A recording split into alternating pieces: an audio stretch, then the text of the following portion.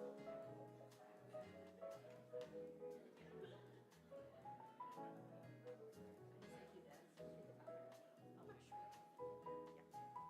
waiting for it.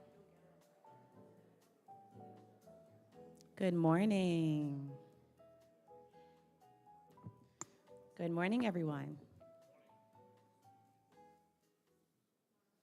Okay, let's get started. So good morning to the class of 2025, 2025. Faculty, students, the Dean's Office, family and friends, and those joining us on the live stream, welcome. I'm Dr. Crystal Brewington, Assistant Professor and Master's Project Sequence Coordinator, and the moderator for this morning's event. It is a great honor and pleasure to welcome you all to SUNY Downstate Health Sciences University's Occupational Therapy's 23rd Master's Project Day of Scholarship and Recognition. Today, we gather to celebrate the extraordinary achievements of our graduate students, and in particular, I want to recognize the hard work and scholarly excellence of our OT therapy class of 2025. OT students, your journey has been one of deep compassion, critical thinking, and tireless commitment to improving lives through meaningful, client-centered care. Your projects reflect the core of occupational therapy, empowering individuals to live their lives to the fullest despite challenges, barriers, or limitations. Each of you have taken a unique path to explore topics that are not only academically rigorous, but also socially and clinically impactful. Your efforts across the disciplines of health sciences have exemplified the spirit of innovation, resilience, and interprofessional collaboration that defines SUNY Downstate. Your master's project are not just academic accomplishments, they are contributions to the advancements of research, equity, and clinical excellence. To our dedicated faculty, mentors, and staff, thank you for your guidance, encouragement, and tireless efforts to support these emerging scholars. And to the family and friends and loved ones in attendance, your support, patience, and belief in these students have made this day possible. As we begin today's presentations, I invite you all to listen with curiosity, engage with enthusiasm, and celebrate the diverse voices and visions represented here, especially those of our future occupational therapists who are poised to be leaders in advocacy, accessibility, and holistic care. Congratulations to each and every one of you. May this day mark not only a milestone of achievement, but the beginning of a lifelong commitment to learning, service, and professional excellence. So I'd like to begin today's program by first introducing our keynote speaker. I'm going to start by reading her bio.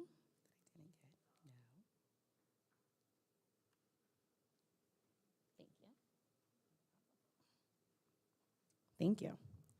Dr. Lisa Raymond Tolan is a clinical assistant professor of occupational therapy at New York University, where she teaches pediatrics. She received the NYU Teaching Advancement Grant for her program to bring NYU OT students to the Yard, an adventure playground on Governor's Island, to observe and experience true child-led play. Lisa has been a school-based occupational therapist practitioner for 17 years at Community Roots Charter School in Fort Greene, Brooklyn, and she is also an alumni of our program here at SUNY Downstate. Lisa, I welcome you to the stage, please.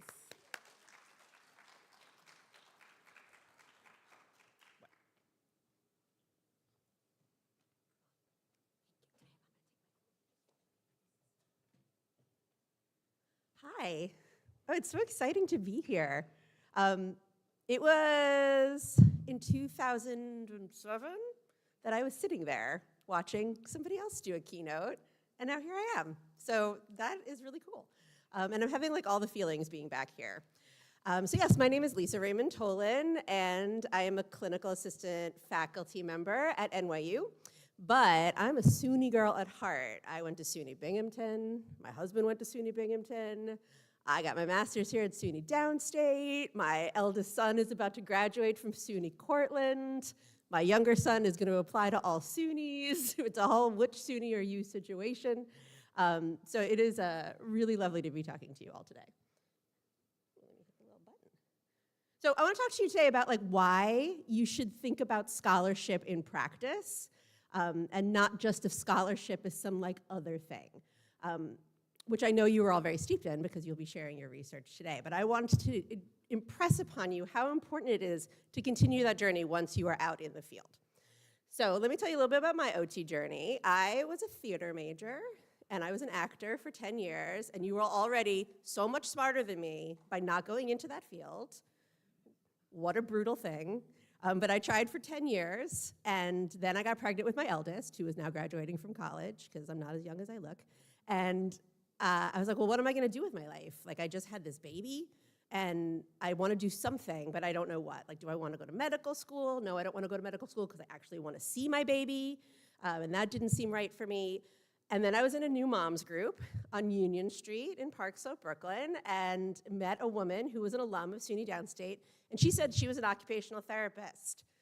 And I didn't know what OT was. Surprise! Had no idea. I'd never heard of it. But the more she told me about it, I'm like, yeah, science-y, helpful, helping people, making an impact on communities. I can dissect a human body. Yes, I want to do that. So I came, she was a SUNY Downstate alum, so the only place I applied was SUNY Downstate. Because also, well done you, why would you go into all that debt? Why would you go into all that debt when you can come to SUNY and get like the best education? So that was the only place I applied, and luckily I got in. And I was trying really hard to find a picture from 20 years ago, but that was a weird time for photos because we didn't have smartphones, and I cannot find pictures from my Downstate time, even though I know they exist. But what I did find in my basement, which I will tell you about in a moment, is a paper I wrote in Foundations. So I'm gonna tell you about that in a second. When I graduated, I knew I wanted to work with kids, and I worked in a sensory gym for a little bit, but they also had a contract at Community Roots Charter School, where I still work 17 years later. I'm usually there on Fridays. Obviously, I'm here with you today. And I have been there literally the whole time, because I don't like change. But it's also like the greatest school in the world. All about inclusive practices. OT was welcomed with open arms. Even though I was a contractor, I was very much part of the team. And they're all about social justice and inclusion. Brilliant place. So I have been working there. But when I was in grad school here, Dr. Sabari, who was chair of the department and is now professor emerita, she said to me, she's like, Lisa, I think you should think about academia. And I was like, I don't know, like I just had this baby and then I got pregnant again while I was here. And like I don't know, like I just want to practice. Like I can't think about that right now, which might be something that you feel as well. But she stayed in touch with me and she's like, I really think you should go into academia. And I'm like, I don't know, I can't do it yet. But one day she said, Lisa, there's a job opening up here at SUNY Downstate. I think you should put in for it. So I did. And then I didn't get it. For good reason. The candidate that did get it was like 1,000,000% better than me and much more qualified. And one of the reasons that I was not considered was because I didn't have my OTD yet.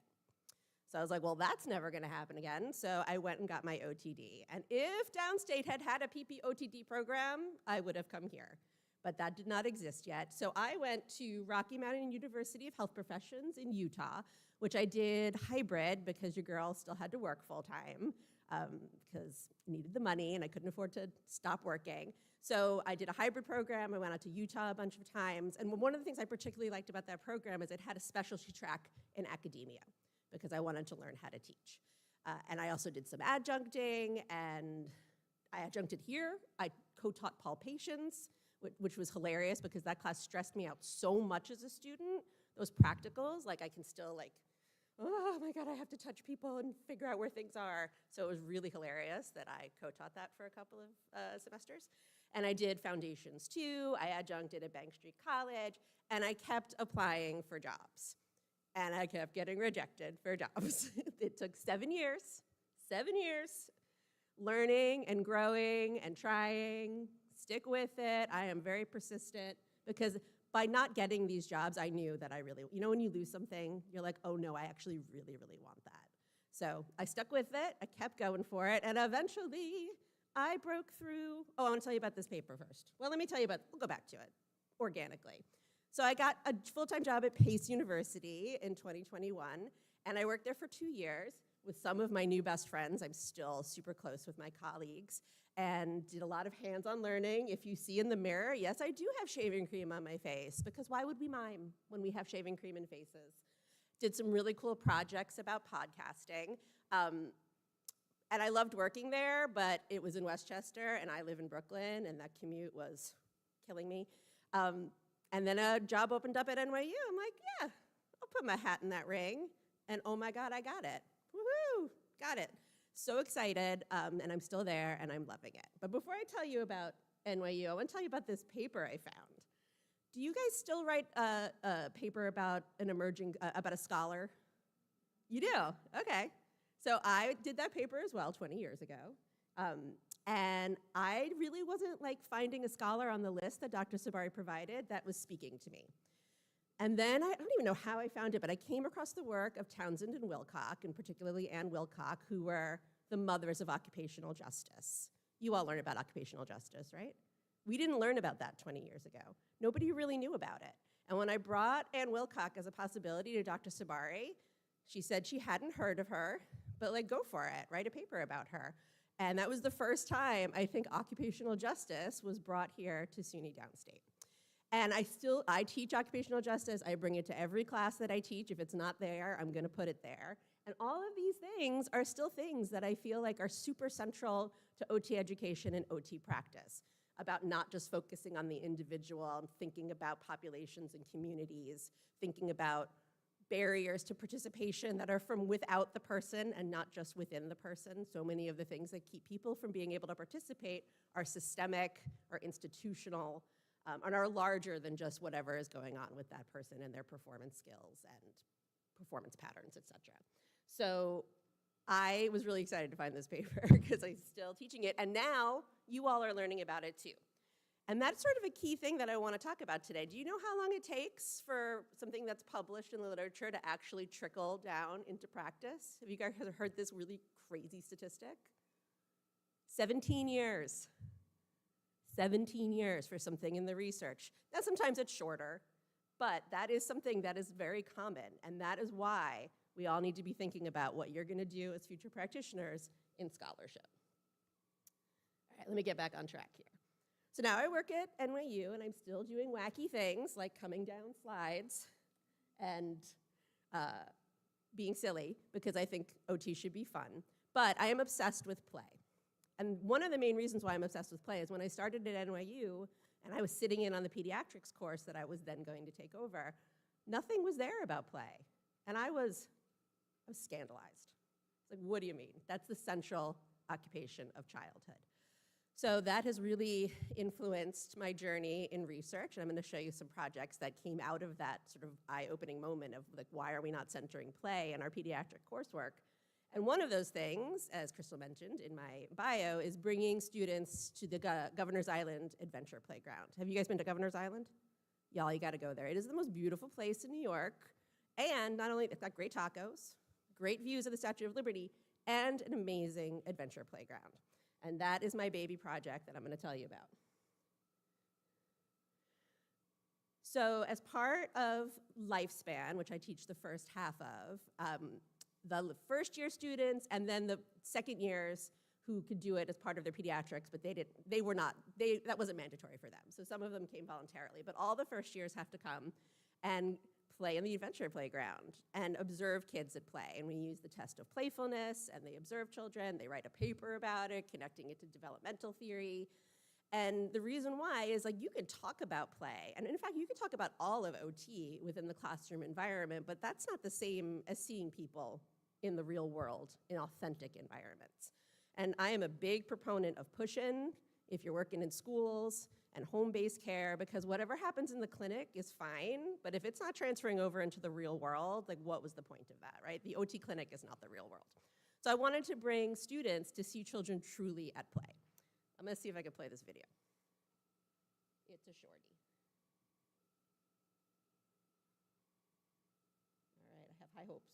I'm Dr. Lisa Raymond Tolan. I'm in the Department of Occupational Therapy at NYU Steinhardt, and we are taking a field trip today to the yard on Governor's Island. And we're taking a group of first-year NYU OT entry-level doctoral students to really take a deep dive into play.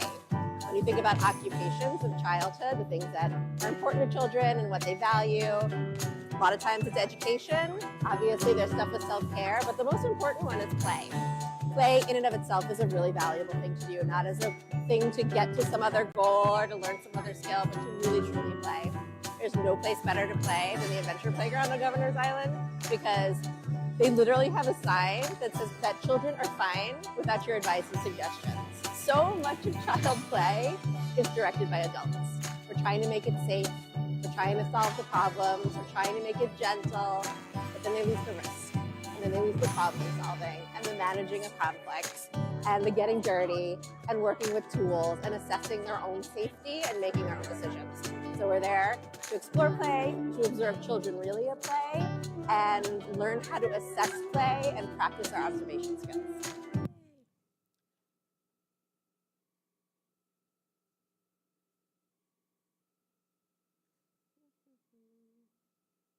All right.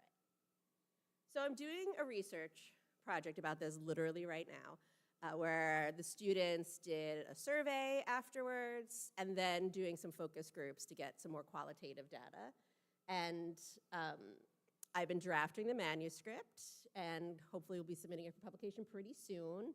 My poster is in draft, blankness for the focus group data that I have not yet done, but I'm hopefully gonna be presenting on this really soon. My first publication was also qualitative, and it was about a program at the school I work at that teaches children explicitly about executive functions through really fun characters like Flexi Lexi for mental flexibility and Stopatron for inhibition of impulses, and then doing pre-test and post-test to see how it impacts the class that got that curriculum versus the class that didn't, and then doing interviews with the students, because I really feel like child voice is so important in the literature, and we really don't have enough of that. So the qualitative research was published earlier this year. I've actually lost track of time, in the Journal of Occupational Therapy, Schools and Intervention. So that was super exciting. And I have some posters as well on it. Those are some of the characters. That's the qualitative. I've got a quantitative poster. And then literally 2 days ago, this finally got published after I submitted it originally in September, so it's a little bit of a process with revisions and whatnot. But this was my second publication, which was born right out of my bafflement of not having play in our curriculum more obviously. And I was like, well, what are other schools doing? Are other schools teaching about play? How are they teaching about play? Are they having students observe? What kind of assessments of play are people teaching? So I decided I was going to do a research project about that, and so I did. So that was just published this week, which was very exciting. And I'm hopefully going to be presenting this at Ed Summit in the fall, if I get accepted. We'll see. Maybe I'll get rejected. You never know. Rejection's a big part of it. Happens all the time. And then my other really cool project that I started at Pace was using social media as learning tools instead of writing another paper, doing another PowerPoint. I thought it would be really fun for students to create TikToks or Insta Reels on different topics. And that was published in OT Practice in November, and is something that I'm still doing at NYU, and my colleagues are doing at Pace, and we're doing research with students to get their feedback as well. Thought it would be a little bit more relevant and interesting to put out content about something like the Peabody or about OT models, and certainly more fun for me to grade. All right, so that's a little bit about the research I'm doing. And I have to tell you, I'm a clinical track faculty member. I do not have to do research. That's not part of the requirements of my job. But I'm not really good at following rules, so I kind of do it anyway because I'm interested in it. And I want that kind of ethos of like doing it anyway to be what guides you in your practice. What are you interested in? What is like something that you don't understand that you're seeing clinically, like you want to know more about? And if you go to the literature and do that evidence-based practice and you're not finding it, that means that you should be the person that brings that research and that literature, or connect with somebody who can help you do that, right? Because who knows better what clients are going through? Researchers or practitioners? Researchers, put your fingers in your ears. I love you, but like you gotta practice to know what's going on with the clients, right? So you as practitioners are the ones who really know what's going on out there in practice. So here's a couple of quotes that I really liked. One of them's from Gary Kielhoffner, who we know we love him, right? We love that moho. is that academics tend to express concern that practice lags behind scholarship, right? That's that 17 years thing I just talked about. While clinicians bemoan the irrelevance of theory and research to their everyday work. You ever feel that way about theory? Yeah, right? Like, what does this have to do with anything, right? But it does. So it is those who ultimately use the knowledge that must participate in its generation. And that's going to be you. And then from Hamill, an authentic scholarship of engagement recognizes the need for culturally relevant and rigorous community-based practice research done with communities, not just about them or on their behalf, a concept that applies equally to practice. So we shouldn't be doing things at people. We should be doing it with people. That's what client-centered practice is all about. So this is a little community-engaged scholarship of practice model. We love our models as faculty. And what I really like about this one is it talks about the 3 key gears right here in the middle, which is the evidence, yes, but also the practice and the community. And all of these different factors are the ones that are, all these different contexts are influencing those 3 things. But you are just as essential, and the communities that you served are just as essential to creating the evidence as the researchers themselves. There's no reason that you can't be both, or that you can't work together. And in fact, you should, because that's what really is going to improve outcomes. So there are things that can help you do this. Your clinical experience, the client's experience, and the experience that they have with their environments and contexts, the community support and partnerships that you will build when you are out in the field. Your ability to think systematically and use all that clinical reasoning that you have been building up for the last 2 years. And all of the research skills that you have learned in this OT program, do not let them flounder. You can still use them in practice, even if you do not go into academia. And then what's in the way? There are barriers, always barriers. Educational gaps, or perhaps you perceive you have an educational gap, like I don't know enough to do research. That's not true. I'm not having enough support, like you need to be able to access the evidence, which you won't necessarily have when you're out of school. And how do we do the IRB? Did anybody do IRBs for their project? You know that's a process, right? So how to have access to IRB support when you're out in the field, not having enough time, that's the big one. You're gonna be super busy with your work and your notes and your documentation. Not knowing how to write grants or how to access funding, of course, are big ones. And then being able to access the people who do the math. I don't do math. I don't do statistics. I need people to do those things for me. I absolutely refuse.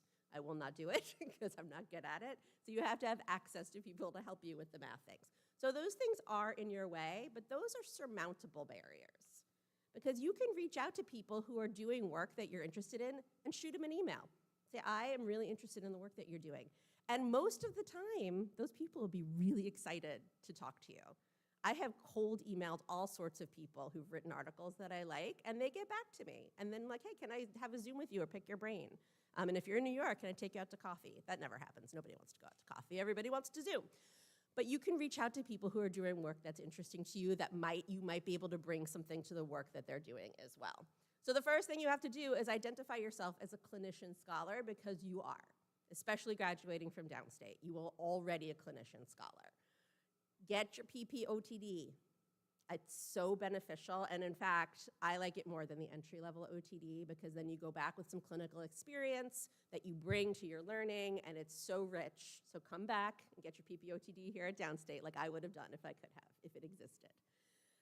Partner with your faculty or reach out to people like me and do work with them. Say, I'm working in this practice setting, I'm noticing this, like can we work together and figure out some kind of research project for it?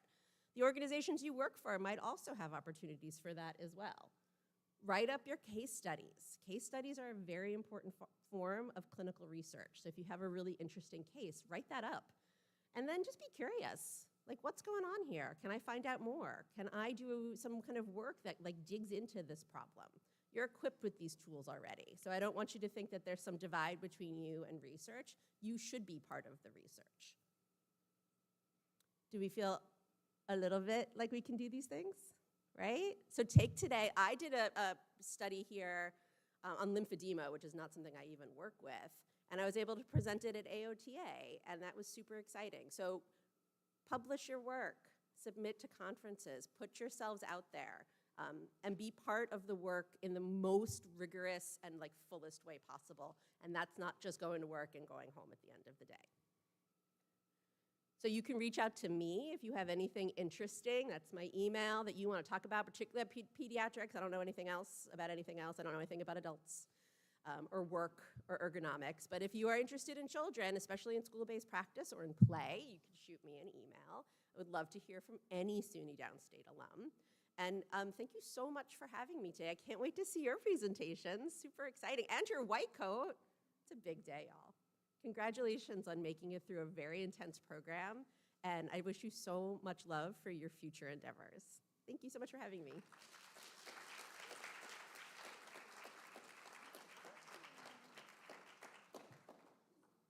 Thank you very much. Okay, so we will hear the references. Start with our students portion of today's program. First group is my group. No bias, just by last name. So come on up. Oops, sorry. And I will have them introduce themselves.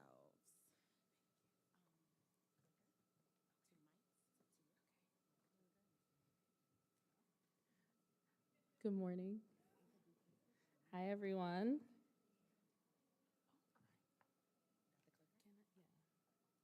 I can use this as well. No, this is the one. Okay. Hi, my name is Anna, and I'm here with May, Kristen, and Jasmine, and our faculty advisor is Dr. Brewington. And we'll be presenting our research to you guys, navigating the shifts in OT academia, educators' perspectives on the potential MSOT to EOTD transition.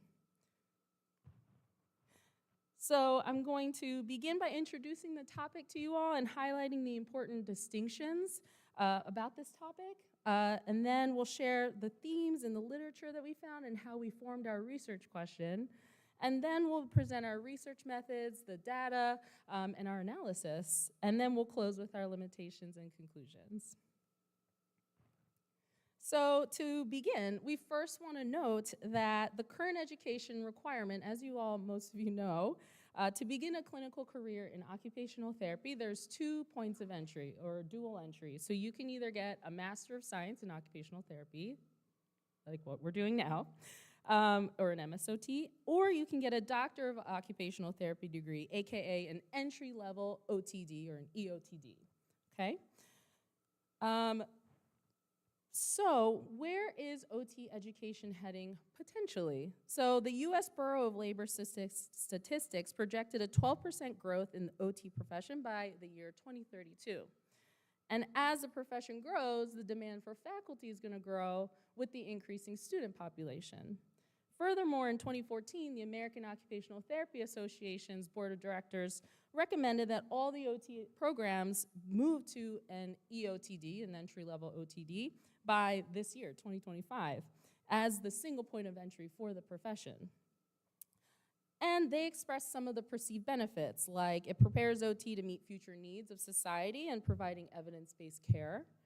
It would provide graduates with the autonomy for professional leadership.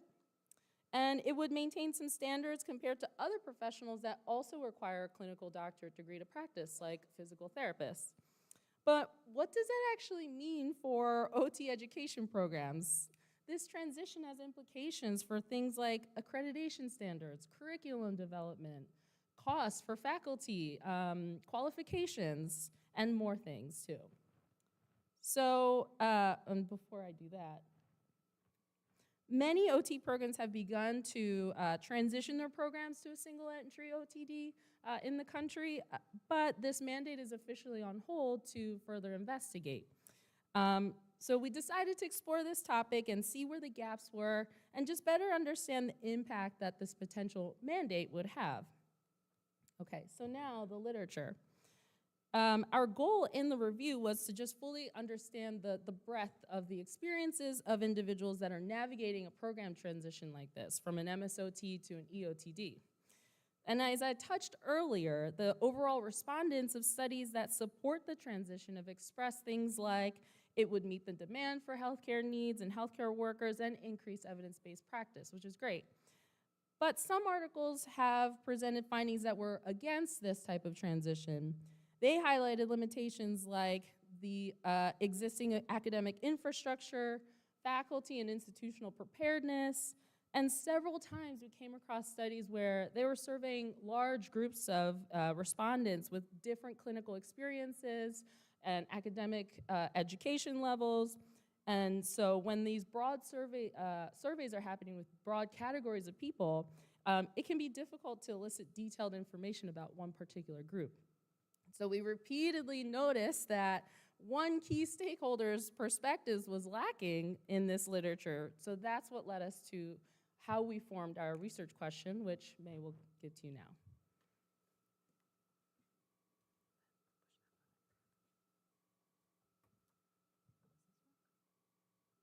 Sorry, I'm a shorty, so I have to put my this thing. Thank you. Okay, so our research question, which is right up here. What are the perspectives of OT educators regarding a perspective shift from an MSOT to EOTD transition, and how can this inform future programs to better support their educators? A widespread transition of OT education programs from an entry-level MSOT to an entry-level OTD affects OT educators, students, and universities currently offering both degrees. A comprehensive understanding of OT educator views and experiences are important because their perspectives will shape the curriculum, student academic success, and ultimately the ability for students to transfer their learning to clinical practice.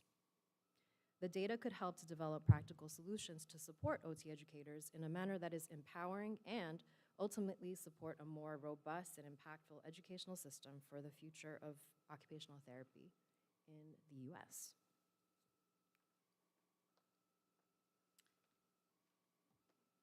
So our study participants consisted of 32 educators of an accredited PPOTD, EOTD, or MSOT program in the United States, which aligned with our inclusionary criteria.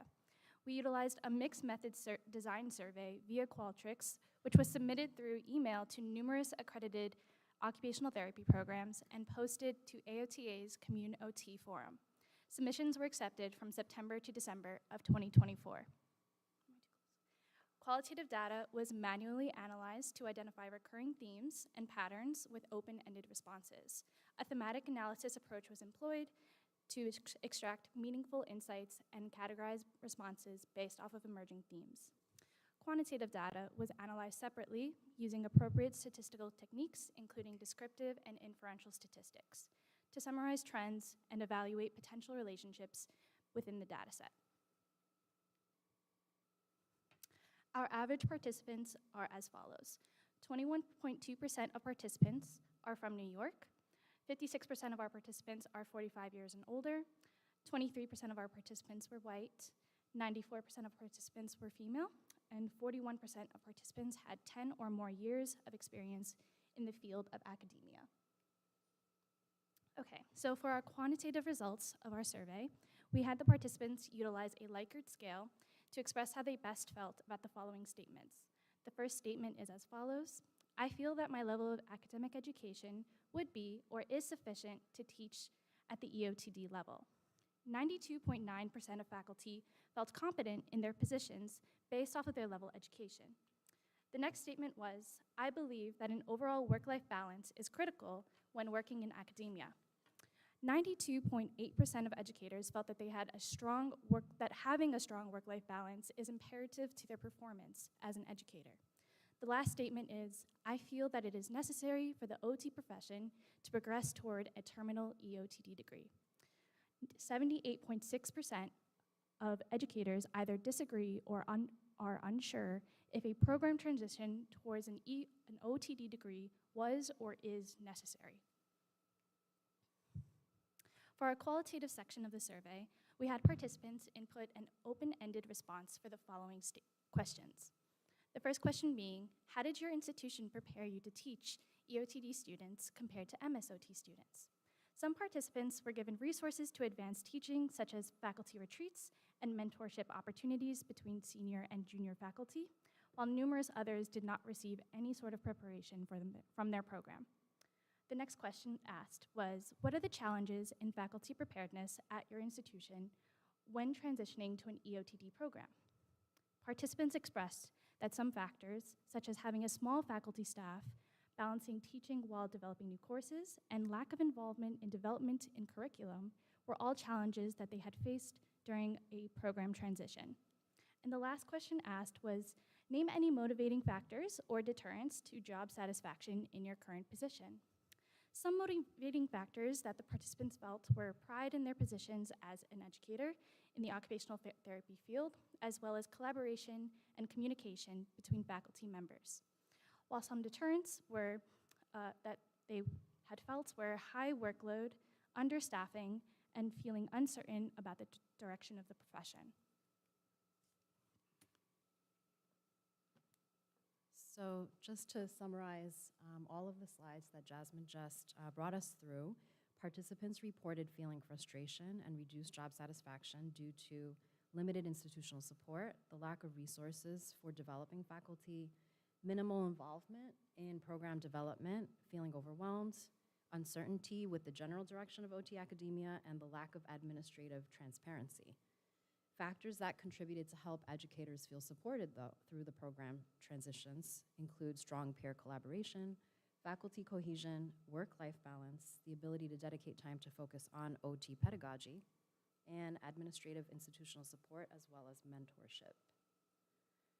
So amidst the myriad of programmatic changes many OT departments are undergoing towards an EOTD, our study found, a mix of reasons educators are feeling frustrated or supported through this transitional time. The themes uncovered in this study reflect that job satisfaction is comprised of many different elements for OT educators. It showed us that increase in pay alone did not lead to job satisfaction or buy-in regarding a shift towards an EOTD. Referring back to a statistic that Jasmine highlighted for us, 92.9% of respondents felt that their own academic education is sufficient to teach students at a doctorate level. So what this showed us is that while respondents expressed feeling unprepared to transition from teaching a master's to a doctorate level, it was not due to feeling incompetent or lacking in their own educational background. There were some respondents who, faced with mounting difficulties in their OT programs, left or were considering leaving their programs. At face value, this seemed to indicate a negative response, and yes, it certainly does call into question how the kind of data that we're finding might relate to how to address OT staff retention. However, one respondent expressed excitement at the opportunity to shape a new program as a program director in the OT department at their new institution. So what this showed us was that at times, working conditions perceived to be poor or unsatisfying can serve as catalysts for educators to enact systemic change.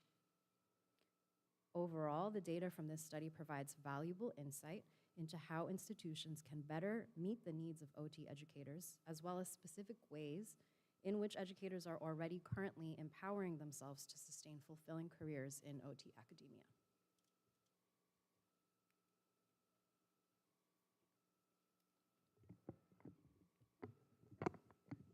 Okay, now moving on to our limitations. One of the main limitations we encountered was the lack of existing research on faculty perspectives during the transition to an EOTD program. Because this area is relatively new and underexplored, we had limited foundational studies to draw upon when designing our research framework and interpreting findings. As a result, the study operates somewhat in isolation, and future research will be necessary to either validate or challenge our initial conclusions. Next, while we were able to collect a range of responses from faculty, the overall sample size does not fully represent the diversity of all OT faculty across the United States.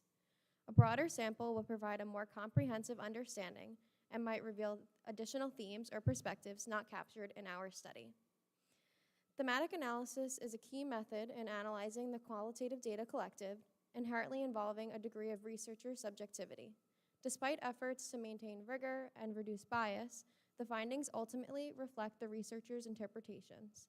Different researchers might identify slightly different themes based on their own perspectives and backgrounds, which is an important consideration when evaluating the validity and transferability of our results. So in conclusion to our study, we found 3 overarching themes. Throughout this study, it became evident that faculty voices have often been underrepresented in conversations about this transition. Many faculty members expressed that they felt excluded from the critical decision-making process.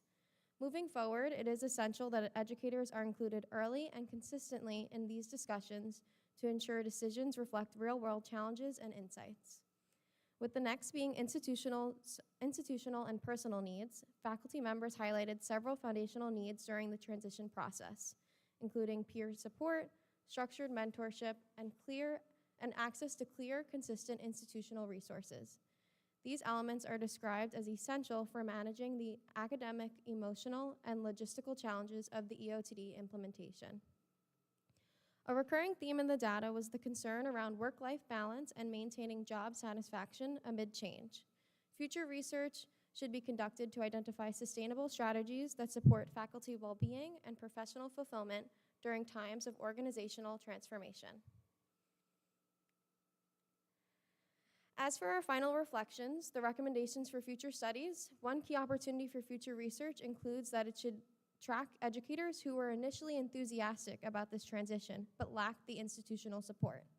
Longitudinal studies can reveal how their perspectives, support systems, and professional outcomes evolve over time. Additionally, developing and evaluating inclusive faculty support strategies, such as peer mentoring, leadership training, and wellness initiatives, can enhance faculty well-being and improve training for the future occupational therapists. To strengthen further studies, we recommend requiring complete survey responses to ensure data integrity and consistency. Additionally, utilizing advanced analytical tools such as SPSS or Atlas can help researchers identify trends with greater clarity and reliability. Ultimately, as the profession continues to shift, research that prioritizes educator voices, evaluates institutional readiness, and promotes inclusive academic environments will be critical. Faculty are not just implementers of the curriculum, they are architects of the profession's future. Supporting them effectively ensures that both educators and students thrive in this evolving profession. So here is the QR code for our references. And we'd like to thank our study participants and the SUNY Downstate OT program for your continued support. A special thank you to Dr. Brewington, our faculty advisor, for your continued support and guidance. Thank you all, and we're happy to take any questions.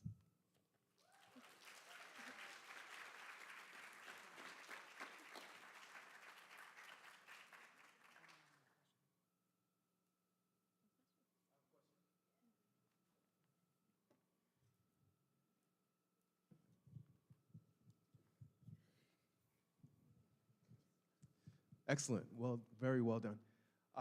I saw that subjectivity in interpreting the data was brought up as a limitation. So I'm wondering, in your review of the literature, how did you structure your methodology to minimize that subjectivity in the thematic analysis?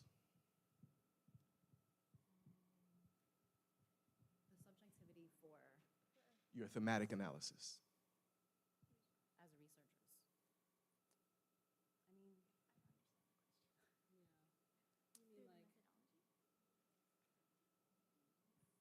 oh, the themes. Okay.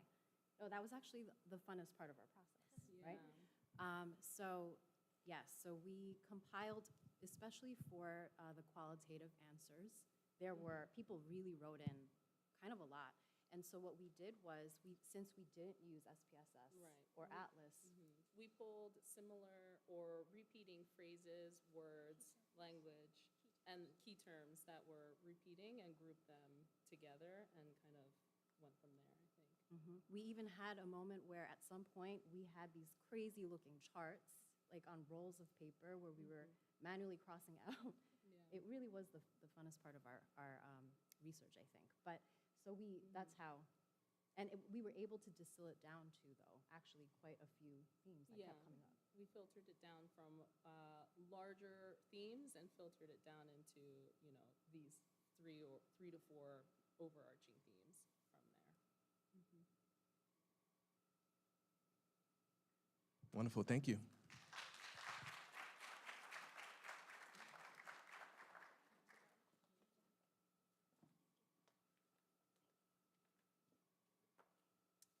Okay. I'm going to call our next group to the stage, please.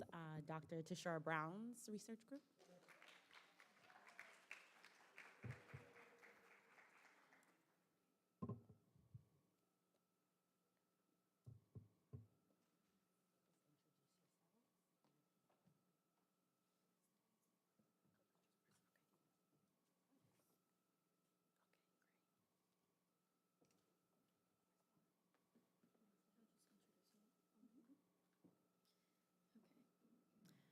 Good morning, everyone. My name is Leah, and our master's project is examining PBL curriculum concurrent with fieldwork experience. I've been working alongside Carla, Ale, and Nada under Dr. Brown for the past 2 years, and we are excited to share with you our research. Okay, so what is PBL? PBL stands for Problem-Based Learning, and it is a student-centered, self-directed educational pedagogy. Some of the main characteristics include small groups that are self-directed and usually guided under a faculty member after they're given a real-world problem. It incorporates active learning, and students are in control of their learning. A diagnosis and creating a treatment plan are usually part of solving the problem that was given. And also teamwork, critical thinking, reflection, and the use of outside resources to fill any knowledge gaps are pillars of PBL. So what are some primary issues that we saw? There was a gap in transferring educational knowledge to clinical setting, and a lot of students were finding it difficult to conceptualize didactic courses and how those would transition into their clinical experiences once they graduated.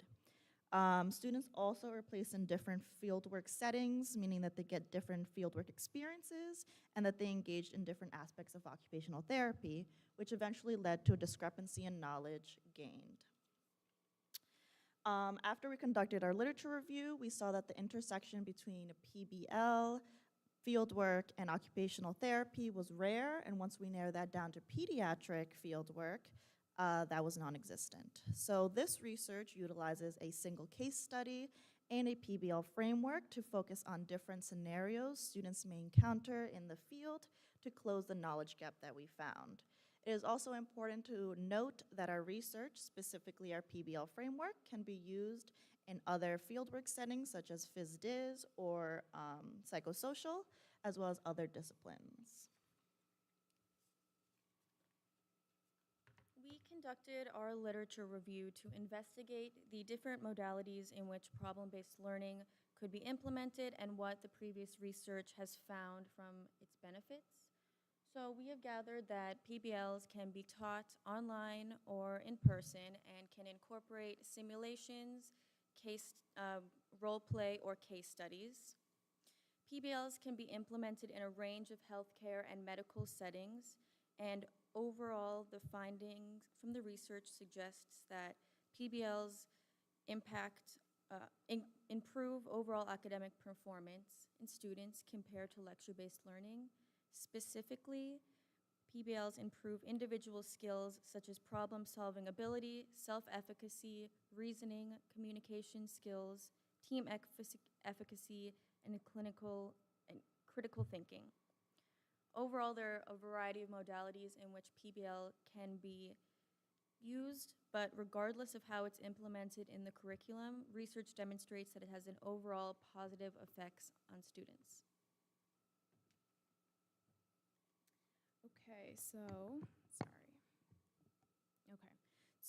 using all the research that we did, we came up with our research question, which was, how can a PBL framework be utilized within Downstate's OT curriculum to support students' learning, increase student confidence, and provide a foundational level of knowledge to better prepare students for their pediatric fieldwork education? As Carla and Leah mentioned earlier, we felt that this was important to be addressed because of the major gap between the student didactic education and their student readiness to go into a clinical setting. So going into materials and methods, bear with us a little bit because it is a lot. I would also like to preface just by saying that the 3 surveys that we did conduct throughout this project were sent to students through their Downstate emails. They were all consistent of mixed methods research design, and the data was collected through Qualtrics. So in preparation for creating this PBL module, we developed an initial survey, which was the first survey we did, and that was sent out to the 3rd-year occupational therapy students who had just completed their level 1 pediatric fieldwork rotation. So for this survey, we used it to gather more information on their fieldwork experience before, during, and after their rotation. This was made up of 3 sections that discussed their previous experiences with the pediatric population, their thoughts on the current Downstate curriculum and how that benefited them in their experience. And the 3rd section consisted of external variables at their specific fieldwork site that impacted their experience. So out of the 32 students in that cohort that received the survey, we got 15 responses. So after conducting that survey, we participated in a structured interview and observation with an occupational therapist who works very closely with Dr. Brown. And we observed her with her 3-year-old client and his mother. And this was all to gather more information to create a case study, which will be implemented in our PBL, which we will discuss shortly.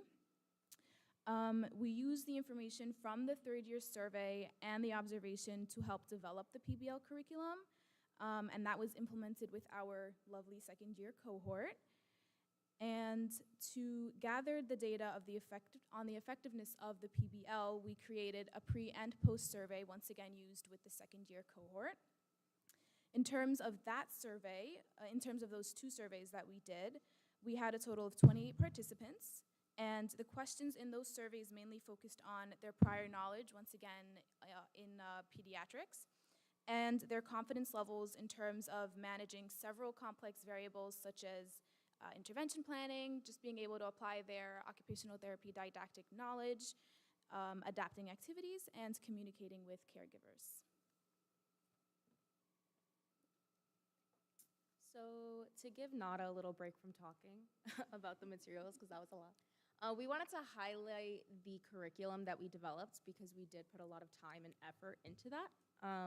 So we developed a PBL curriculum that consisted of past medical history, case studies, mother's concerns, as well as additional resources to students to adequately help them through the process of working within their groups. The PBL curriculum itself was given over the course of 4 classes, 4 fieldwork seminar classes in 1.5-hour sessions. One was held via Zoom. The documents also consisted of, it's not on this, but we also developed previous evaluations that were given to us by the occupational therapist and kind of cut and paste what was needed in order for the students to develop an accurate understanding and appropriate intervention planning for this child. Out of our cohort, we strategically designed 8 groups, and I say strategically because research had previously shown that taking the strengths of each individual student and putting them in a group actively helped the cohesive process of working through that group, and so we kind of use that strength-based approach on just how we know our classmates and putting them together in terms of personalities and what we see as their strengths. So to break down what we did in each of the 4 PBL sessions, students participated in a range of activities. Groups created an occupational profile, identified primary concerns, as well as selected an assessment that they would administer to garner more information about our case study client, as well as created attainable short-term and long-term goals.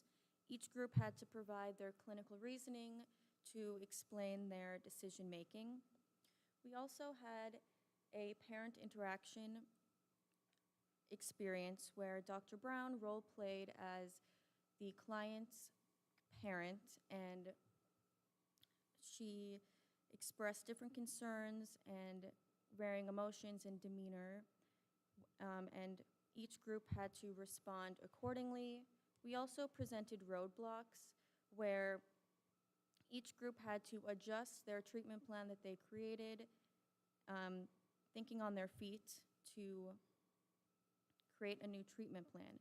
And we really wanted to emphasize realistic clinical experiences where groups had to think on their feet, because these scenarios will happen when we enter the field, and we wanted to prepare students to navigate these challenges that they will face in clinical practice. In the last session, groups who had the same roadblock were paired, and each presented their initial treatment plan, their treatment plan that they had adjusted. They presented the clinical reasoning behind their decisions, and it was followed with a class discussion. Okay, so out of all the surveys that we administered, what did we actually get from them? The third year survey, as you can see here, we created a nice little table. The boxes in gray are the ones that support the implementation and creation of our PBL, so yay to those gray boxes. 66% of third years said that there was an overall dissatisfaction in the Downstate curriculum in some shape or form because of the lack of preparedness for their pediatric rotation. There is a lack of confidence in their ability to create and modify intervention plans, as well as other things such as grading activities and communicating with family members. 74 to 86% actually believe that some form of a simulation, a curated case study, or a PBL would have been useful. So for our second years, we did give them a pre-survey that was mostly just to get baseline to compare the post-survey to. And here you'll find some wonderful numbers. As you can see, almost all of them are above 75%. Yay. I would like to point out I feel better prepared to adapt my intervention plan when faced with unexpected challenges. A whopping 93% agreed. Yay. And if you can see here in this graph, the light orange is for the pre-survey, the dark orange is the post-survey, and of all the things we surveyed, everyone had an improvement. So just to talk about our main objective, we wanted to implement this PBL to determine the effects of student readiness, student confidence, and overall foundational knowledge that was found amongst students. We surveyed in the survey of third-year students, we found that there was an evident dissatisfaction in the Downstate curriculum, specifically when in preparation for pediatric fieldwork. They found it difficult because the pediatric rotation specifically they had no preparation prior to entering the rotation, as for other rotations such as psychosocial and phys dis, they had that adequate preparation, whether that was a few weeks or even a month up to prior to starting fieldwork. So they found this to be difficult when entering the clinical setting. They also found that the fieldwork seminar class was not helpful, and it did not provide any resources or additional extensive help to kind of help them through that process of going through the fieldwork process. Okay, the next slide. Thank you. And then for our second years, we found an overall increase in knowledge and confidence, so we were very happy about that. We also saw roughly a 30% increase in students that agreed that PBL improves their understanding in pediatric-specific topics. And we wanted to highlight this research piece that we found in our literature review, stating that students with a PBL background displayed positive attributes, and that those with PBL experience were able to implement their education to different scenarios, which is an important skill to apply to clinical settings. And so we found this prior to implementing the research. We wanted to emphasize that this is what we saw in our cohort. We saw the positive attributes, we saw the improved confidence, and we hope that you guys are able to bring that into your confidence levels when going into fieldwork too. Next, how do I do this? Oh, thank you. So our limitations consisted of a lack of third-year responses, as Nada has stated. There was only 15 out of 32 students that replied, so this created an insufficient sample size and a sample bias. which basically means, in layman's terms, that we cannot generalize that this is how all of the third-year students felt. But we did still take their information, obviously, into consideration. So our next limitation was that there was a lack of generalizability to every OT program, as OT programs vary based on curriculum. They also vary depending on whether you're getting an MSOT or a DOT, so this can't directly be transferred to it, but rather used as a template if it's for a doctorate. It also, as I previously stated, only reflects pediatric level fieldwork for the downstate curriculum. Because of that specific piece, an important piece of that, in phys-dis and in psychosocial, there was that preparation time. Pediatrics didn't have that, so this was very specific to this. And last but not least, there was only a single case study that was given. And though we tried to involve a medically complex diagnosis, there was only so much that we can provide, and so the generalizability to other diagnoses is still lack thereof. Our future directions, we hope that Downstate continues to implement this within the pediatric fieldwork course with a little tweaking, because it was our first time. So they still continue to implement this. We also hope that not only the pediatric rotation, but as the physical disabilities and the psychosocial also implements it. Though students did feel more prepared because of that previous amount of time, I don't think it'll hurt for students to feel more confident when going into their fieldwork.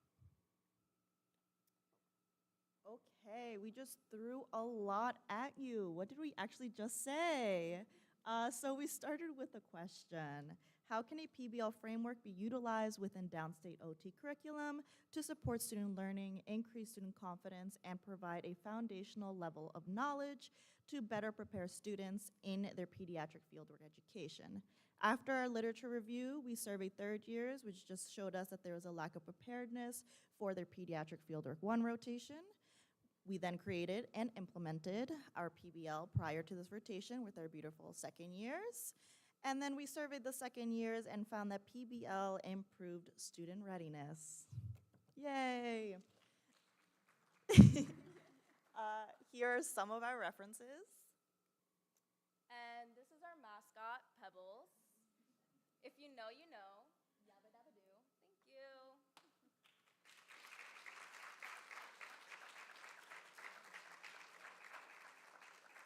Any questions?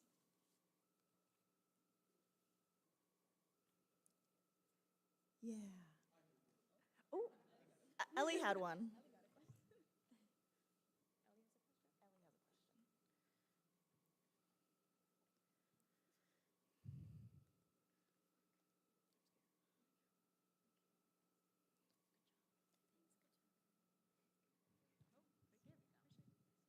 Yeah? Okay, great.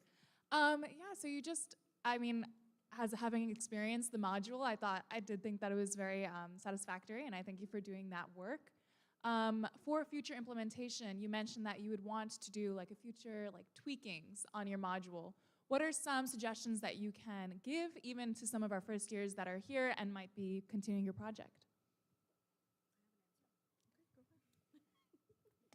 So we found part of our post survey consisted of subjective questions that weren't necessarily within the statistics because it was just of how to improve. So we found that more involvement from Dr. Brown with the students themselves, because we did facilitate a lot, would be beneficial. So more professor interaction.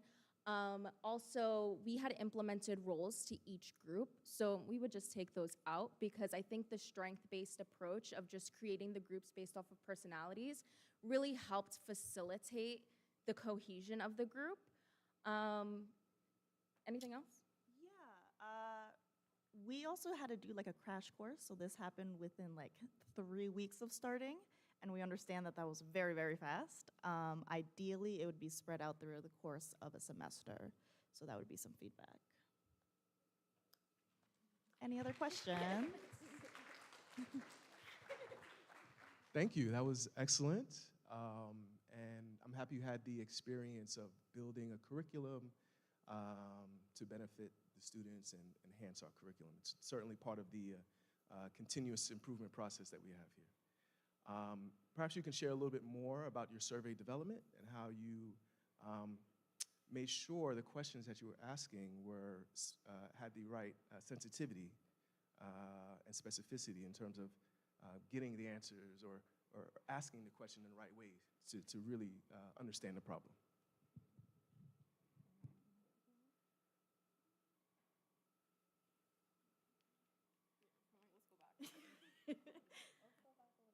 So here are some questions, word for word. But we did go into this wanting to first get any bias out of the way. So we asked first what their previous experience with pediatrics was, because that can influence their preparedness for field work in pediatrics. We were then working really closely with Dr. Brown to kind of tweak all of our questions to make sure they weren't leading questions. And a lot of them were a Likert scale. The last 3 were sort of repeating, but they were qualitative, so people could tell us in their own words what they would change, or if they wouldn't change anything, what that would be. So I feel like that's how we mostly went about it. I feel like, I'm sorry. I feel like we also really try to understand the clinical experience itself and understanding that every CI is different. And the support that each site can provide to an individual and a student varies. And so that can also affect how they feel prepared going into the site itself, whether that is burnout that the CI is going through, their caseload, all the other different variables. So we also asked questions in terms of that, how much support that they received from their fieldwork supervisor to eliminate is that the problem? Because if that's the problem, then there's something else going on here in terms of just institutional and clinical burnout. And I think that's how we were able to kind of objectively remove the subjectivity. And that's it.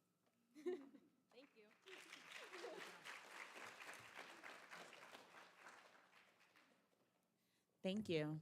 Our next group presenting is led by faculty advisor, Dr. Bridget Desport.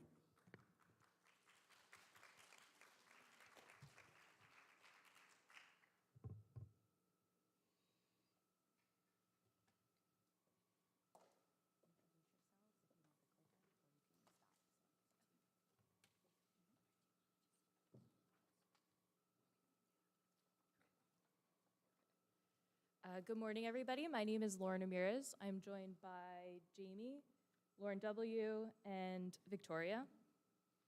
And our project is clarifying the occupational therapist role in families' NICU to home, transition planning and process. Our faculty advisor is Dr. Bridget Desport. And I'm just going to start with an introduction. So the experience of having a medically unstable baby placed in the NICU immediately after birth brings feelings of immense grief and anxiety to parents.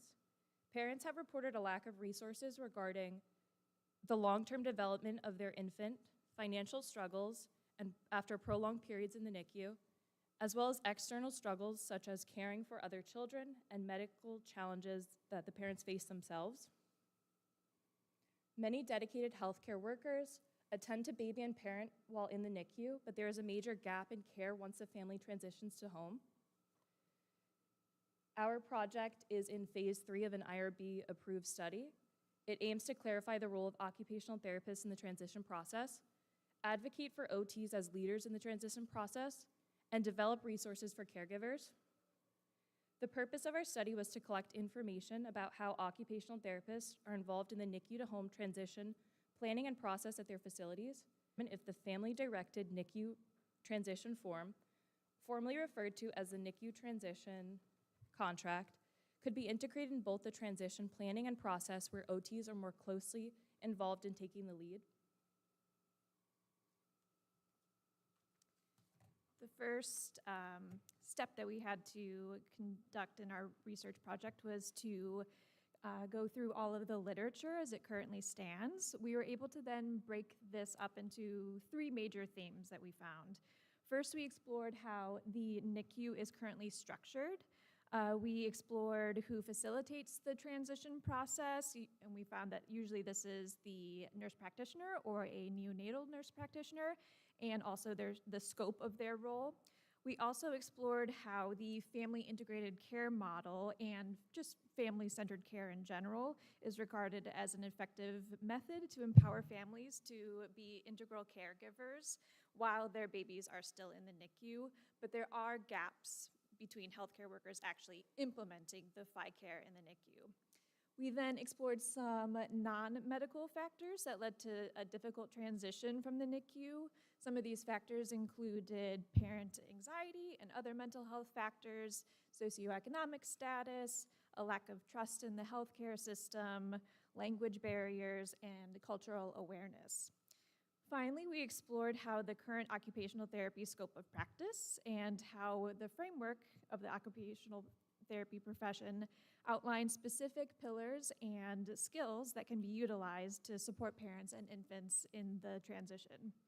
OTs are educated in child development, interventions across the lifespan, and patient education. Two OT interventions that are currently used widely in the NICU include Parent Education Empowerment Program, also known as PEEP. Oh God, that was even worse. And Therapist Education and Massage for Parent-Infant Outcomes, also known as TEMPO.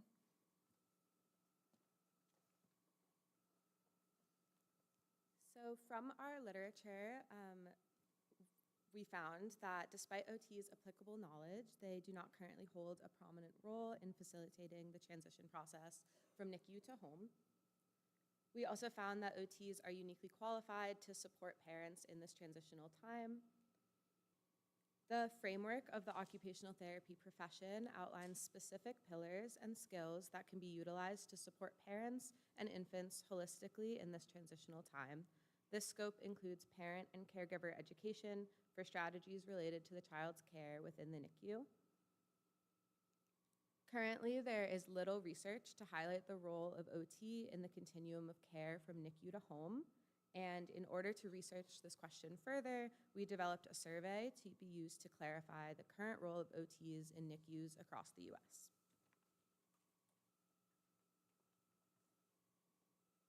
To be included in the study, participants must be registered occupational therapists currently working or practicing in the NICU in the United States.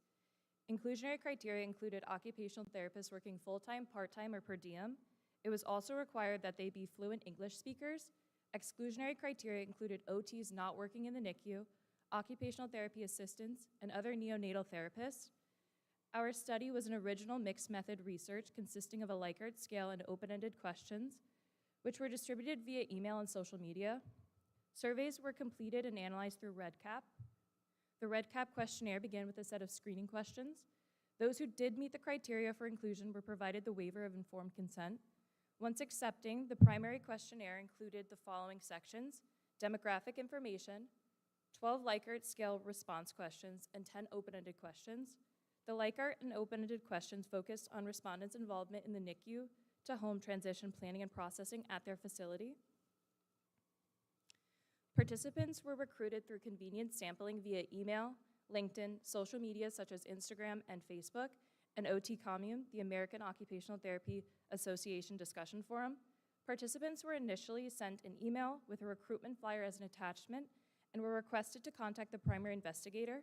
Multiple follow-up emails were sent to participants as reminders to complete the questionnaire. Participants were recruited through LinkedIn, were sent recruitment messages with a link to the questionnaire. To recruit through Facebook, Instagram, and OT Commune, the recruitment text was posted publicly for potential participants as well as the flyer. And this is an example of the flyer that was posted and sent in emails.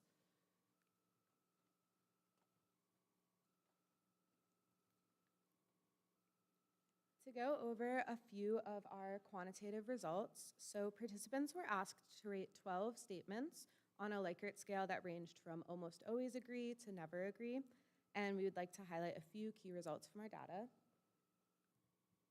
50% of our participants said that they were seldom or never the primary facilitator in the NICU to home transition, and only one OT reported being almost always the primary facilitator. 73% of our participants said that they almost always or always collaborated with nursing staff during this transition process, and this demonstrates that at this time period of care is highly interdisciplinary and collaborative. 84% of the OTs we surveyed said they always or almost always provide one-on-one parent sessions on how to care for their babies in the home, and this demonstrates that OTs are uniquely educated and trained on how to support both parents and babies at this time. 100% of our participants said that they never or seldom conduct home assessments to ensure a safe environment for a baby transitioning from the NICU to home, and this identifies a gap in care that can be filled by occupational therapists.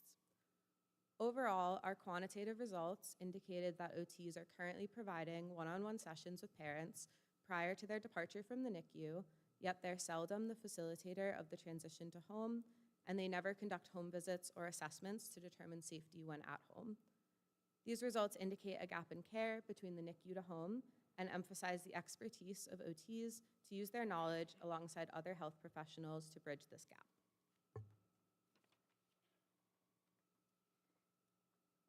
Then we examined our qualitative data. This really allowed, or our 10 open-ended questions really allowed us to hear from the OTs in their own voices about how they perceive their role within the home transition. 50% of participants believe the role of the occupational therapist is not clearly defined in the transition to home process.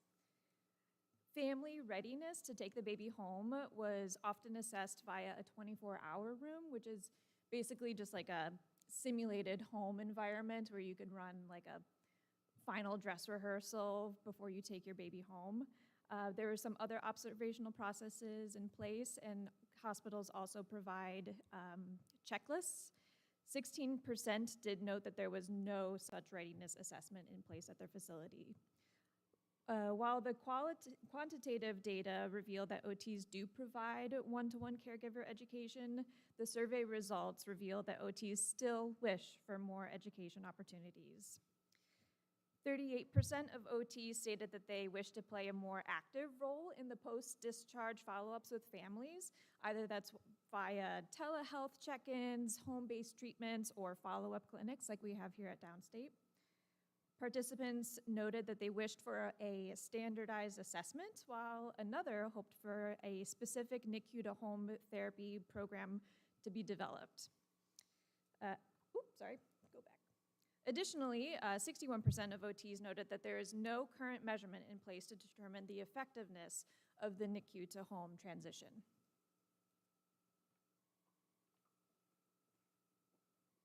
OTs in the NICU desire to have a more clearly defined role and stronger presence in the discharge process. They also expressed how they would want more transition-related resources and tools to support the OTs themselves, the families, and of course, the babies. This would include a universal tool with defined roles for OT that contain a detailed procedures and checklists. From our results, as previously stated, we revealed that OTs are rarely given opportunities to collaborate with outpatient services and do not complete home assessments.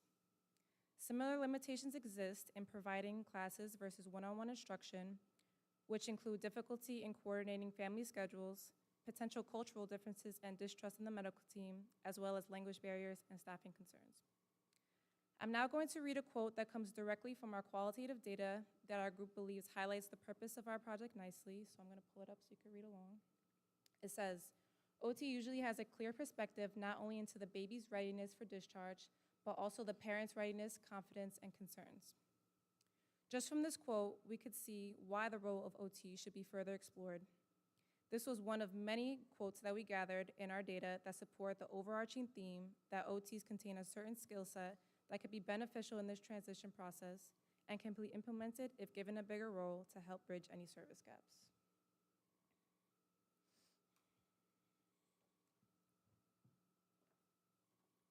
Before we conclude, we want to talk about a few limitations in our data.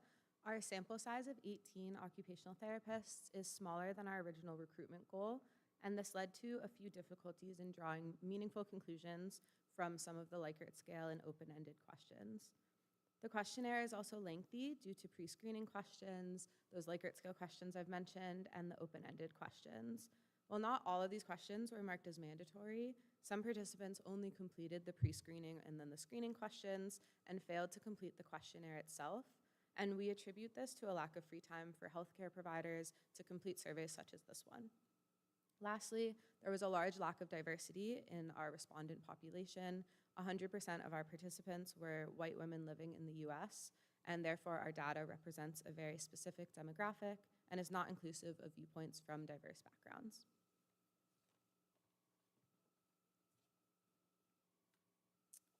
So in conclusion, this study illuminated the current roles of OTs in the NICU transition to home plan and process and how it could be improved if they were given a more dominant role such as a primary facilitator or at least a consistent collaborator. The data reveals aspects of the NICU to home transition process that OTs are willing and able to address. It also revealed themes of a desire to have more opportunities to provide caregiver education while families are still in the NICU to increase family readiness. This includes taking a more active role in the follow-up care along with consistency and collaboration throughout this process. Continuation of this project in future phases will include introducing the Family-Directed NICU Transition Form, or the FDNT for short, which was collaboratively developed by families in previous phases. This would be a useful tool in assisting to develop a more structured process within the NICU setting. This form differs from a standard NICU discharge checklist by adding and highlighting OT principles such as developmental milestones, family support services, and more. In addition, this can help possibly minimize the load of nursing, who are the primary facilitators of this process at this time. Overall, we hope to see OT taking a bigger role and possibly be a primary facilitator in the NICU to home transition. Some of our resources. Any questions? Questions?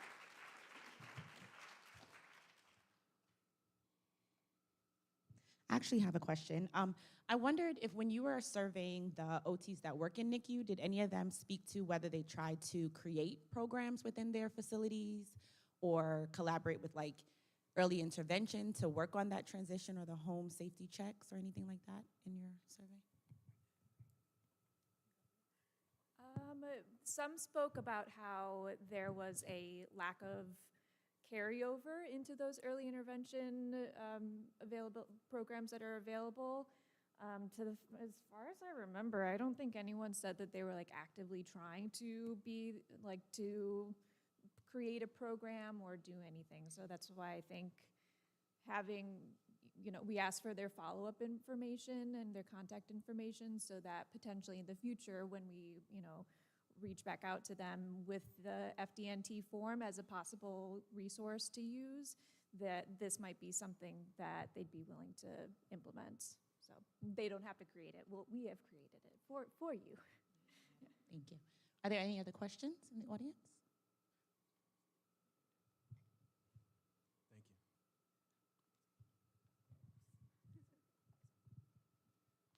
Oh, thank you so much for that. You highlight a very critical period in the care of, neonatal population.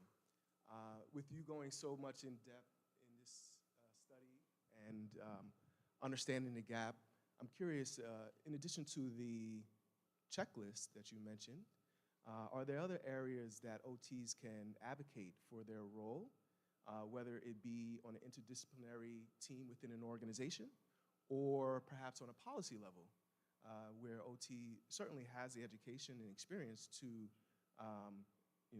improve the quality of care, but perhaps have not been given the opportunity?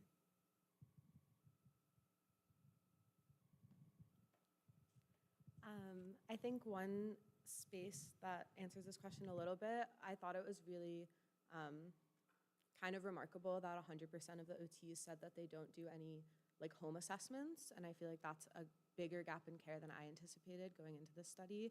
So I think that that's a place that OTs can also advocate for themselves, and I don't know if that would be home care OTs or what the exact role would be, but having someone that can follow from the NICU and maybe start before the families leave the NICU and then go into the home as well, I think would be really valuable, because people who are working in hospitals, their care tends to end at that hospital and switch to outpatient. So having someone that can be fully in that transitional time would be really beneficial.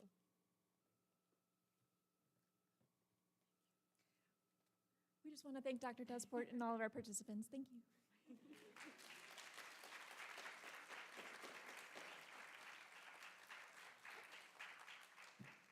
But we're going to keep moving along, and then we'll have a short break. Our next group is supported by Dr. Efikona Nuer. Please come up.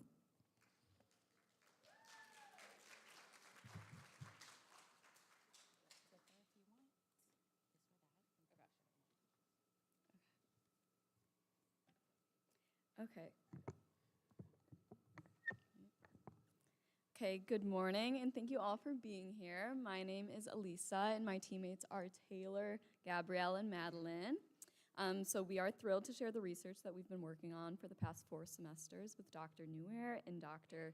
Iseminger, who's our collaborator from the University of North Dakota.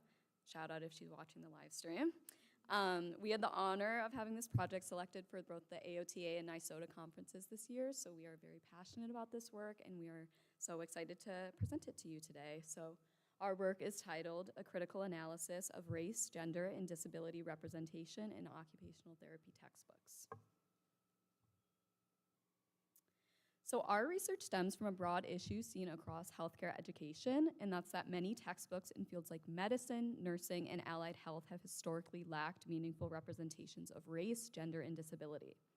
That gap highlights the need to critically examine our own profession and determine whether or not occupational therapy textbooks reflect the diverse populations that we serve in practice. OT textbooks often serve as a student's first formal exposure to many of the foundational aspects of OT, such as different health conditions, therapeutic approaches, client populations, and professional values. Textbooks are generally trusted and authoritative educational tools, and they play a critical role in shaping how future practitioners understand care, build empathy, and develop cultural competence. When marginalized groups are portrayed in stereotypical ways, or if they're excluded altogether, these materials risk reinforcing biases that can persist into clinical practice. So studies have supported that textbooks can strongly influence how students understand clinical roles, patient populations, and standards of care. This, in turn, shapes their early professional identity in clinical decision-making. A study by Kalantari et al. Conceptualized a hidden curriculum, which is the unspoken lessons that students absorb from repeated exposure to biased content in educational resources.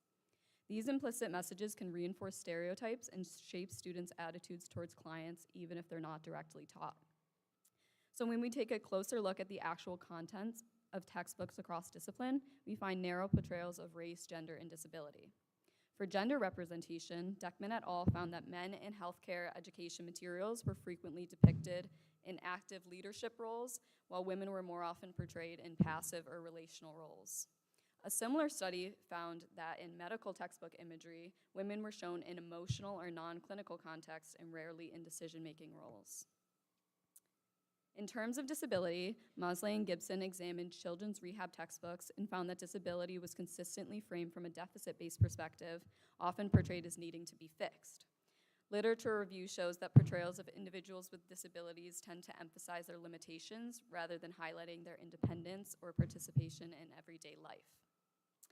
Lastly, for racial representation, Pusey-Reed et al. Found that racial minorities are often underrepresented or misrepresented in nursing textbooks. And this pattern is also seen in other studies as well, where most textbook figures are white, with minorities often depicted in stereotypical or limited roles, such as only being portrayed as patients. Louis and Wilkes found that light skin tone was overrepresented in 3 out of the 4 medical textbooks that they examined, with no imagery of people of color or dark skin tones for 6 common cancers in these chapters of the textbooks.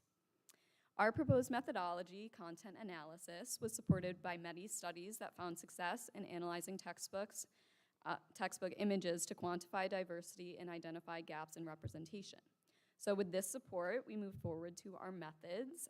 We wanted to see if similar trends exist in occupational therapy textbooks, so we raised the following research question. To what extent are race, gender, and disability represented in primary textbooks in occupational therapy education? So to address our research question, we conducted an image analysis of the 4 most widely used OT textbooks that we selected based on the MBCOT's 2020 Curriculum Textbook and Journal Report. These textbooks were referenced in MBCOT, which is the National Board for Certification in OT, exam development, as they represent core entry-level content and knowledge. The total sample consisted of 1,148 images, which contained 2,429 individuals. We conducted an image analysis to descriptively analyze race, gender, age, disability, and provider status. Here you can see the textbooks that we analyzed, including a pediatric and mental health textbook. To develop the data spreadsheet and organize the images, we assigned each image a unique ID based on the textbook and page number. Each rater was randomly assigned to a group of images, and demographic characteristics were assessed using visual cues. We recorded the number of individuals in each image, if faces were visible, and characteristics such as race, which we defined as BIPOC, standing for Black, Indigenous, and other persons of color, gender, age, disability, and provider status. We also noted the image type and category, as well as any additional notes. The inclusion criteria for the images included those with realistic human depictions, whether a photo, drawing, or diagram, and we excluded images without realistic skin tone or no human features. Unclear images were categorized as undetermined, and we used a group consensus for these subjective cases if visual cues were insufficient due to factors such as lighting, angle, and image quality. Moving on to the results of our study, we identified the distribution of the 5 demographic characteristics and found that across the 4 textbooks, there were significant disparities in diverse representation of individuals and images. This graph shows BIPOC representation broken down by each textbook. The yellow represents non-BIPOC individuals, while the black and white lines on the bottom represent BIPOC individuals. Overall, across all textbooks, 81.47% of individuals were classified as non-BIPOC. Next, these graphs show the representation of age across each textbook. Overall, 64.31% of individuals were adults, shown in yellow, with very little representation of older adults and pediatric populations, with the exception of the Case Smith or OK textbook, which is a pediatric textbook.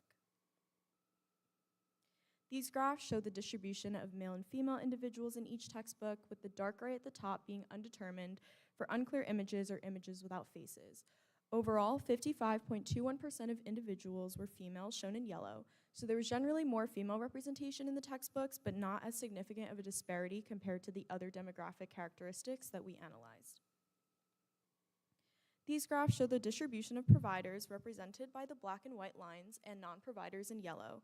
Across all 4 textbooks, there was limited portrayal of individuals in the provider role, with 82.17% of individuals shown in the non-provider role. And finally, these graphs show the representation of individuals with an observable disability or mobility impairment. The yellow represents non-disabled individuals, and the black and white lines represent individuals with observable disabilities. Overall, 79.25% of individuals across all textbooks had no observable disability or mobility impairment, and across all demographic categories and textbooks, 24.13% of individuals were classified as undetermined due to unclear images or lack of faces shown.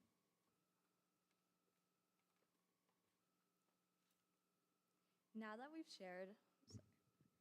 we've shared our overall findings, it's important to highlight how we ensured consistency in our data.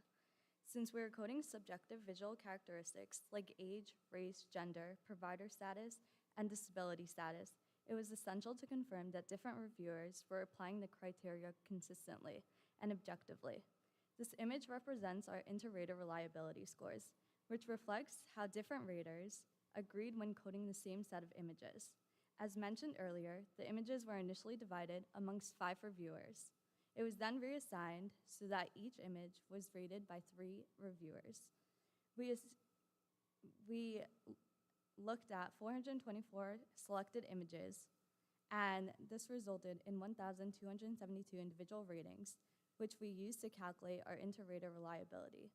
To assess the reliability and consistency using these ratings, we used the interclass correlation coefficient, also known as the ICC. The results showed excellent inter-rater reliability. On a scale of 0 to 1, our overall ICC was 0.904, indicating strong agreement amongst raters. The most consistently rated categories were age, race, gender, each with an ICC value above 0.90, suggesting that these characteristics were the easiest to classify based on visible features. In contrast, provider status and disability status showed more variability across raters. These differences were largely due to image limitations, particularly when faces were not visible or when images consisted of anatomical illustrations.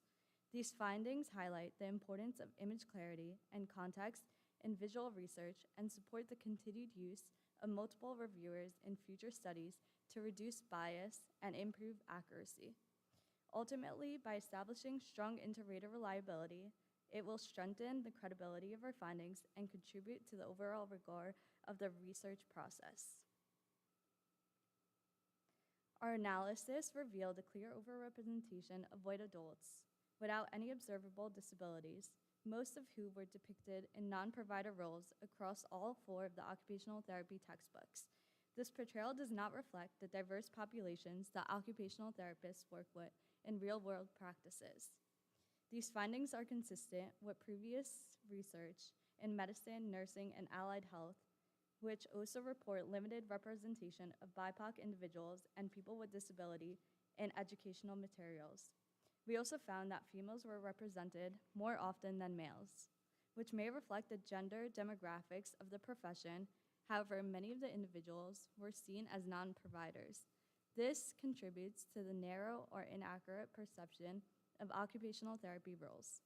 Perhaps most concerning was that nearly 80% of the individuals depicted had no observable disability, even though disability is a central focus of OT practice and affects 1 in 4 US adults. This lack of representation raises questions about how well students are being prepared to work with individuals of varied abilities, including those with invisible disabilities. Altogether, these findings emphasize the urgent need for OT educational materials to better reflect the diversity of both clients and providers. Without more inclusive visuals, students may lack the foundational exposure needed to develop cultural competence and provide equitable care. By improving representation in textbooks, it isn't just about being accurate. It's about preparing future therapists to serve everyone with empathy, dignity, and understanding. While our study offers valuable insights, there are some limitations that persist. One limitation is the reliance on visual interpretation to determine demographic characteristics such as race, gender, and disability status. Although we use structured coding system, identity is complex and not always visually apparent. For example, individuals with non-visible disabilities or non-binary gender identities may not have been recognized in our analysis, leading to potential undercountings. Another limitation involves image clarity and context. Some images lacked facial visibility or only showed partial body parts, and this made it difficult to determine demographic characteristics with confidence. While we labeled these as undetermined, this ambiguity affected roughly a quarter of our images. Additionally, although our final inter-rater reliability was strong, initial analysis involved single rater coding, which can introduce some subjectivity, even with standardized criteria. In terms of scope, our study was limited to only 4 OT textbooks. Even though these are the most widely referenced in MBCOT, it doesn't include all of OT educational material, which could affect the findings and the results. They don't necessarily reflect all teaching materials across all programs, and additionally, our focus was only limited to image-based analysis.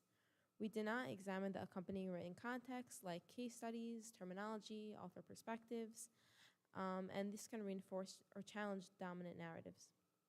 Despite these limitations, the conclusions we drew remain significant. Our results reveal a clear pattern. OT textbooks overwhelmingly depict white, able-bodied adult individuals in non-provider roles. This underrepresentation of BIPOC, disabled, older adult, and non-binary individuals raises concerns about the values being implicitly communicated to students through these texts. When learners don't see diverse identities reflected, It may impact their cultural competence, reinforce biases, and hinder their ability to deliver inclusive, equitable care. Looking ahead, there are several key directions for future research. First, we recommend expanding the scope of analysis to include not only visual context, but also written materials such as case studies, terminology, author perspectives, to determine if similar patterns of underrepresentations persist. Second, it would be valuable to examine the impact of textbook content on students themselves. Future studies can investigate how exposure to diverse or non-diverse educational materials affects student perceptions, confidence, and their readiness to engage with clients from varied backgrounds. We also suggest analyzing a larger and more varied selection of textbooks to paint a more comprehensive picture of demographic representation across all OT educational material. In addition, conducting a power analysis can help identify further analysis into these textbooks. For example, it could look at specific textbooks chapters to see whether certain chapters show certain demographics more than other chapters, and this can highlight deeper patterns of inclusion or omission. It would also be informative to compare older and updated editions of textbooks to assess whether new versions of it include more diverse representation. And these next steps are crucial for ensuring that OT continues to grow as a socially responsive, client-centered profession. Lastly, we'd like to thank Dr. Muir and Dr. Essinger for their continued support and guidance and for making our research possible. Any questions?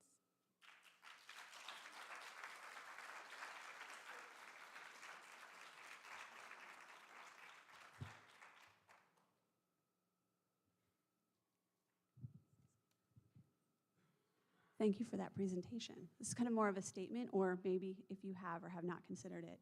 But looking at these 4 textbooks, which are recommended by NBCOT and probably predominantly used in the United States, but have you also considered the implications of the Western world values that are being espoused in those textbooks? So we haven't specifically looked into that, although we have more of a focus on the impact of how this could affect student perceptions more than looking specifically at how Western culture affects that. But that would be interesting to look further into. Because like when you think of client-centered care and how our Western values ripple out, and programs in other countries sometimes do use textbooks from Europe or the United States, and they not always applicable to those other countries.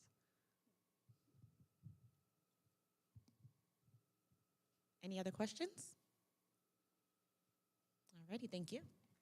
Thank you.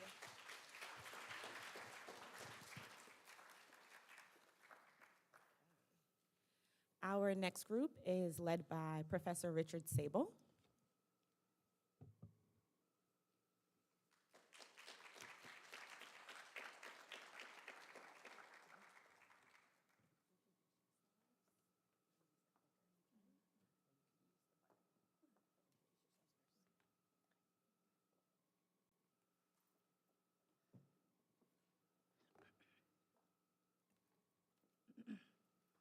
Good morning, everyone. Thank you for joining us today. We are excited to present our group research project titled Integrating Occupational Therapy and Mindfulness Practices in Chronic Pain Management, a case study analysis. My name is Tanisha Anderson, and I'm here with my colleagues, Nissan and Alex. Our faculty advisor for this project is Professor Richard Sable, and our course instructor is Dr. Crystal Brewington. So over the next few slides, we will walk you through the purpose of our project, our guiding research question, the literature that informed our approach, and our proposed interventions for chronic pain management using occupational therapy and mindfulness. So let's start with the introduction. For healthcare professionals, pain is one of the first ADC as pain lasting more than 3 months, and it can have a profound impact on a person's life. Over 50 million people in the US are living with chronic pain, and about 18 million of them face significant limitations in daily activities due to the intensity of their pain. Chronic pain does not just affect someone physically, it can also lead to mental health challenges like memory loss, substance abuse, and even increased suicide risk.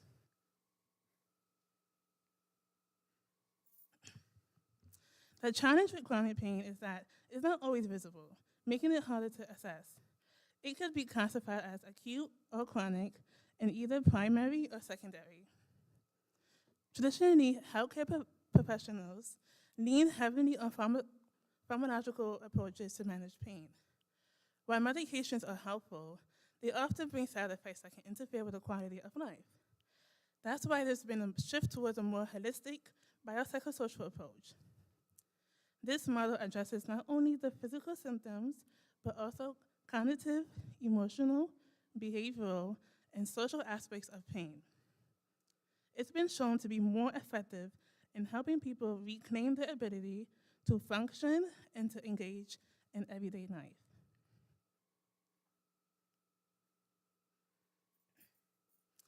Occupational therapy offers unique holistic methods for chronic pain management by focusing on meaningful activities and lifestyle changes.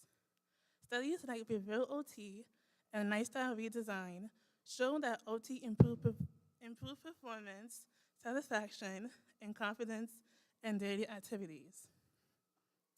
OT also supports mental well-being by increasing feelings of dignity and energy. Techniques like cognitive behavioral therapy, energy conservation, and stress management are widely used in practice. Okay. OT interventions often include complementary strategies that align with the biopsychosocial model. Mindfulness and slow breathing techniques have been shown to reduce pain perception and improve mood. Yoga and Tai Chi supports physical function and stress relief, while the Feldenkrais method enhances movement and awareness. Cognitive behavioral therapy is also integrated into OT programs to address mental health and promote long-term outcomes. So this brings us to our research question. Does occupational therapy practice, along with mindfulness, provide management of pain and improve occupational performance in adults with chronic pain? Our research questions explores whether combining occupational therapy practices with mindfulness techniques can help manage chronic pain and improve occupational performance in adults.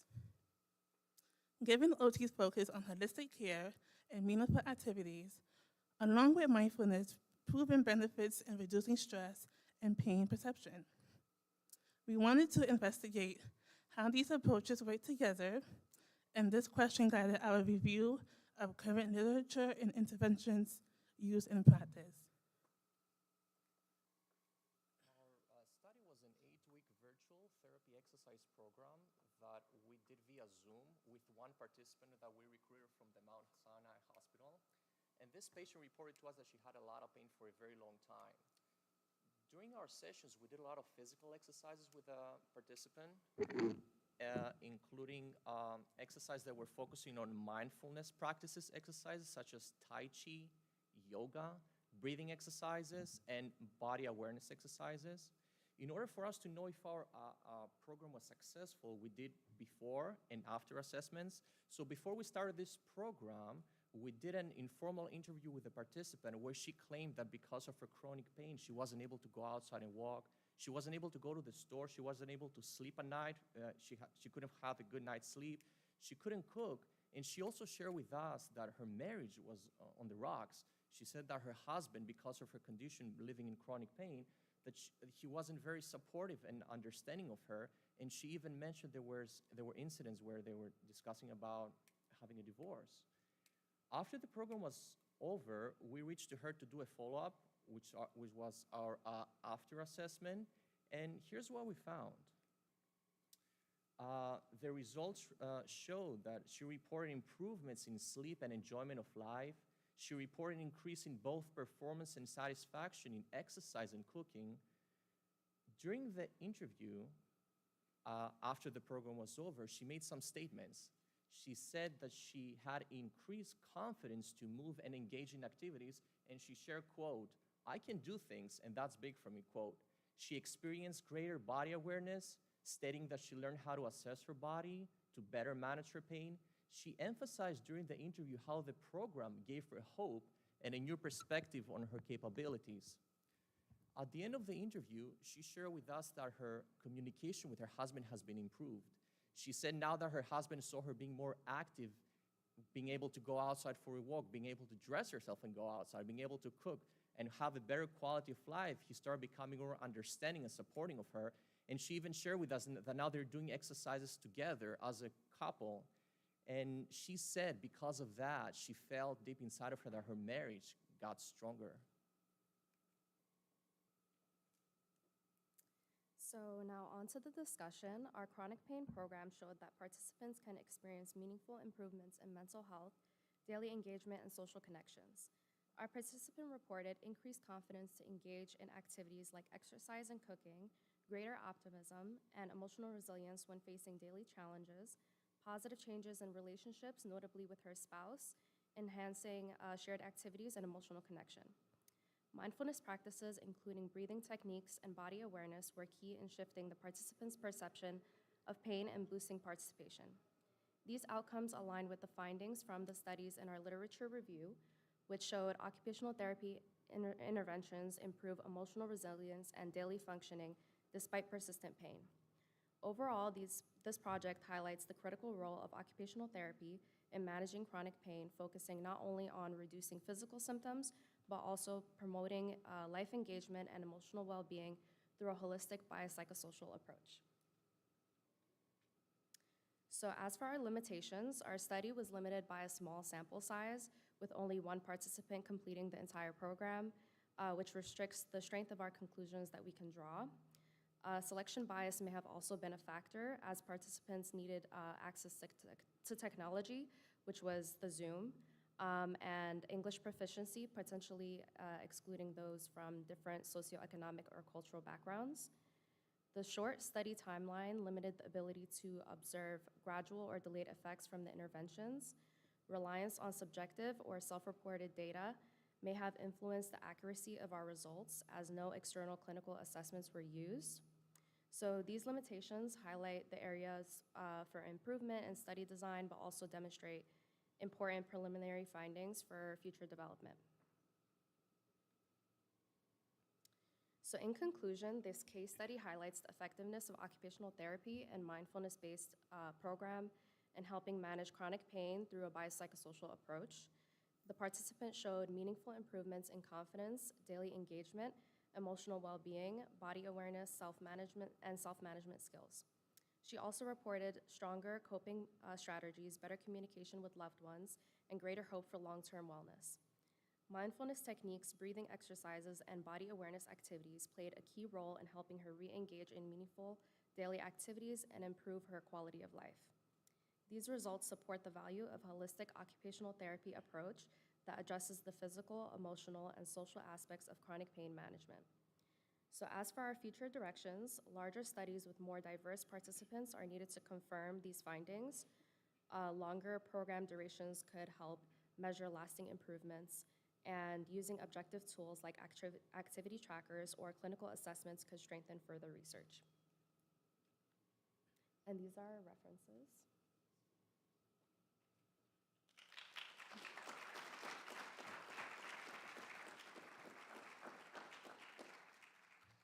Any questions? Okay.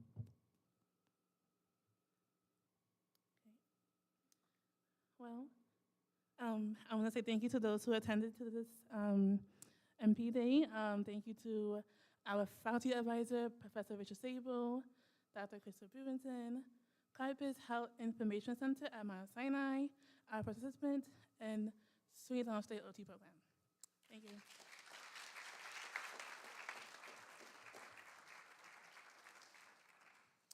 Okay, we're going to take a short break. I'm going to bring it down to 10 minutes instead of the 15 because we're running a little behind, so we'll resume at 12:05.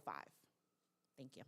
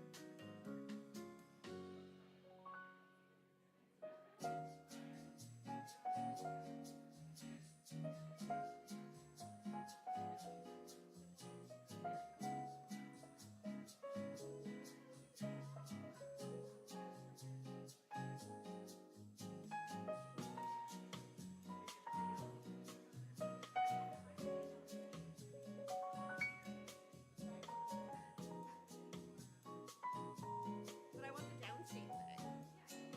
Should I pretend I'm talking?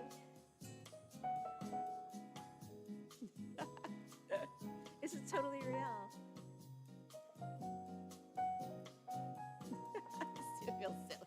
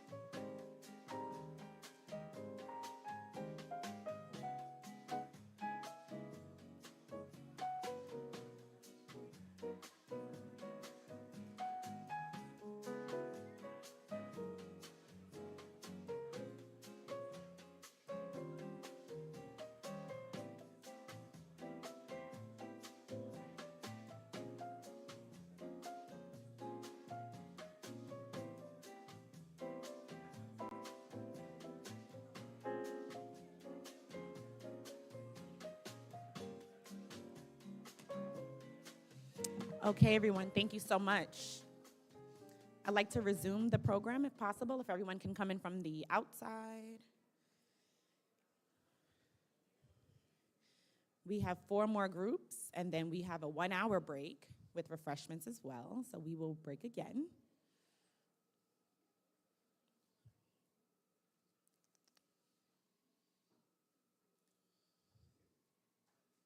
What's the group? Let's see. Okay, our next group is led by Dr. Jasmine Thomas. If the students would please come to the stage.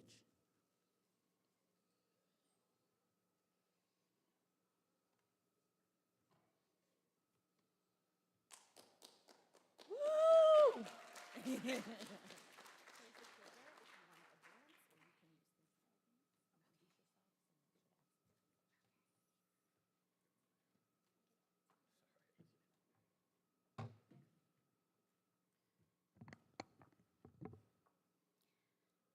Good afternoon, faculty, family, and friends. I'm here with my master's group project. I'm Jennifer, Giovanna, Frank, and Danielle. Our master's project group is excited to be here today to speak with you all about the importance of emotional intelligence in the healthcare setting, especially for students, and the correlation of emotional intelligence to mental health wellness as a contribution to Dr. Thomas's emotional intelligence soft skills training curriculum, which has been adopted nationally all across the nation in the healthcare education world. Emotional intelligence, or EI, is our ability to recognize, understand, and manage our own emotions while also empathizing with the emotions of others. It plays a vital role in supporting both our own mental health and the well-being of those around us. By being emotionally aware, we can manage stress better, prevent burnout, and foster healthier interactions with clients, peers, and supervisors. Emotional intelligence encompasses a range of emotional and social skills that significantly impact how individuals perceive and express themselves, handle challenges, and maintain social relationships, and utilize information effectively. For occupational therapy students, emotional intelligence is important for interacting with clients, the community, and colleagues. Students who do not understand the importance of emotional intelligence for managing stress may struggle to detect and control their emotions effectively. As a result, due to a lack of emotional intelligence, these individuals may struggle to work with a team, interact with clinical instructors, and even interact with clients. Developing emotional intelligence is vital for fostering positive and healthy relationships, as it includes essential soft skills, often referred to as people skills.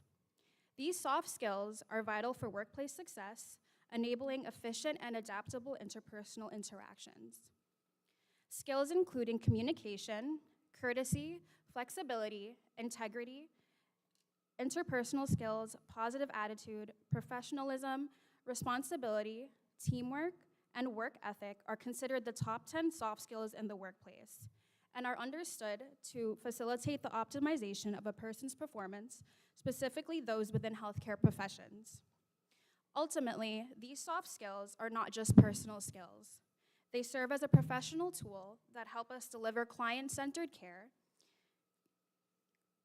and grow into the compassionate and reflective practitioners that we're all striving to become.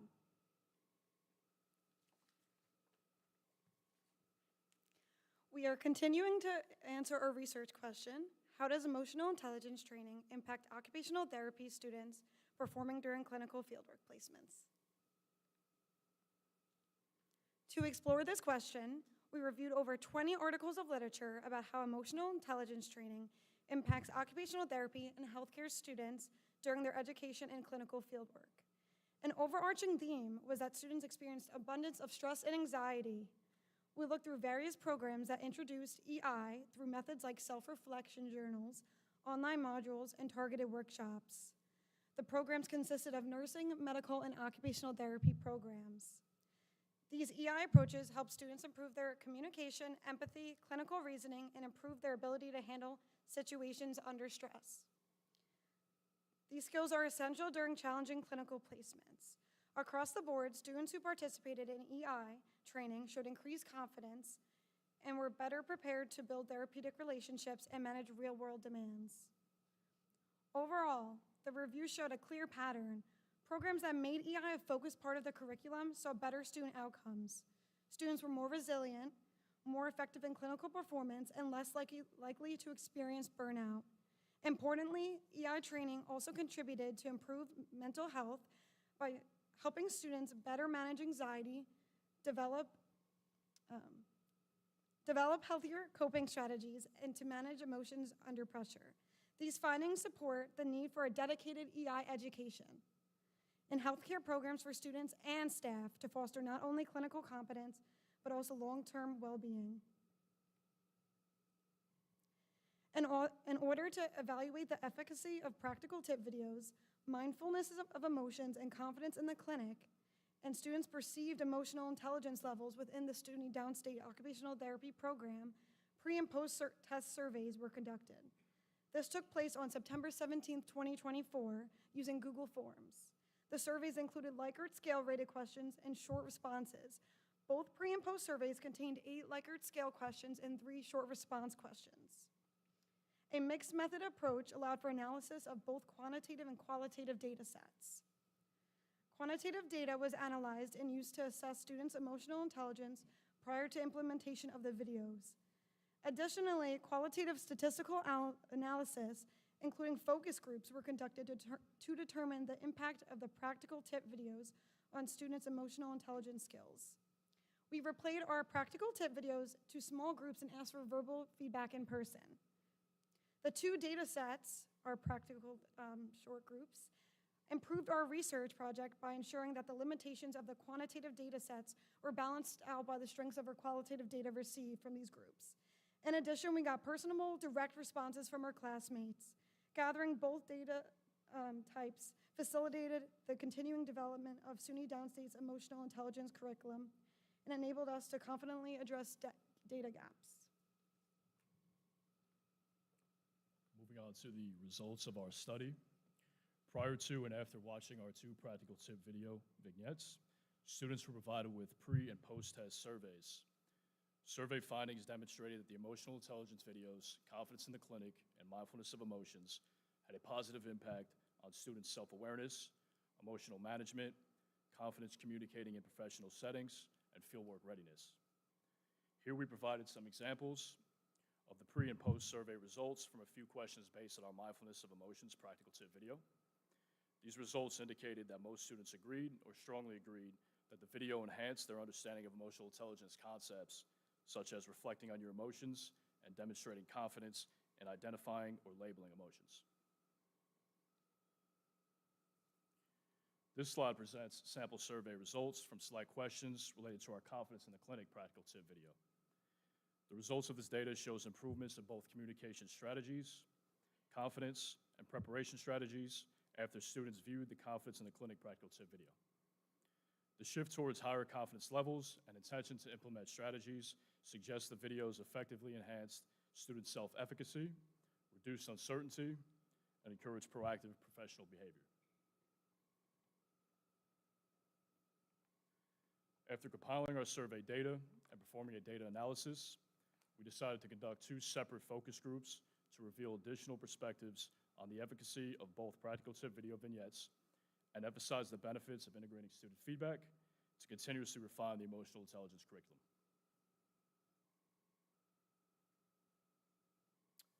The results of our project showed a clear improvement in students' understanding and application of emotional intelligence after watching the supplemental videos.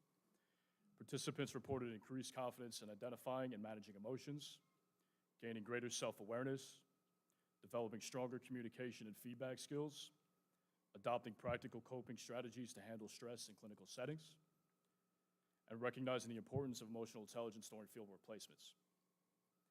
The Mindfulness of Emotions video boosted awareness of coping tools like journaling and the Wheel of Emotions, which many students found useful for reflection and managing emotional stress. The Confidence in the Clinic video enhanced students' comfort with communication, preparation, and feedback seeking, helping them feel more equipped for professional interactions in clinical settings. Lastly, focus groups highlighted real-world application of tips and tools for enhancing mental wellness. By engaging directly with students, we gained insights into which strategies resonated the most, especially in areas like emotional self-awareness, coping techniques, and professional communication.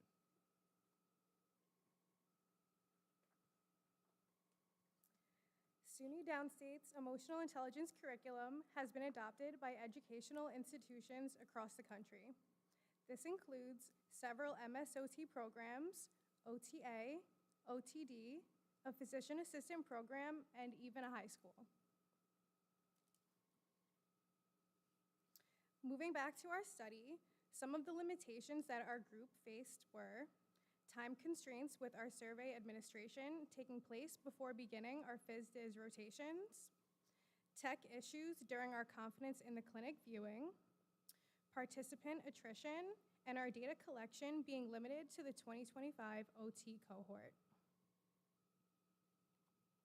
To access our practical tip videos, Google SUNY Downstate Emotional Intelligence and select Mindfulness of Emotions and Confidence in the Clinic. Here are a few sneak peeks. Confidence in the Clinic. Oh.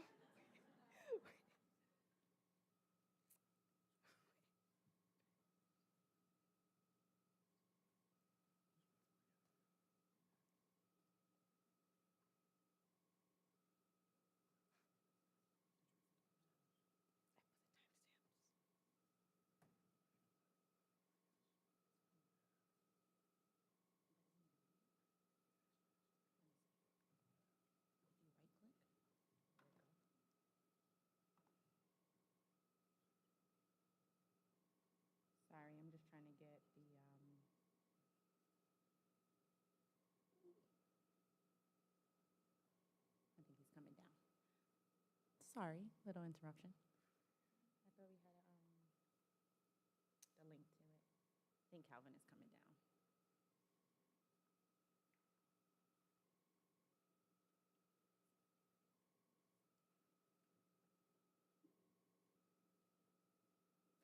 Maybe continue and then we'll play the videos at the end. Okay.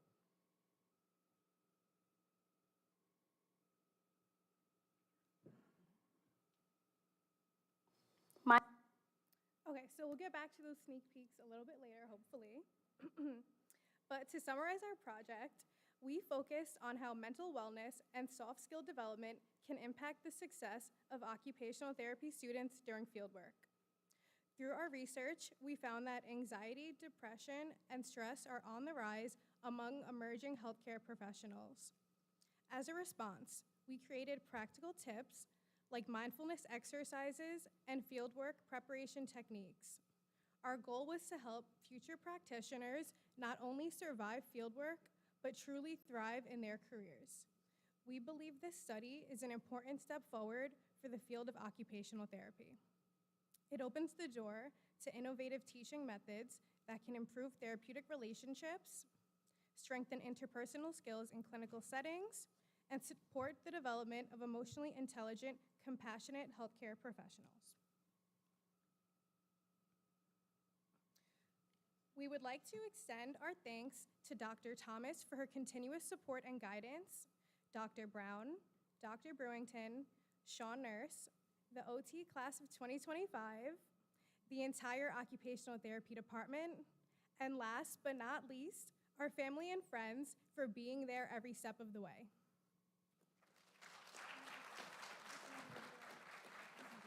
Yeah. I mean, let's try.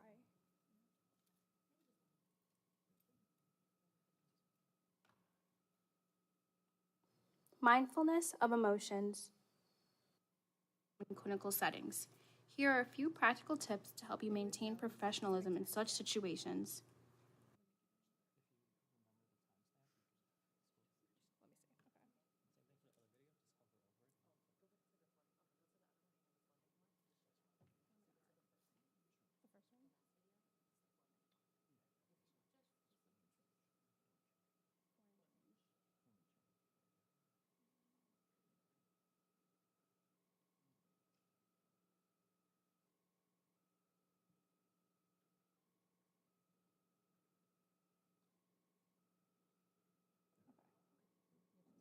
Thank you for your feedback. I'll make sure to highlight it.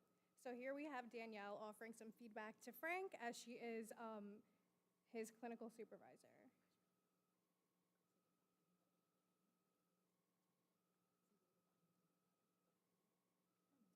Mhm.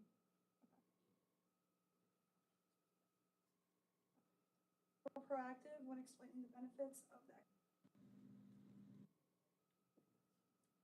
So I noticed that you handled the client discomfort well, but you could have been a bit more proactive when explaining the benefits of the exercise. Thank you for your feedback. I'll make sure to highlight the benefits more clearly in the future. Receiving feedback can be challenging.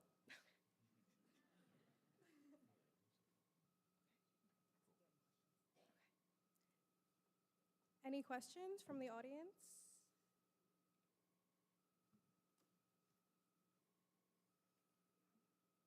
Alrighty, thank you.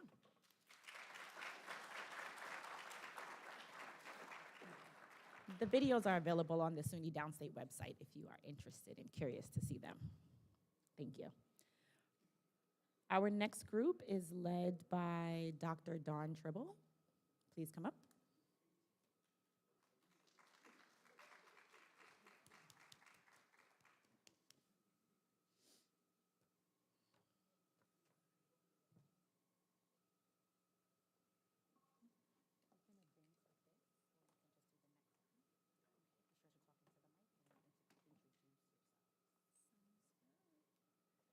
Good afternoon. Thank you all for making it this far. We're almost done. My name is Ellie Martin. These are my peers, Naralee, Faith, and Katya. We have been working for the past 2 years on this project, and we are proud to present it to you today. So our our project was actually a systematic review on motivational interviewing, specifically on how motivational interviewing can be implemented into healthcare curricula.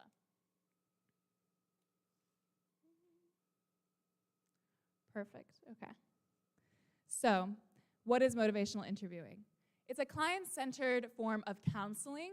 It's a counseling method, and it's based on the therapist's ability to skillfully and empathetically listen to a client and be able to cause, hopefully, an internal confrontation within the client in order to induce behavior change. Now, this is relevant because in occupational therapy, we are all about the holistic approach to our clients. We're trying to understand their desires, their perspectives, and understand how we can best communicate our desires for them in our course of treatment for them.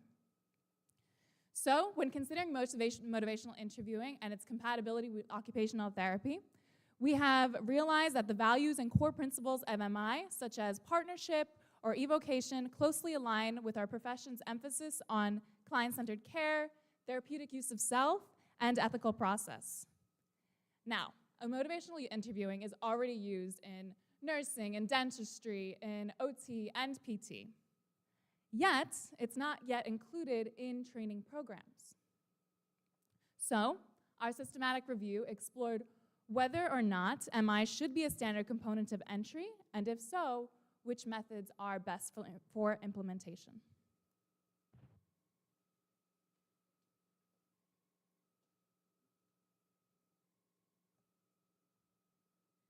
So I will be going over the methods that we use to conduct our systematic review.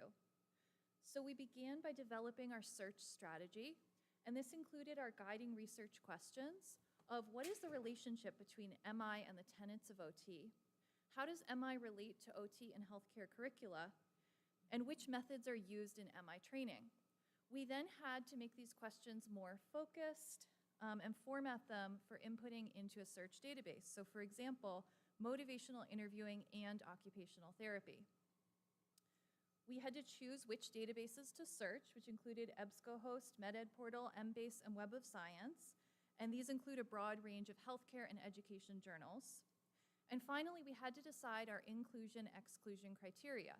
So for example, we wanted to include articles of those we found that relate to motivational interview training in OT and healthcare curricula, and that are qualitative, quantitative, or mixed method design, and we wanted to exclude articles older than 2014.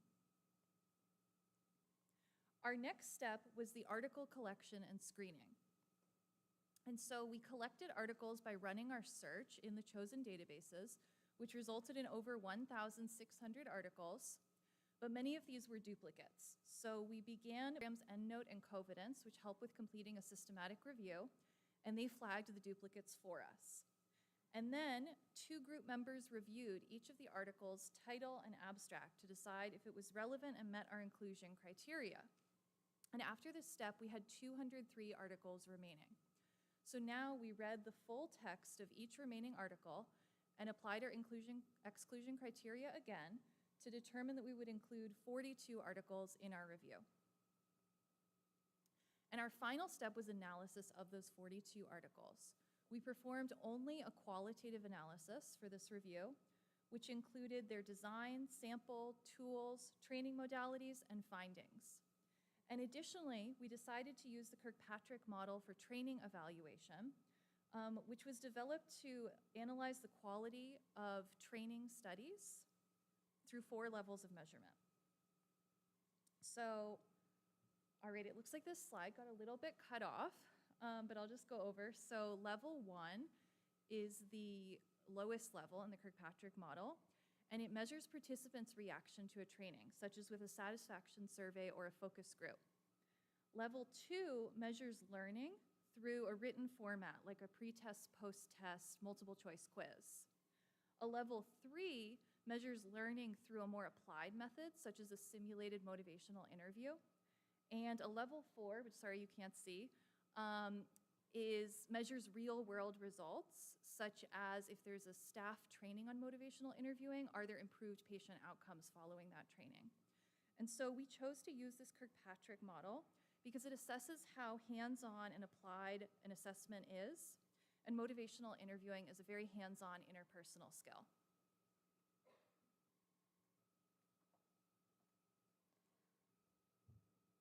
So as part of our analysis, we used the Kirkpatrick model to evaluate the outcomes of the educational programs.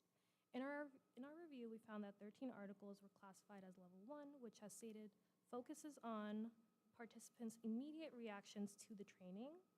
We also found that 21 articles were at level 2, which looked at whether participants actually gained knowledge or skills. And only 4 articles reached level 3, which measures whether those new skills were applied in practice. Notably, none of the studies reached level 4, which assesses broader results like improvements in patient outcomes. This distribution suggests the most evaluations focused on short-term impacts, with fewer studies exploring real-world applications.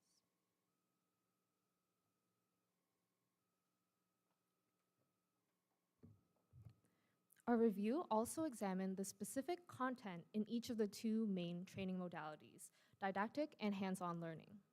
The didactic content consisted of topics like the underlying mindset or spirit of MI, change talk versus sustained talk, which is the desire for behavior change versus the desire to maintain a current status, as well as learning to empathize with resistance to change in order to foster a more collaborative approach to change, also known as rolling with resistance. Participants also learned how to develop a behavior change plan and consolidate patient commitment. The hands-on content consisted of a mix of audio recordings with feedback, simulated patient experiences, role-play triad sessions, and other interactive role-play scenarios. These methods were found to help participants develop greater empathy, as well as improved confidence and ability to both teach and apply MI skills in clinical practice. So this graph provides a visual of the number of articles within each training format, in-person, online, and hybrid, that included didactic content and/or hands-on content. As you can see, most training programs included both didactic and hands-on content, but a few included only didactic training. Notably, a majority of the studies used an in-person format. To determine the effectiveness of the training programs, studies utilized both standardized and author-designed assessments to test both knowledge and confidence of participants in MI skills. Some established assessments include the motivational interviewing competency assessment, knowledge and attitudes test, and treatment integrity, commonly referred to as MICA, MICAT, and MIDI. All studies found that the training was significantly effective in increasing MI knowledge and/or confidence.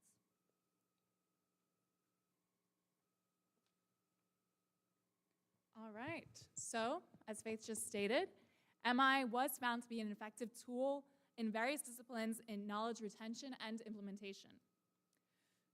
In regards to modality, we found that in-person MI versus online MI had similar outcomes, but there's an ultimate preference for dual modality due to the comprehensive approach and incorporation of students' preference and desire for hands-on learning, which makes sense, right? We also found that training durations over 40 hours received higher satisfaction ratings and suggested improved outcomes. So in other words, the longer the program, the better. And at our highest level of research, or highest quality of research, the Kirkpatrick Level 3, which included implementation of follow-up on whether or not this training program actually worked in clinical practice, participants said that they had an overall positive feedback of clinical relevance with motivational interviewing, with some challenges during implementation. When evaluating the effectiveness of educational programs, it's crucial to consider several limitations. First, there was a wide range of assessment tools that were used, but created a lack of standardization. This makes it difficult to accurately compare different programs and draw meaningful conclusions. Additionally, most of the studies reviewed, about 50%, relied on single group pre-post test designs. While these designs can show change over time, they don't allow us to confidently determine whether the educational program itself caused that change. Finally, many of the studies had very small sample sizes, often fewer than 20 participants. This raises concerns about bias and reduces the reliability of the findings. All these factors should be taken into account when interpreting the results. Overall, MI training was found to be effective in all of the articles that span across several different health disciplines such as nursing, dentistry, pharmacy, and much more. It has been proven effective when used by occupational therapists in practice, and that is why we believe motivational interviewing to be a tool that can be taught and trained within entry-level occupational therapy programs through hands-on experience and didactic online training. For future studies, we think it would be beneficial for studies to follow up with trainees to evaluate the effects of training and to include outcomes of scoring from formal evaluations for accurate differentiation and examination of research. Additionally, we believe that future MI research should also include randomized control trials of larger sample sizes, adhering to the structured MI knowledge and confidence assessments so that quantitative analysis can be conducted to fully understand the scope of objective scores of MICA and MICAT results regarding competency and knowledge, as well as follow-up exceeding a year should also be implemented to assess training durability. Here's some references. Any questions?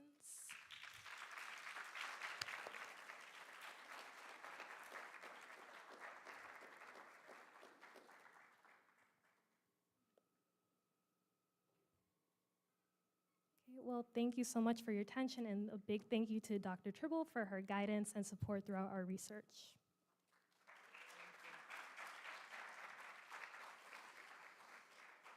Thank you. Our next group is led by Dr. Vikram Pagpatan.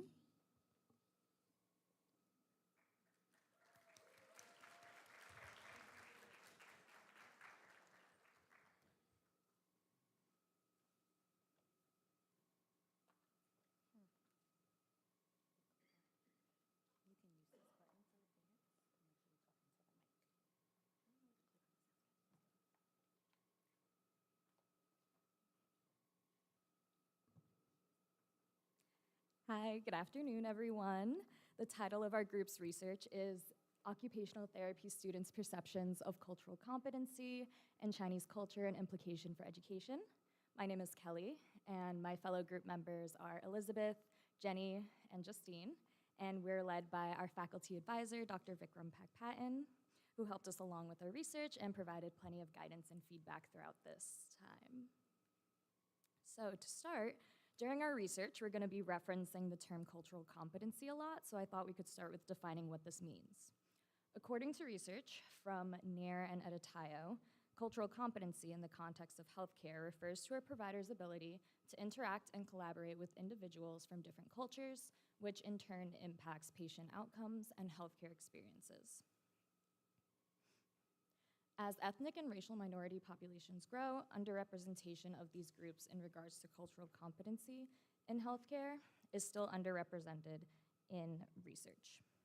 In this research study, we sought to find where OT curricula for an MSOT program could be evaluated and potentially enriched to provide culturally competent care for people of Chinese descent in particular. This is relevant as these groups continue growing as well, and lacking areas of research can negatively affect the overall quality of life and health of these groups. In the US, it's a culturally diverse nation with Asian American and Pacific Islander communities, AAPI communities, representing the fastest growing racial and ethnic groups. Asians account for 5.8% of the national population, with Chinese Americans being the largest of these subgroups. People of Chinese descent make up this largest Asian ethnic group, yet are not individually represented in research. Here, there is an opportunity for OT curricula to be evaluated and enriched by including education on providing culturally competent care. Providing culturally competent care will result in improved patient outcomes and their overall experiences with their healthcare providers in turn. Research has shown that Asian American patients experience less improvement in functional outcomes in home health care, potentially due to culturally insensitive interventions, especially in activities of daily living and instrumental ADLs. In Western OT practices, these cultural roles are often overlooked as varying from Eastern practices of medicine, such as caregiving, language barriers, and other factors such as education status, family dynamics, and spirituality, which all end up influencing rehabilitative outcomes.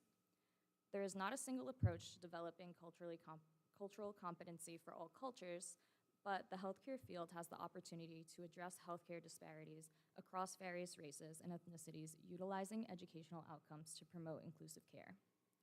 Occupational therapists in particular value delivering culturally relevant care, yet current OT education has shown a lack of sufficient training on cultural competence specific to AAPI and Chinese populations. This gap contributes to inadequate care and poorer outcomes, and frameworks for cultural competency exist in OT curricula. Their application remains to be seen as challenging due to the vast diversity among different cultures. So our research question is, where can OT curricula be enriched?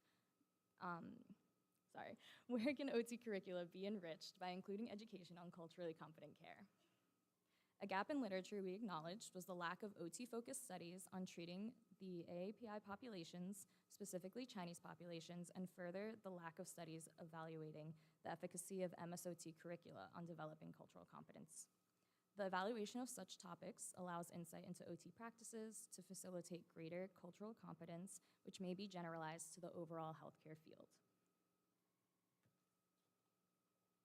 So for our study, we utilized a mixed methods design, and we incorporated a survey for quantitative data collection and focus groups for qualitative data. We used a convenience sample of 12 students from an accredited MSOT program in the northeastern US region, and they were recruited through email. Eligible participants included MSOT students currently matriculated in an accredited program in the Northeast region or alumni at the program at the time of the study. Participants signed up through Google Forms, answering questions about scheduling availability. With this, 3 focus groups with 4 participants each were set up based on participant and researcher availability. These focus groups were conducted virtually through Zoom. The first 2 groups consisted of 2 first-year and 2 second-year MSOT students. The third focus group consisted of 3 third-year students and 1 alumni. Researcher roles included a moderator, timekeeper, transcriptionist, and tech control for each focus group. By conducting focus groups, researchers were able to perform real-time comparisons of responses provided by participants. A consent form and survey through Google Forms were provided to participants at the start of their designated session. The survey collected general information, including age group range in years, schooling year within the MSOT program, educational background, healthcare exposure, experience working with clients of Asian descent, and location of upbringing. Any identifying information, such as gender and race, were omitted. 6 questions were asked to each participant individually, with 1 minute and 30 seconds allotted per person to respond. Questions were displayed on the screen for participants to read along, while the moderator read each question aloud prior to the start of the first participant's response time. Participants were called on to answer in a specific order, which was reversed halfway through to mitigate response bias and maintain equity of process time for participants. So the moderator asked questions and remained hidden to prevent observer bias. The timekeeper notified participants when 30 seconds were remaining and when their time was up. The transcriptionist provided real-time transcription of responses, and the tech control handled any technological concerns within the Zoom call. We also utilized Otter, a transcription software, to assist with transcription of the qualitative responses. And as the researchers, we manually generated transcripts and categorized similar codes to form a collection of commonly discussed topics. Interpretation of the topics produced a narrative analysis of MSOT students and alumni perspectives of their program and how well prepared they felt to provide culturally competent care to clients of Chinese descent. The quantitative responses from the survey were organized into bar graphs and pie charts, which will be seen on our poster.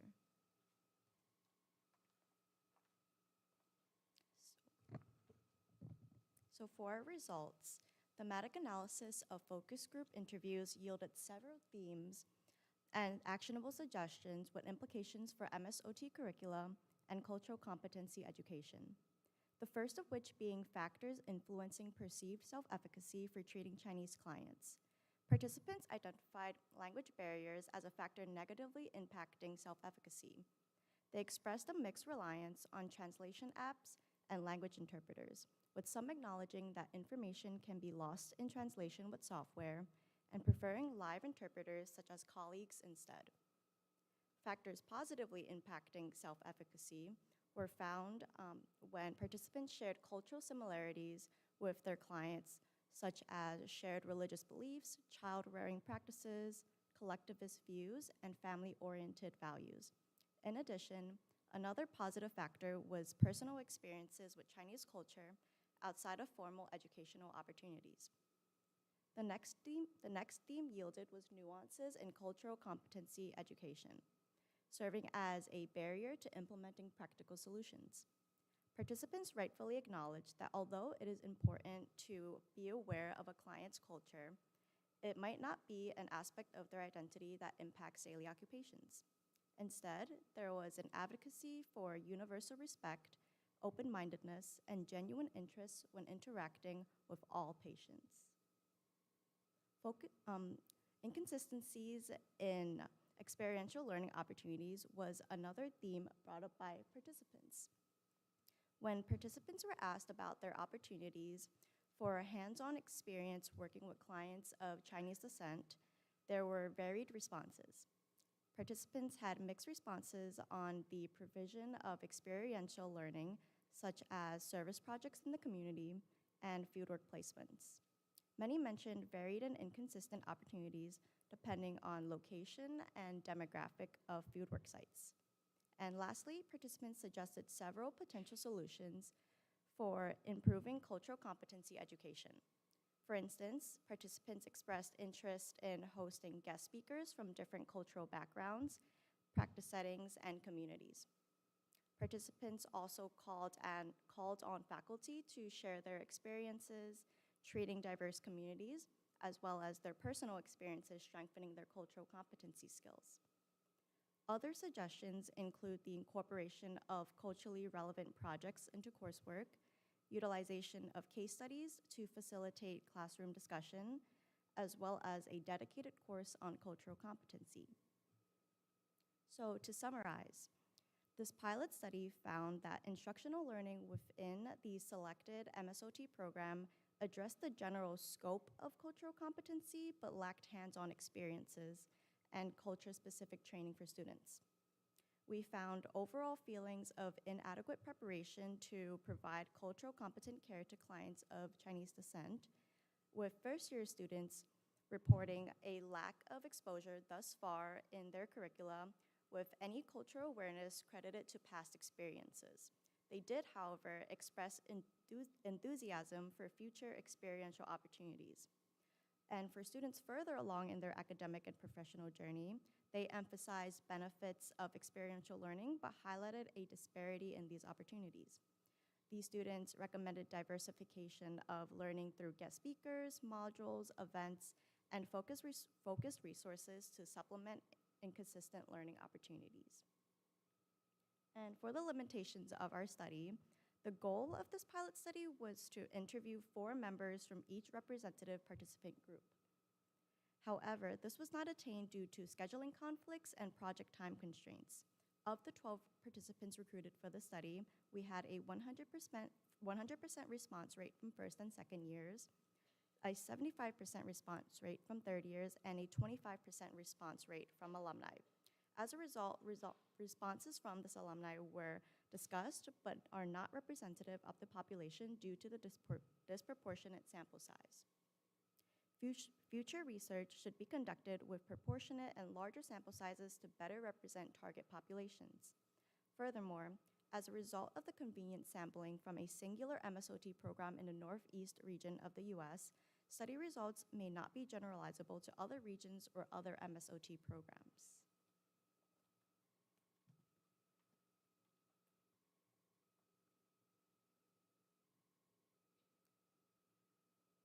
So in conclusion, participants expressed that there's an opportunity to improve preparation of MSOT students to providing culturally competent care. And these measures of successful health outcomes in the scope of OT include increased adherence to therapy and home programs, independence in ADLs and IADLs, and the quality of life.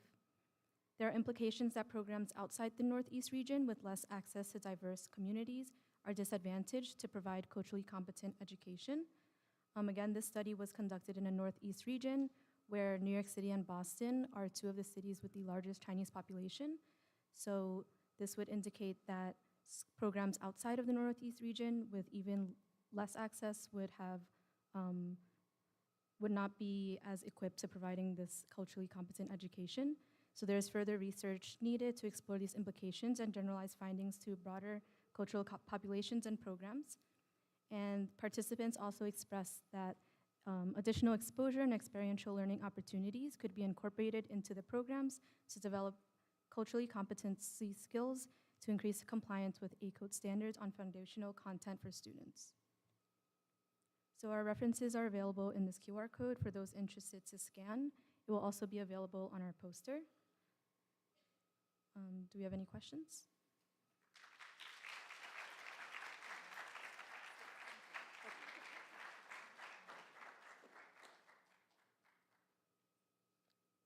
Okay.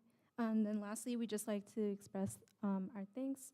So thank you to our advisor, Dr. Pack Patton, for his guidance throughout the master's project sequence, SUNY Downstate Health Sciences University, and all of our focus group participants.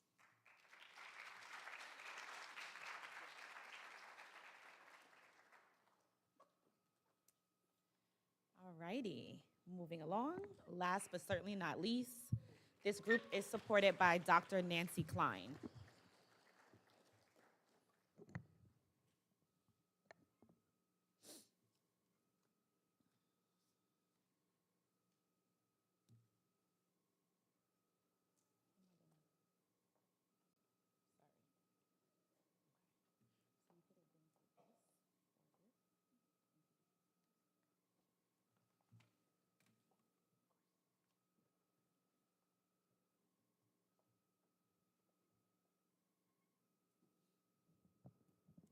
So hi everyone, my name is Habiba.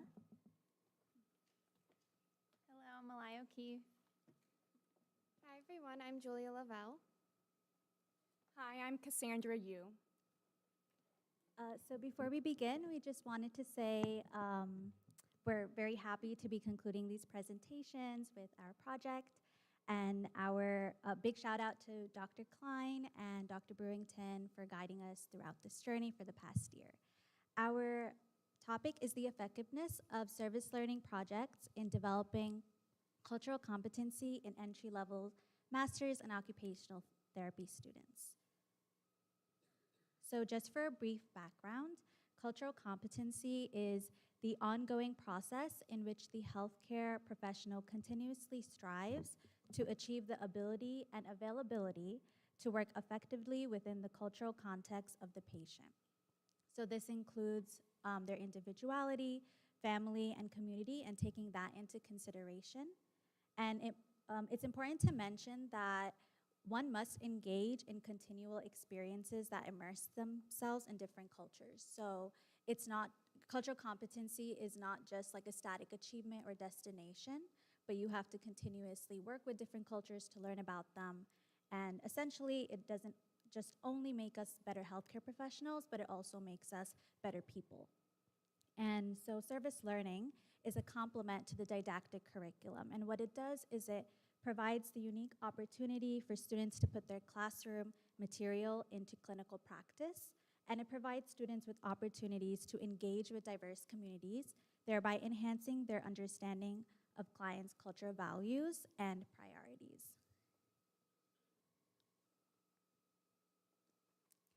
So based on our literature review, we delved into 3 different topics. And the first one was the benefits of cultural competency. So in this particular study, 164 Latina and 171 white American women were provided qualitative assessments to share their perceptions of their clinicians' cultural competency. And physicians were initially given the healthcare provider culturally competence scale in order to assess their cultural knowledge, awareness, and skill. So results determine that when the healthcare practitioner is perceived as more culturally competent, the patients feel more comfortable and are less likely to avoid further medical experiences in the future. The second topic we explored was the effects of service learning and how it affected the development of cultural competency. And in this particular mixed methods design, 10 participants completed a Likert type scale and 8 participants participated in the qualitative portion. And it aimed to determine if a service learning project at a cancer survivorship course affected several doctorate occupational therapy students in their competency levels. And results showed that the participants described their service learning experiences as an advanced way to learn transferable skills and skills that they can then carry over, and allowed for a deeper understanding of the community setting and cancer culture. Lastly, we explored some barriers and limitations so that we knew what to look out for when we did our own project. And one of the things we had to consider was how time-consuming service learning projects were, in addition to a very rigorous and demanding didactic OT curriculum, as well as there have been a lot of language barriers, especially for international service learning projects. And lastly, the lack of communication about expectations when going into these different spaces. And so now I will give it off to Malai to talk more about our project. Thank you, Habiba. So our study aimed to answer, does participation in service learning opportunities increase cultural competency among occupational therapy students? So the service learning opportunities involved in this study included the COTAD and SOTA events, along with Bridge Echo sessions. So very briefly, we'll just define what those are. COTAD stands for the Coalition of Occupational Therapy Advocates for Diversity. We have a chapter here at SUNY Downstate. This is a nonprofit organization that promotes justice, equity, diversity, and inclusion in the field of occupational therapy. Another OT organization that we have here at SUNY Downstate is called SOTA, which stands for the Student Occupational Therapy Association. And this is an organization that promotes professional development and community service projects to foster teamwork amongst occupational therapy students. And then for Bridge Echo, these are sessions led by SUNY Downstate Bridge faculty, specializing in geriatric mental health and dementia care. And these sessions featured case-based study presentations by residency physicians and encompass collaborative discussions on treatment approaches. And so all of the COTAD and SOTA events, along with Bridge Echo, it crossed the span of both the summer and fall 2024 semesters. In terms of our materials and methods, we'll just discuss our participants first. So 32 students from the second year OT program here at Downstate were invited to participate in the study, and we concluded with a total of 24. We just put some images of us there. As for the tool, we utilized the Cultural Competency Self-Assessment Checklist, which was developed by Central Vancouver Island Multicultural Society, CVIMS. So the tool included 3 sections: awareness, knowledge, and skills, which were assessed using a Likert type scale. So on this slide here, we have provided a segment of the awareness section for your review. This is a quantitative self-assessment tool, and it was used to measure participants' own awareness about their cultural competency. As for the procedure, this study was conducted during the fall 2024 semester of the SUNY Downstate Health Sciences University academic year.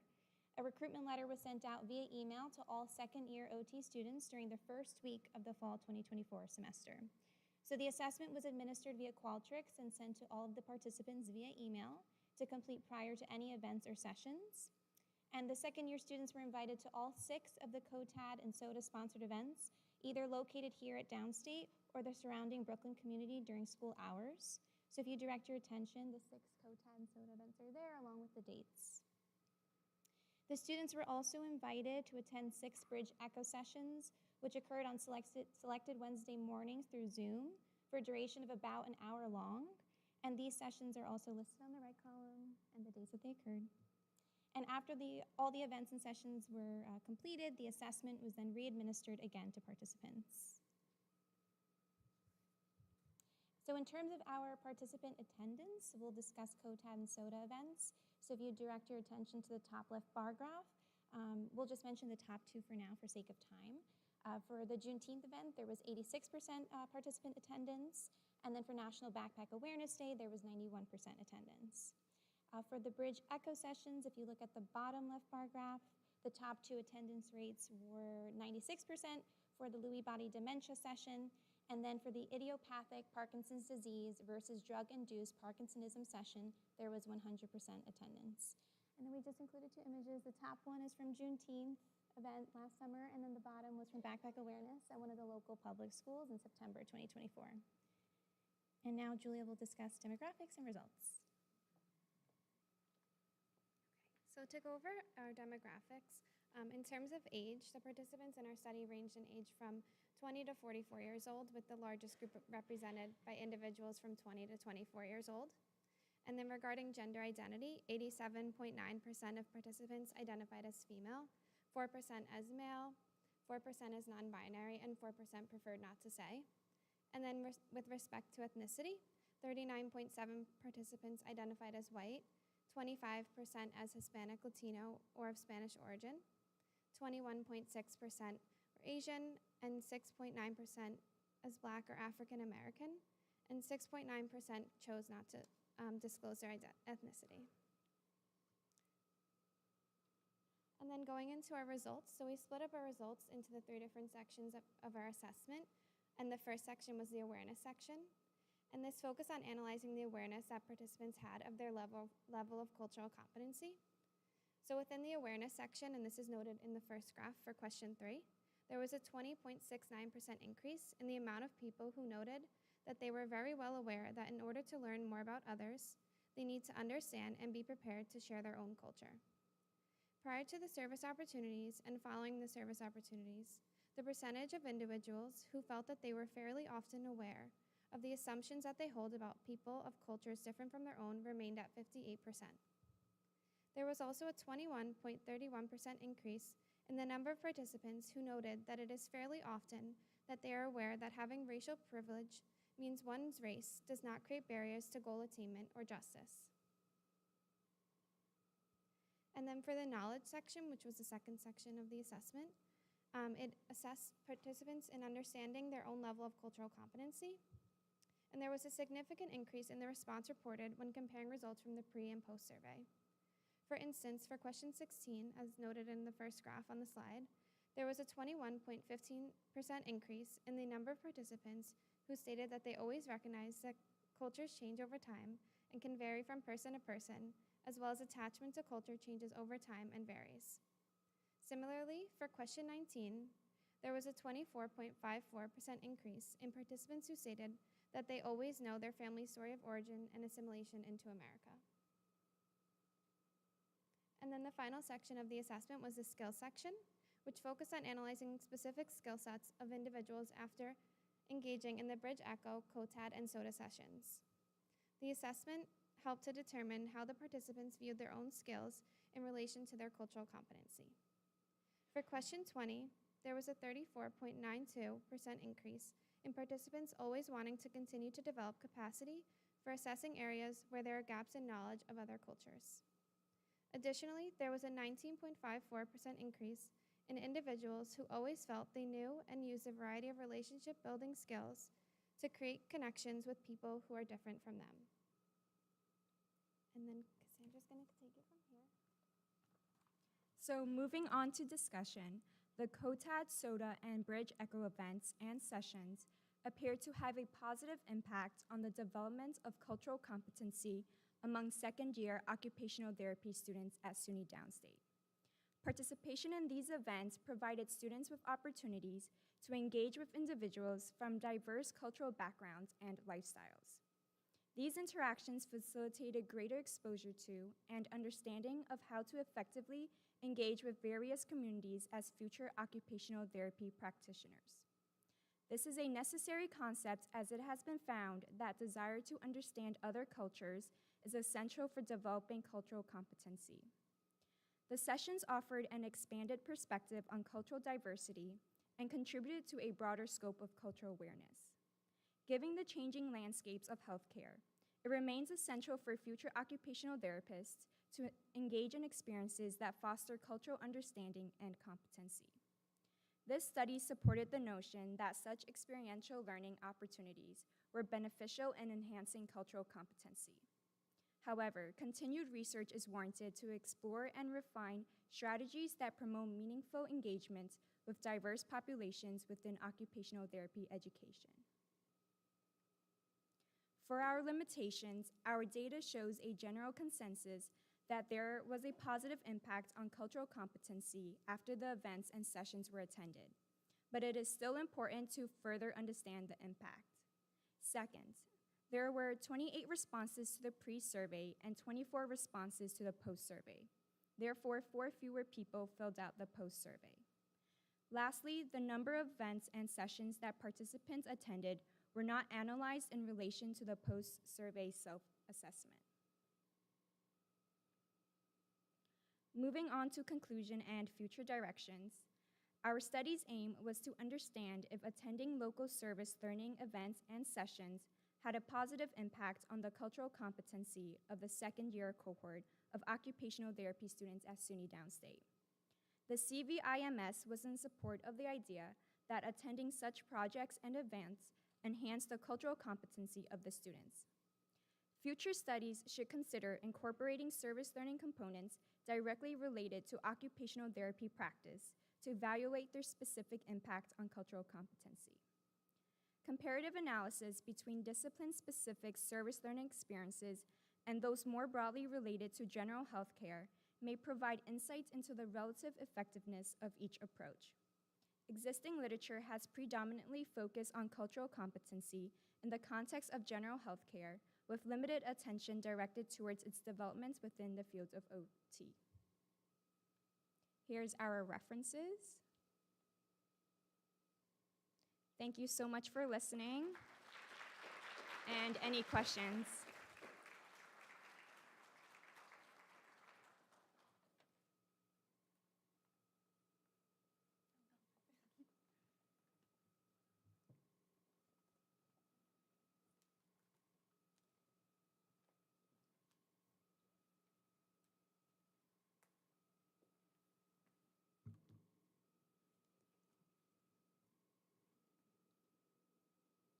Not that one.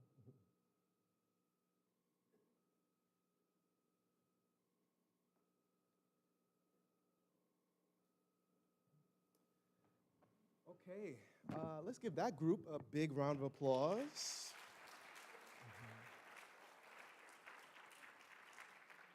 And of course, all our groups that presented today, you did a fantastic job. Thank you so much. Thank you. I also want to shout out our keynote speaker, Dr. Lisa Raymond-Talone, Downstate alum. I really found your remarks about clinical scholar in line with what I'm about to say, and I would call it scholarly practitioner. So thank you for your words, very thoughtful. I certainly am happy to see all family and friends and loved ones here. So I also want to celebrate your unwavering support of our students. The sacrifices you've made and encouragement have been instrumental to their journey. So I thank you, and I think we all should thank you with another round of applause.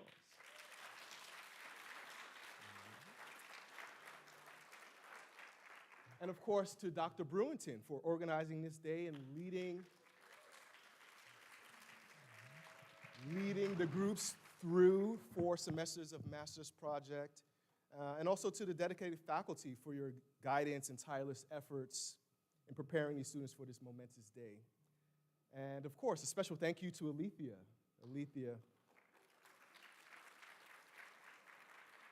for your seamless coordination and behind the scenes, ensuring this celebration truly reflects the talent and hard work in this room.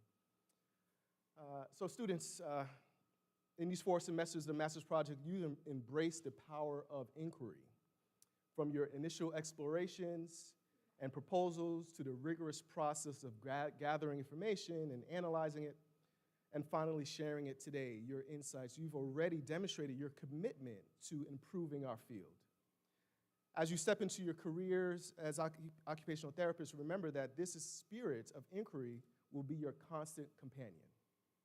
Inquiry, at its heart, is about seeking understanding, making discoveries, and testing those discoveries to build new knowledge. Think back.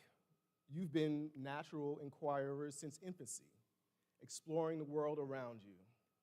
And now you've honed a formal process, a powerful tool you'll use every day. This skill of inquiry will be vital in maintaining your professional excellence.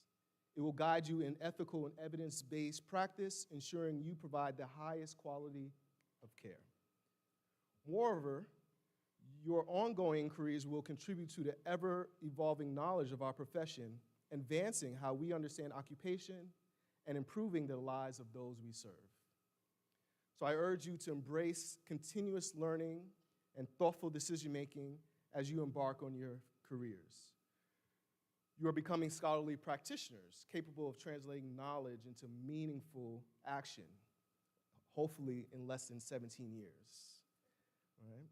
And using your practical experiences to deepen your understanding. So it's inspiring to witness this transformation. So congratulations on reaching this significant milestone, nearing the completion of your academic journey. Your level 2 fieldwork awaits, a dynamic arena where you can put your sharp skills of inquiry into practice. So go forth and explore. Okay. We're at the end of the segment for our master's project presentations. So I invite you all to check out the students' posters in the hallway. There are refreshments. It looks like the weather's holding up, so the sun is still out if you want to go into the groove. And we will return for the second part of our day. That is the white coat ceremony at 2:10. Thank you.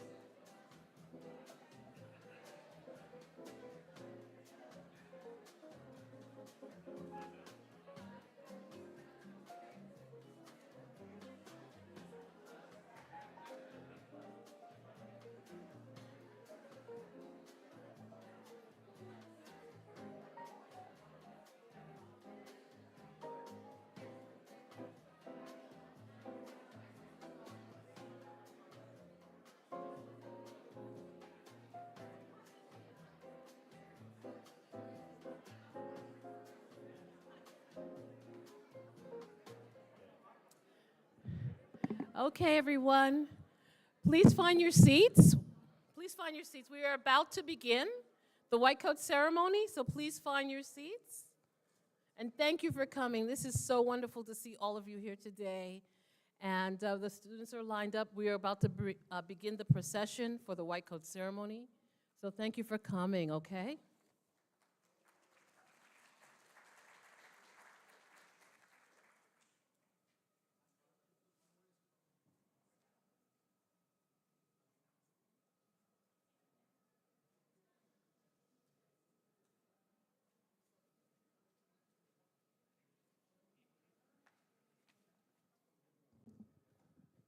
Welcome back, everybody.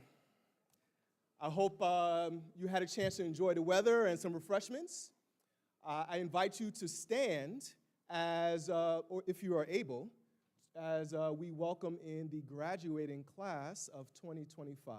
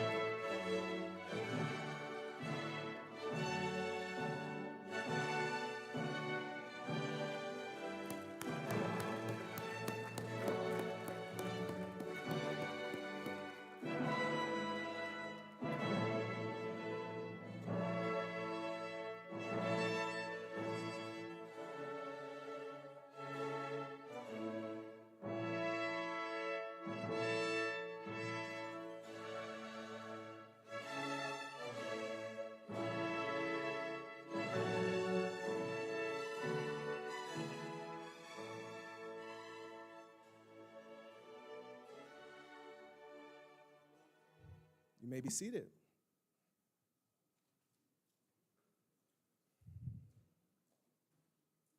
Okay. Today, students, as you transition to level 2 fieldwork, we continue the tradition of the white coat ceremony. This coat is a powerful symbol. It signifies that you are equipped and ready for this pivotal step towards becoming an occupational therapist. You have cultivated the essential tools for this journey. As Downstate students, donning this white coat also represents a commitment to the care imbued with pride, the core values that define this university. P is for professionalism, embracing the highest standards of ethical practice and dedicated service for our communities. R is for respect, fostering an environment of civility and valuing the diverse contributions and perspectives of others. I is for innovation, approaching your work with creativity and forward-thinking mindset, anticipating the needs of both your clients and supervisors. D is for diversity, celebrating the richness of human experience and creating inclusive practices that embrace all individuals. And finally, E is for excellence, striving for the highest quality in your work, ensuring that your clients receive the best possible care. So wear this white coat with pride, with immense pride, as you embark on this fieldwork experience. Cherish the moments of this day and the bonds that you have formed with your peers. May your white coat serve as a constant reminder of your potential, guiding you to success in fieldwork and a fulfilling career as occupational therapists. So thank you.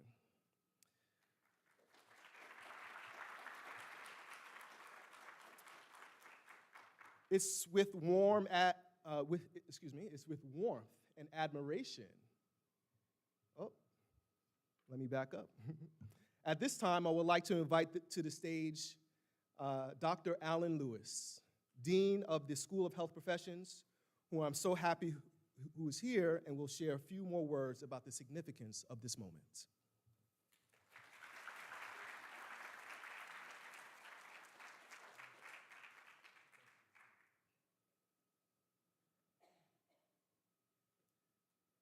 Good afternoon. Good afternoon. I just made it. I was actually in the building, but you know how it is. Sometimes it's hard to get from point A to B. But welcome to the white coat ceremony. We have a lot of students here. We have the amazing occupational therapy faculty. And really importantly today, we have some family members, parents and significant others, maybe some children. So I want to first of all thank our parents, family members who are here. And if it weren't for those people, many of you students wouldn't have made this journey to this point. So let's give a round of applause for our family members.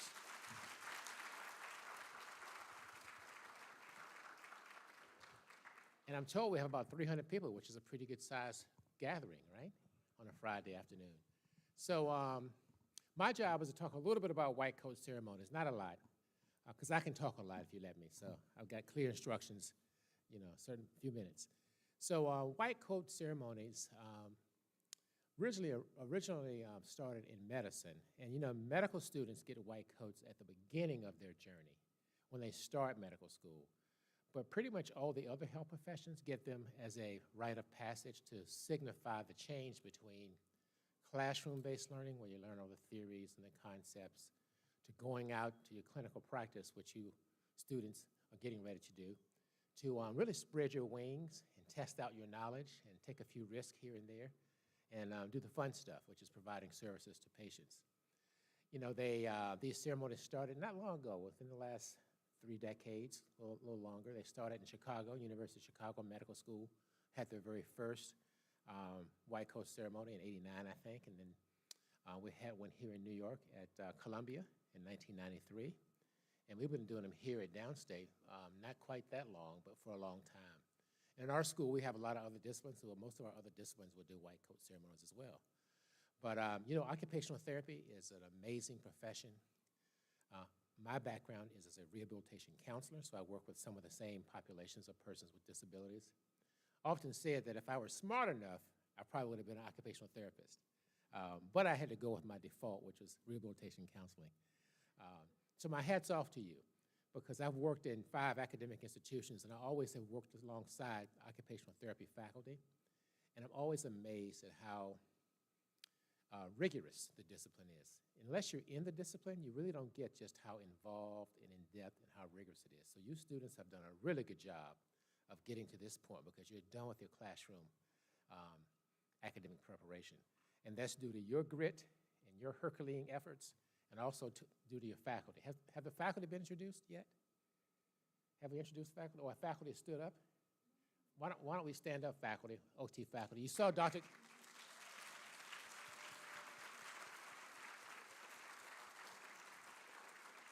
Back in the back. Of course, Dr. Newware, the chair, was up here. He leads the charge of the faculty, but you have some faculty down front and a few in the back, and they're the best faculty around. So they have partnered with you to get you to where you are. And you know, the white coat symbolizes that purity, that new start. And so as you go out to your clinical practice, just remember a few things from your classroom training. Remember your ethical principles. Remember the importance of diverse cultures, because culture is the lens through which we all see life. And so you're going to work with people who may have a different cultural orientation than you. As a matter of fact, they will have a different orientation than you because they're a different person, different life experience. So you've got to meet them where they are. You know all the theories and concepts, and I don't know those, so you're well ahead of me. But just keep in mind that you've got a lot of support in your clinical practice training. Your faculty here will be there. You've got preceptors on site. So it is time to really spread your wings, try out some things. Don't be reckless, but you can take a few risks, a few calculated risks, because without some risk, you don't learn. So again, congratulations. You've done really well. You're on the home stretch. I'll see all of you on stage next month, I do believe. This month, actually, in about 3 weeks. Today is May 2nd, yeah, so we're in May. See all of you on stage, and I hope to see all you parents and family members there as well at the, down at Coney Island, at the open auditorium. It'll be beautiful, it'll be a good day. And we'll continue to celebrate your successes. But you've done really well. You're on the home stretch, and we're looking forward to you launching when you finish this program and doing great things and staying connected as our alum. And keep us posted on all the amazing things you're doing in your clinical work going forward. And also think about at some point, you guys know, can probably predict what I'm going to say now. think about that OTD, occupational therapy doctorate, because you know healthcare is a credential-driven enterprise, and it may become a requirement at some point in OT. The jury's still out on that, you know. But I'm willing to bet that most of you over the course of your next 30, 40 years, however long you're going to work before you hit it big and retire and sit on the beach, I'm willing to bet in that time frame, which is a number of years, there'll be some opportunities that will come up that you'll say, if I only had that OTD, I could apply for that or I could get that. So don't be that person. And realize that as you leave here, most of you are young, and your life only gets more complicated the older you get in terms of responsibility. So I'm not saying do it next year, but I'm saying keep in mind and plan for the eventuality that you're probably going to need and want that credential. So, but now celebrate where you are, because you've done a heck of a lot to this point. But you know there's always the next thing, and that's life. You know, I'm thinking about what my next thing is going to be. Don't have a clue about it, but always thinking there's got to be something next. So congratulations. Thanks, family members, for supporting these amazing students, and I'll see you soon.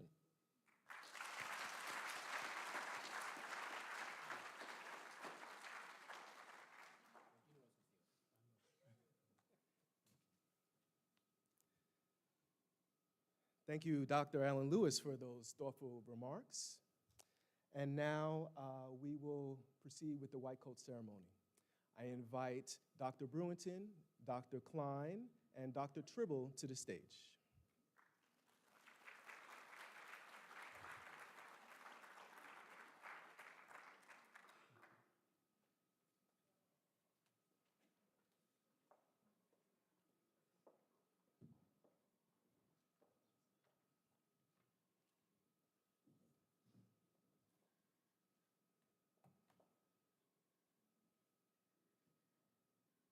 Oh.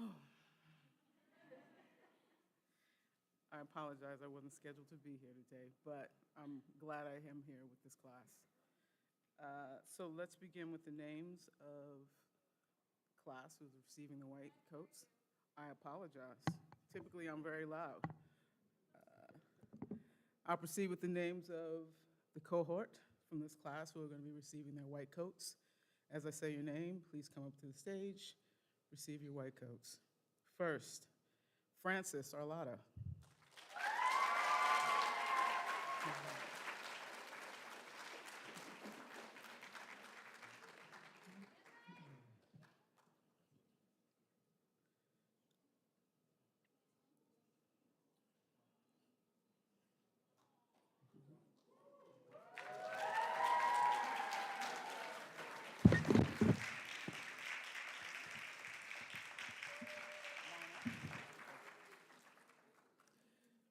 Alexandros Athanasolos.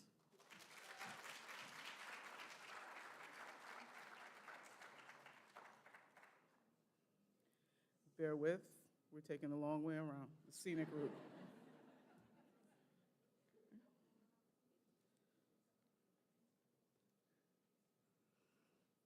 Alexandros.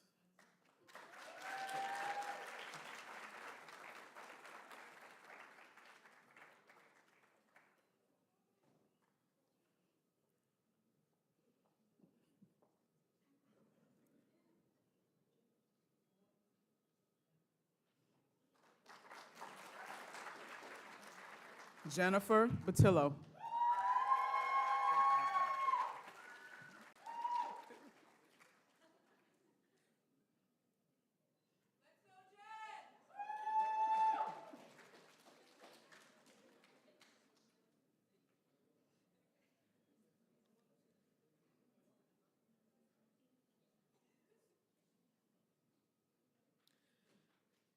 Nisrin Batala.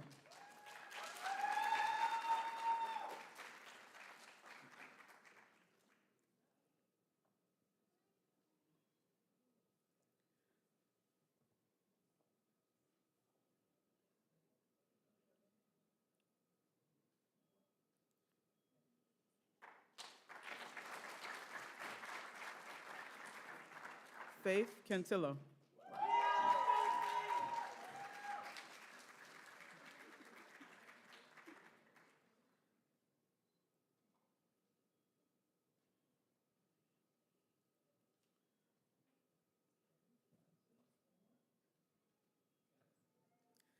Taylor Choi.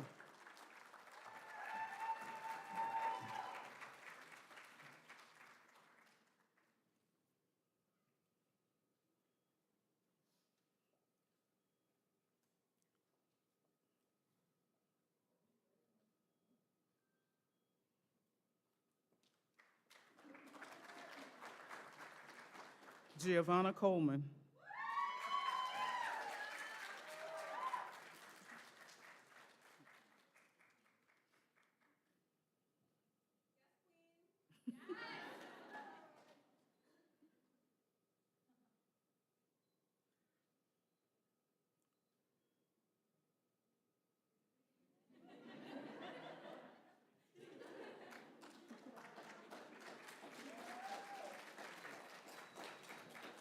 Katia Collier.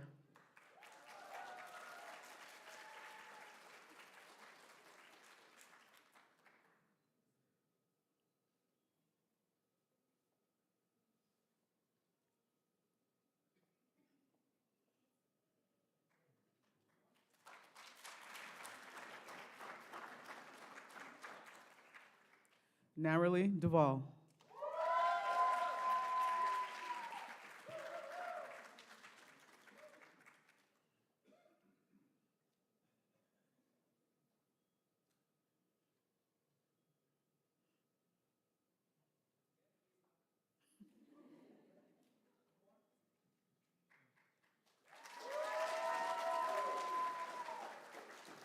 Nada Heiko.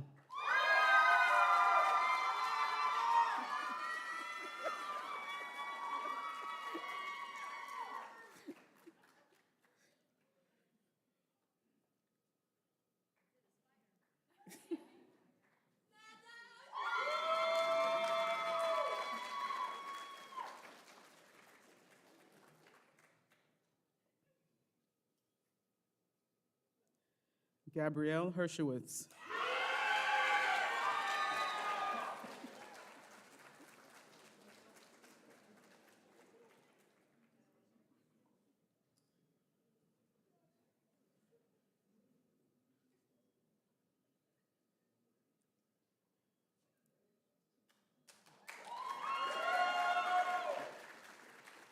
Julia Lavelle.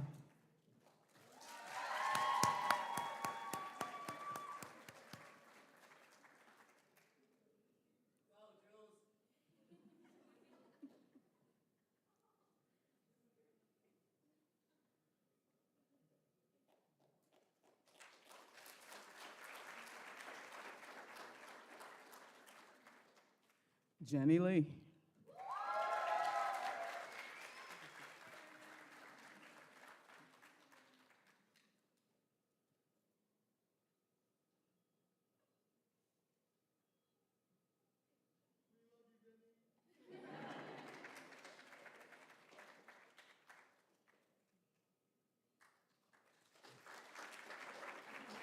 Justine Long.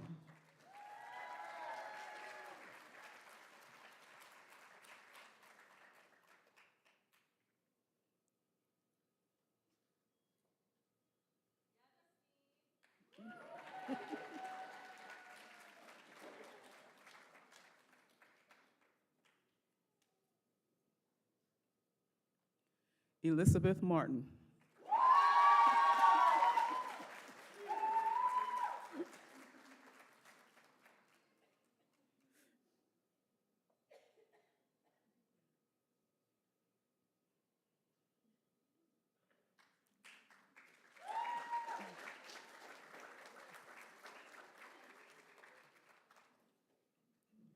Danielle McGovern.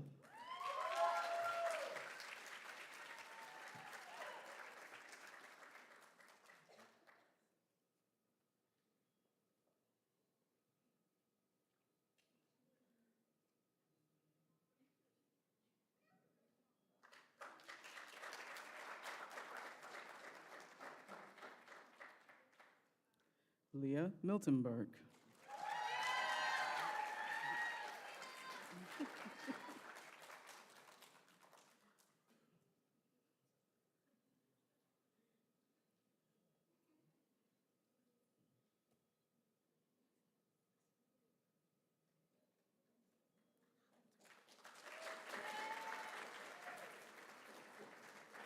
Jasmine Namutov.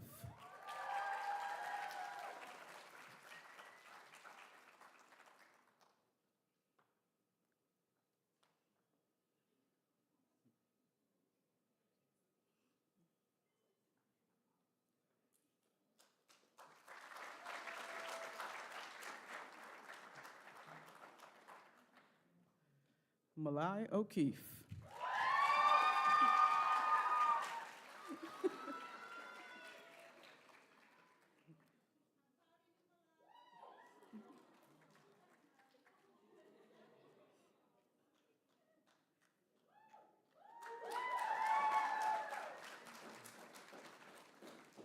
Kristen O'Regan.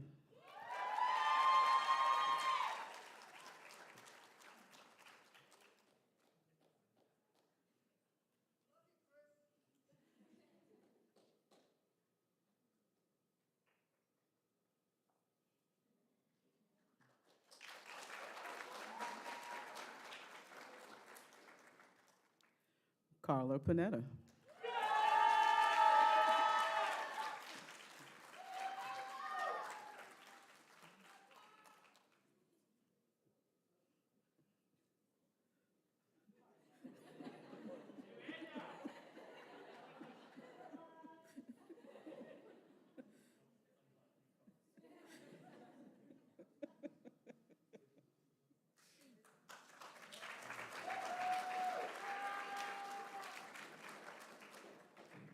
Victoria Perez.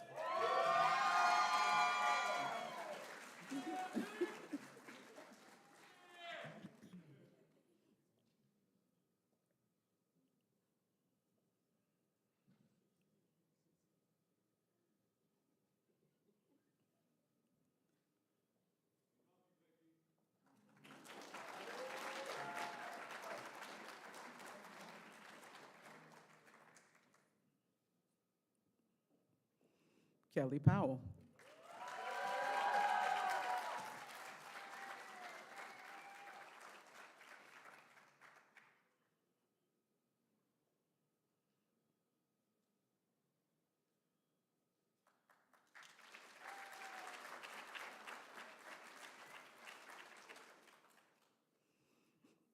Alexandra Ramirez.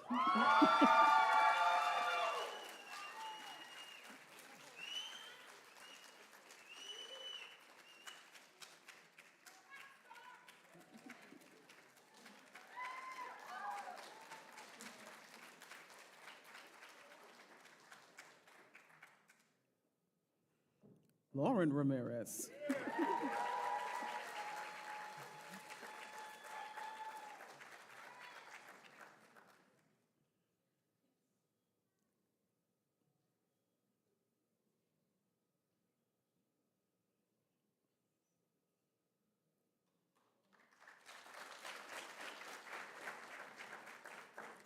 Elisa Salbert.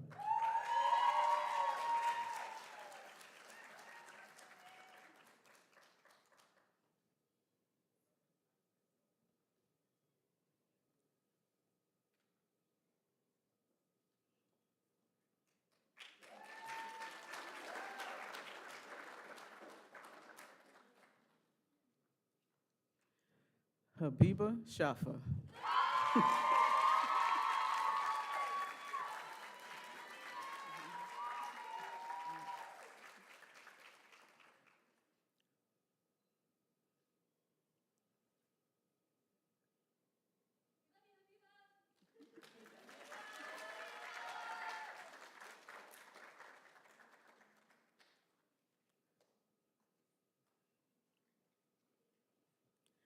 Jamie Siegert.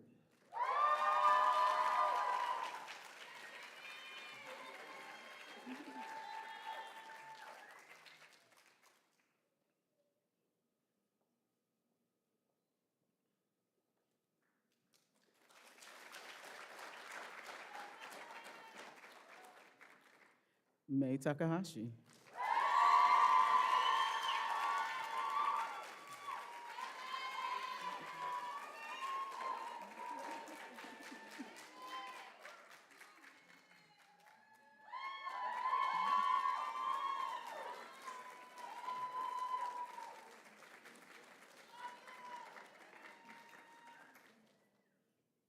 Madeline Towell.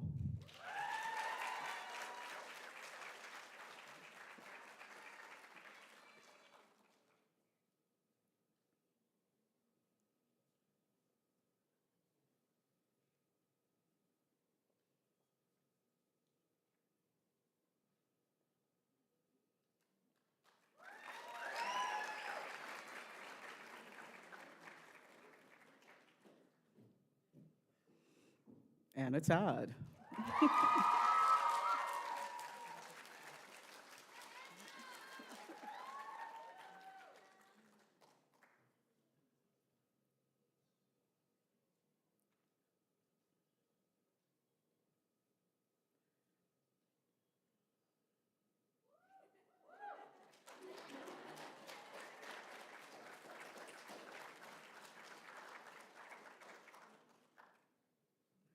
Lauren Wainwright.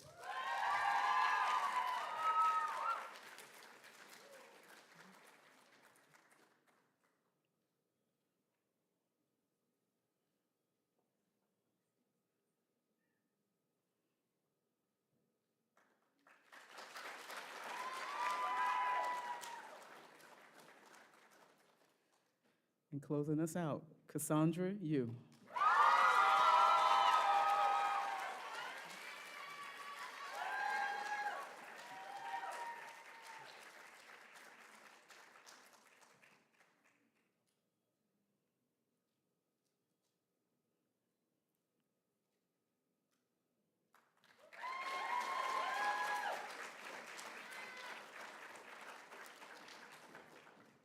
Thank you, class. I invite Dr. Nuer back up to the stage for closing remarks.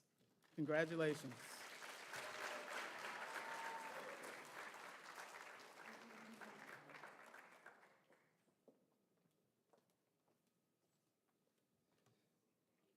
Okay. Don't they look amazing?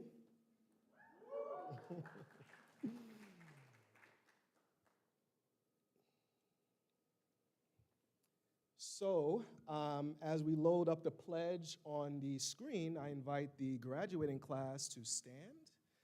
For this white coat ceremony, it is customary to recite this occupational therapy pledge. So I'll take my time and you can repeat after me. In the belief that all human beings are unique and have potentials to be realized.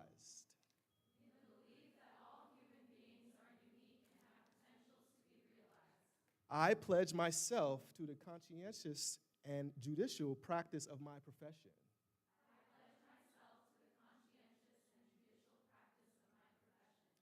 I solemnly declare that I will hold and keep inviolate whatever I may learn of the lives of my clients.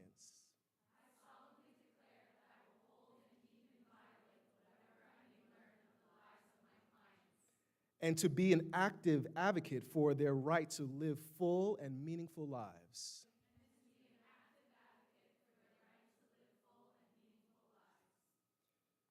Seeking to serve and be cognizant of the need to maintain my competence.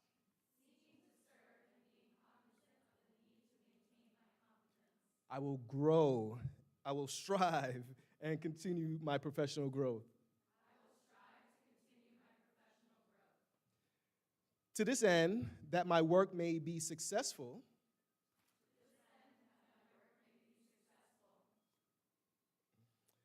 I will strive for greater knowledge, skill, understanding, and compassion in the discharge of my duties.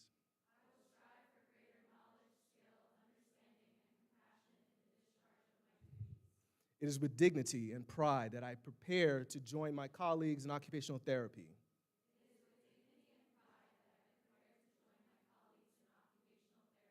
And pledge to uphold the integrity of our profession to the greater good of all we serve.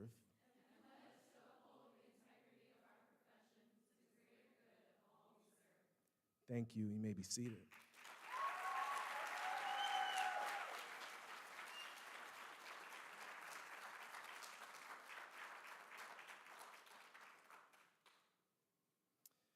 It's with warmth and admiration that I want to acknowledge the remarkable academic achievements of this graduating class, each and every one of you. while our highest academic performer by GPA, Elizabeth Tung, who earned an exceptional 3.8 GPA.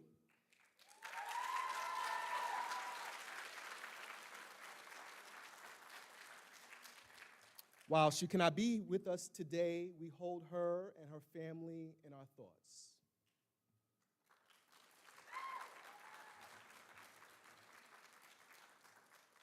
It is with distinct pleasure to invite to the stage our class salutatorian, Anna Todd.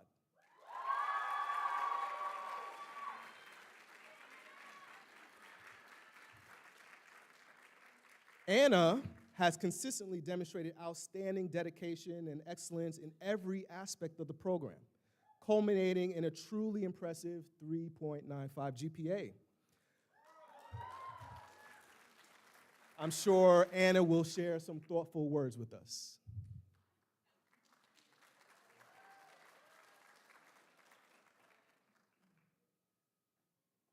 Hi, everyone. Just give me a second.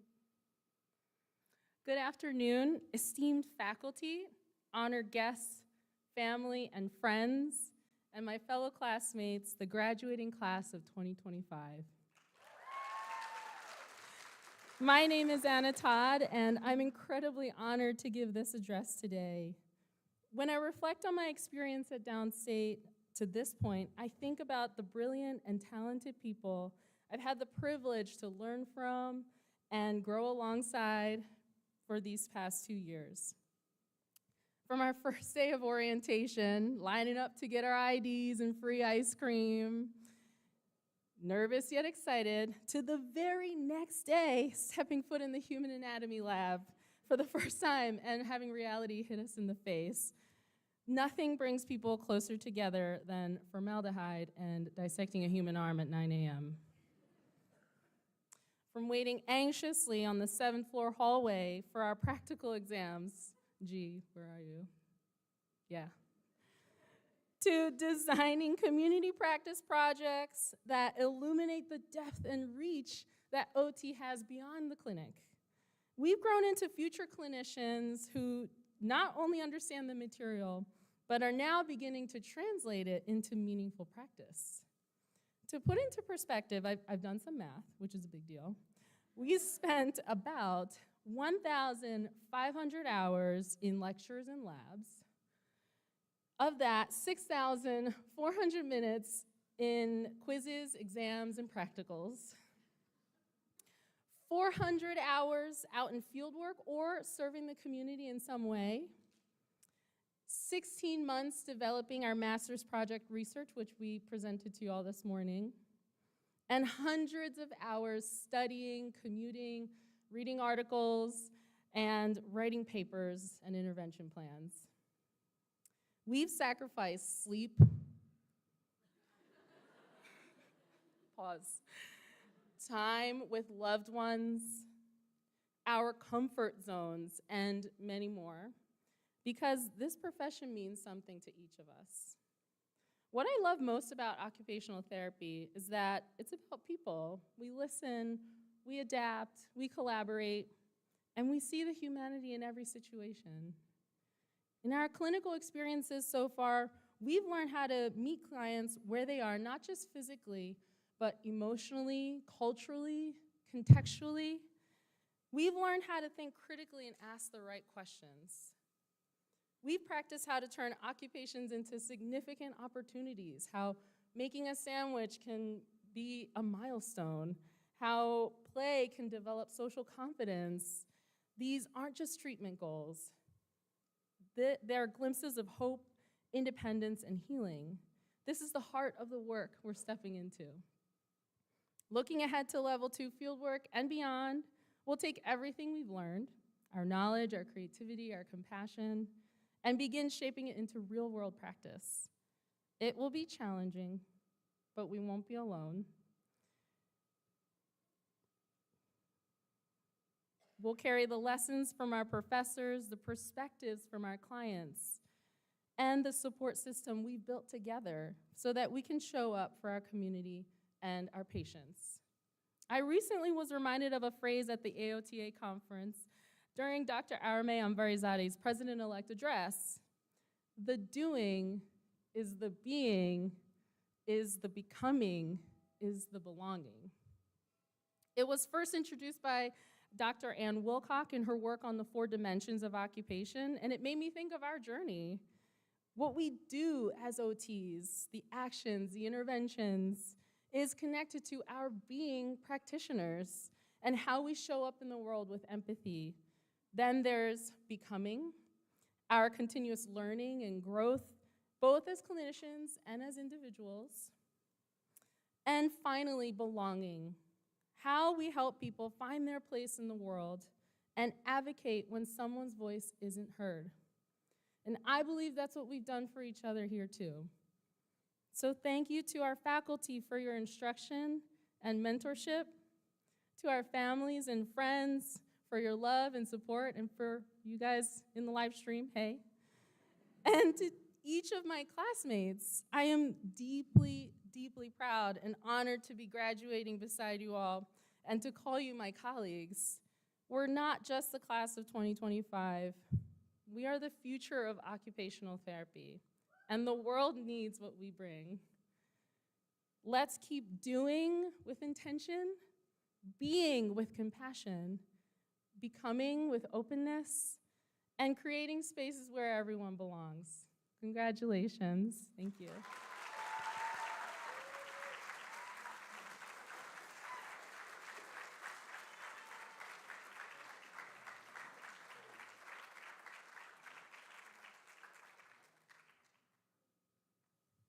Wow, incredible. Thank you for sharing that. Before we end today, I would like to take time to recognize all of our students and the impressive contributions that they have made to advance the ideals of excellence and community. So to do that, I will present some awards and recognition, so I invite Dr. Suzanne Rappaport to the stage to give me a hand.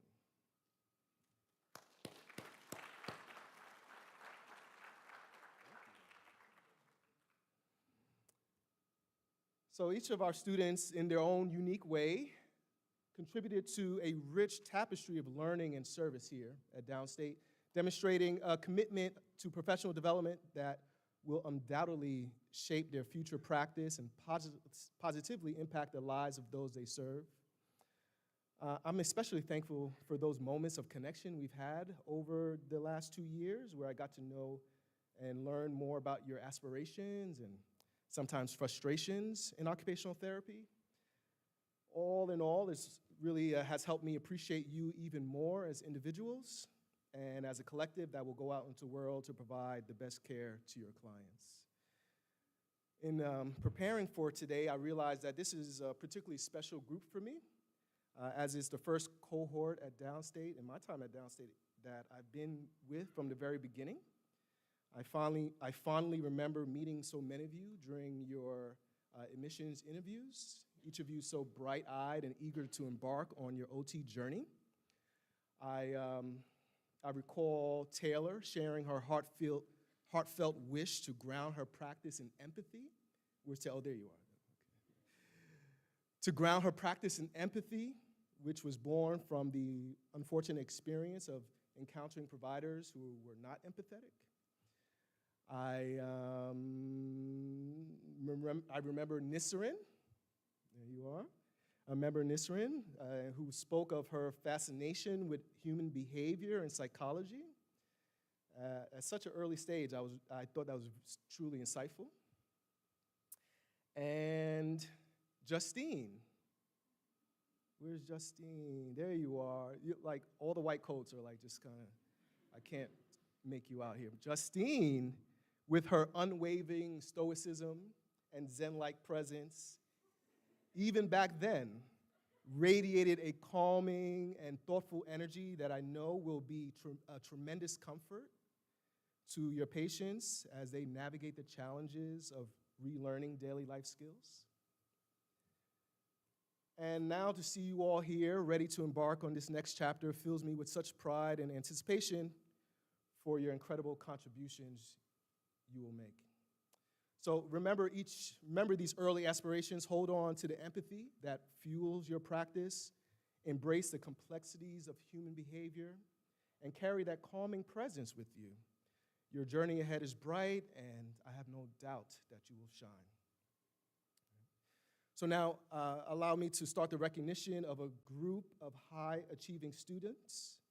Earlier this semester, we inducted them into Pi Theta Epsilon, the National Honor Society for Occupational Therapy. These students accepted every academic challenge placed in front of them and performed at a high level, achieving a GPA of at least 3.8 or higher.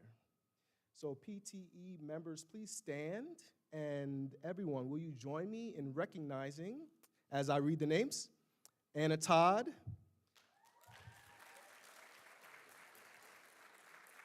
Jenny Lee, Justine Luong, Elisa Salbert, Faith Cantillo, Julia Laval, May Takahashi, Katia Collier, Francis Arlotta, Cassandra Yu, Taylor Choi, Victoria Perez, Kristen O'Regan, Jamie Siegert, Jasmine Namutov, and Malai O'Keefe.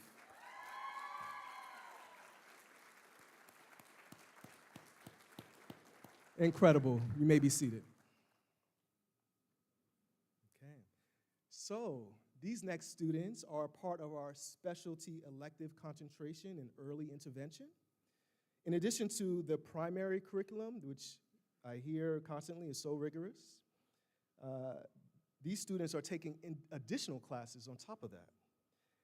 Their passion for learning how to serve young children, birth to 3 years of age, and their families is impressive, and I would like to recognize their dedication today.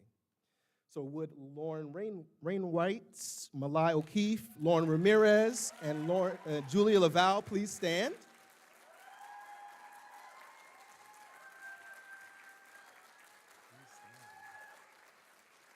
Thank you so much.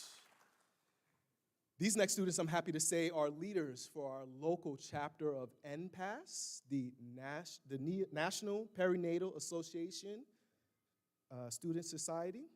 These students have demonstrated an interdisciplinary commitment to education, scholarship, advocacy, and service to the perinatal population.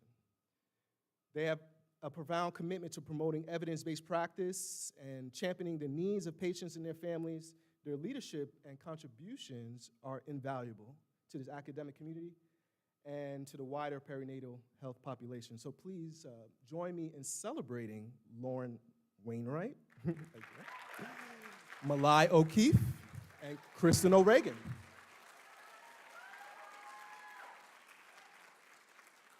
And Julia Laval.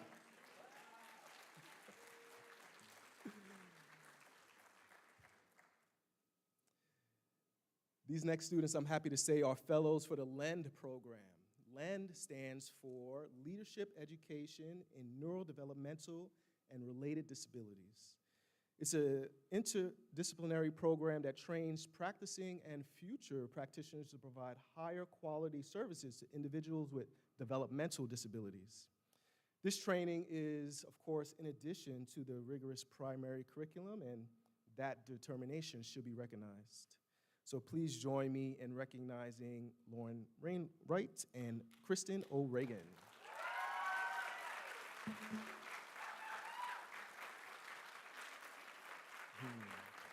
Just racking it up, right? Racking it up. Next, I would like to recognize the executive board members of SOTA, or the Student Occupational Therapy Association, and COTAD, the Coalition for Occupational Therapy Advocates for Diversity. Over the past year, the leaders of these student clubs expanded their mission to provide increased opportunities for professional development, community service, and occupational therapy advocacy within both the downstate and broader communities. Together, SOTA and COTAD forged meaningful connections amongst all of our students this year, while actively promoting the values and visibility of the profession. SOTA focused on programming efforts on fostering a strong and supportive community. The board successfully organized events that provided a space for students to study together, enjoyed shared lunches, learned from guest speakers from multiple fields within occupational therapy. SOTA also organized with another local OT university to participate in a large-scale community service event such as the MS Walk. So to that end, will the following people join me on stage and accept my sincerest gratitude for all the excellent work that you have done? And that is Jamie Siegert, Jasmine Namitov, Giovanna Coleman, Carla Panetta, Jenny Lee, Lauren Ramirez.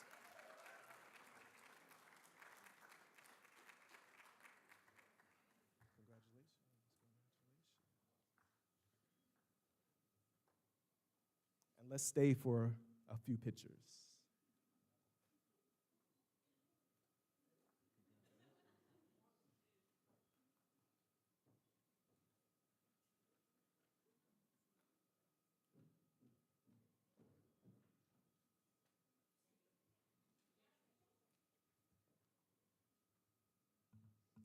You know we have to do a group photo.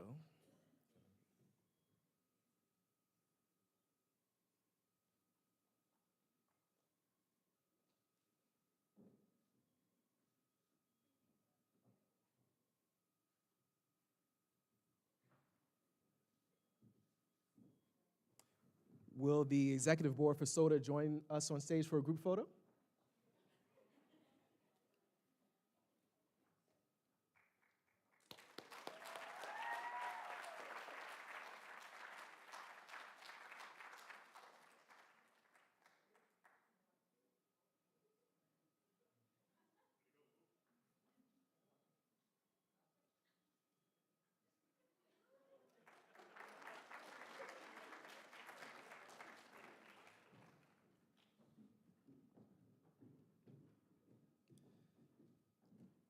In the spirit of celebrating the diverse strengths within our program, I also want to highlight the incredible contributions of COTAD, the Coalition for Occupational Therapy Advocates for Diversity.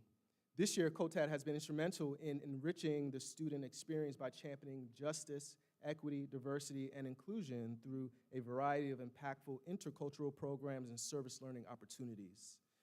Their dedication shown through their efforts in organizing student volunteers to the adaptive surfing event at Rockaway Beach, or coordinating a vital Winter Essentials drive for a Brooklyn domestic violence shelter, and fostering community on campus through vibrant cultural celebrations such as Lunar New Year, Hispanic Heritage Month, and Juneteenth. Furthermore, COTAD's innovative monthly cultural newsletter and engaging social media presence were deservedly recognized at the Student Life Awards just last week. So will the following students join me on stage and accept my sincerest gratitude for your exceptional leadership and impact of your work? And that is Kelly Powell, Jennifer Batillo, Malai O'Keefe, and Justine Luong.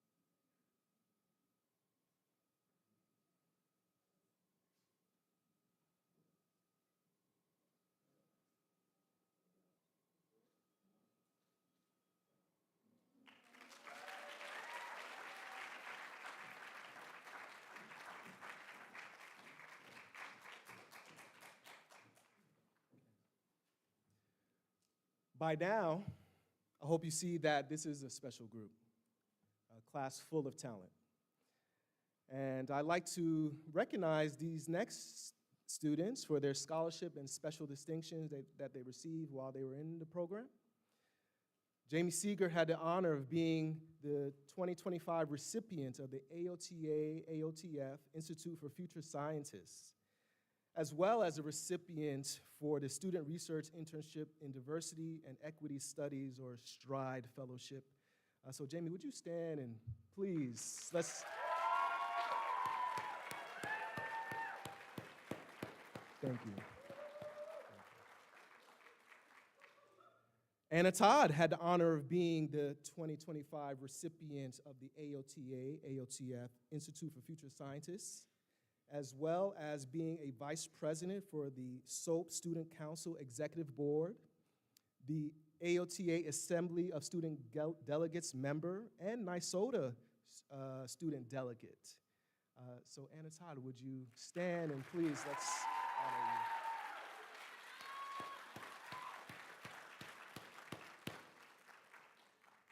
I also want to recognize Habiba Shafa, Julia Laval, and Lauren Ramirez for having the honor of being recipients of the New York City Department of Education Scholarship. Please stand.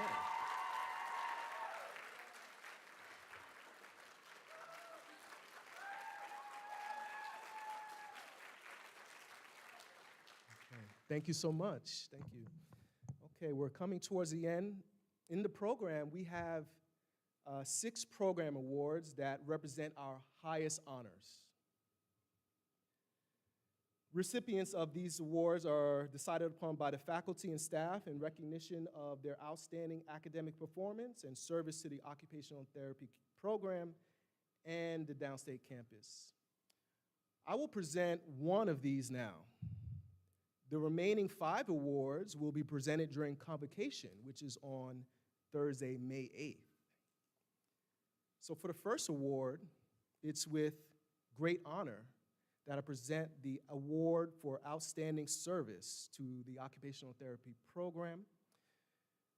This prestigious award celebrates students who have made a significant and lasting impact through their extraordinary service. These individuals have consistently gone above and beyond, supporting their peers within the program and throughout the university. Their willingness to assist in both official capacities and through everyday interactions has enriched our learning environment and strengthened our community. So the first awardee has consistently demonstrated an exceptional commitment to community outreach and service. I recall our very first meeting during our admissions interview, where they articulated a powerful vision of occupational therapy as a vehicle for improving the human condition. This passion is clearly translated into action. This honoree has faithfully embodied our mission, going above and beyond in their work, designing and implementing impactful initiatives. These include a thoughtfully planned wellness group for adults with physical and mobility disabilities, contributing to our tri-annual newsletter with both insightful content and notable creativity. And furthermore, their active participation in our local health fair has significantly promoted community well-being. Their proactive dedication to identifying community's needs and responding with such thoughtful and effective action truly exemplifies the spirit of this award and embodies the very essence of inquiry-driven practice we encourage.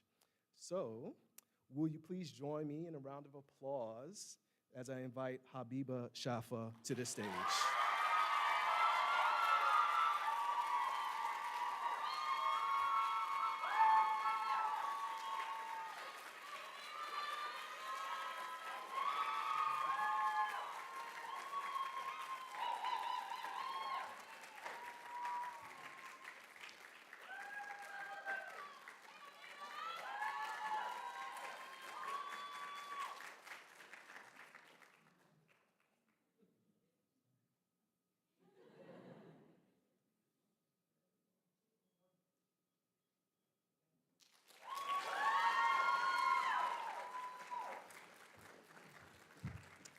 It's with great pleasure that I recognize another exceptional individual.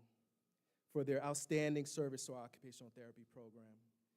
This awardee significantly elevated the visibility and engagement of both our master's and post-professional programs through their dedicated work with the program newsletter and social media. Their efforts have been instrumental in fostering a stronger sense of community and connection among current and former students. This honoree has also demonstrated a deep commitment to the process of inquiry, serving as a key research assistant in addition to their master's project, collaborating with their faculty mentor from the very inception of the project, and will continue even as they embark on their fieldwork experience.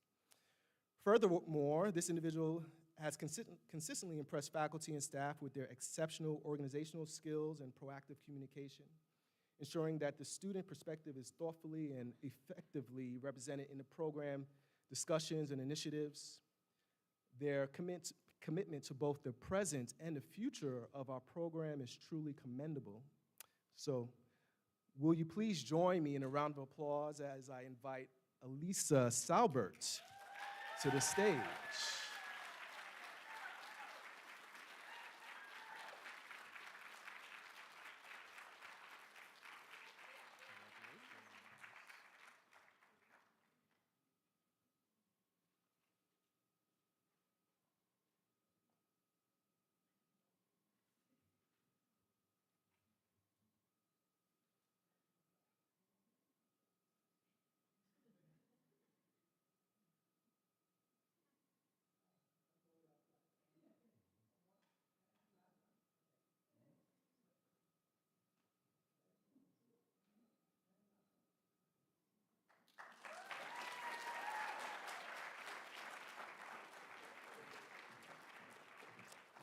Okay, so for our last service award for the night, for the afternoon, and as I said, our highest honor awards, the rest of them will be given out at convocation. But I would like, with great appreciation, that I present this final award to the student who has consistently sought out opportunities to serve and lead. They demonstrated the exceptional drive and initiative in taking on special projects that have significantly benefited our program and enhanced our visibility with the wider OT community. This individual was instrumental in revitalizing our community walking and physical activity program for people with serious mental illness, creating a valuable and sustainable resource for OTs to use in practice.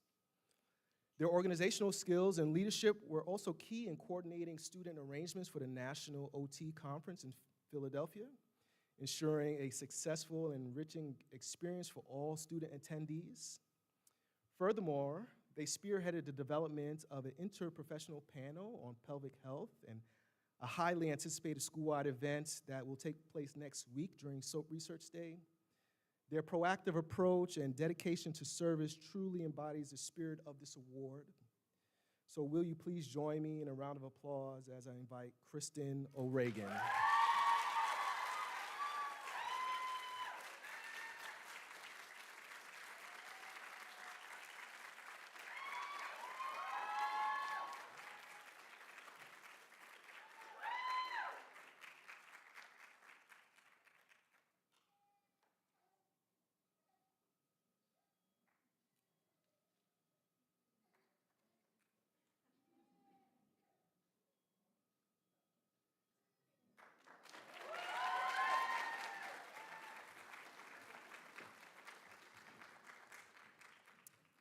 Thank you so much for your enthusiasm for our students. Now to close out the ceremony, I invite SOTA President Jamie Siegert and COTAD Vice President Kelly Powell to say a few words.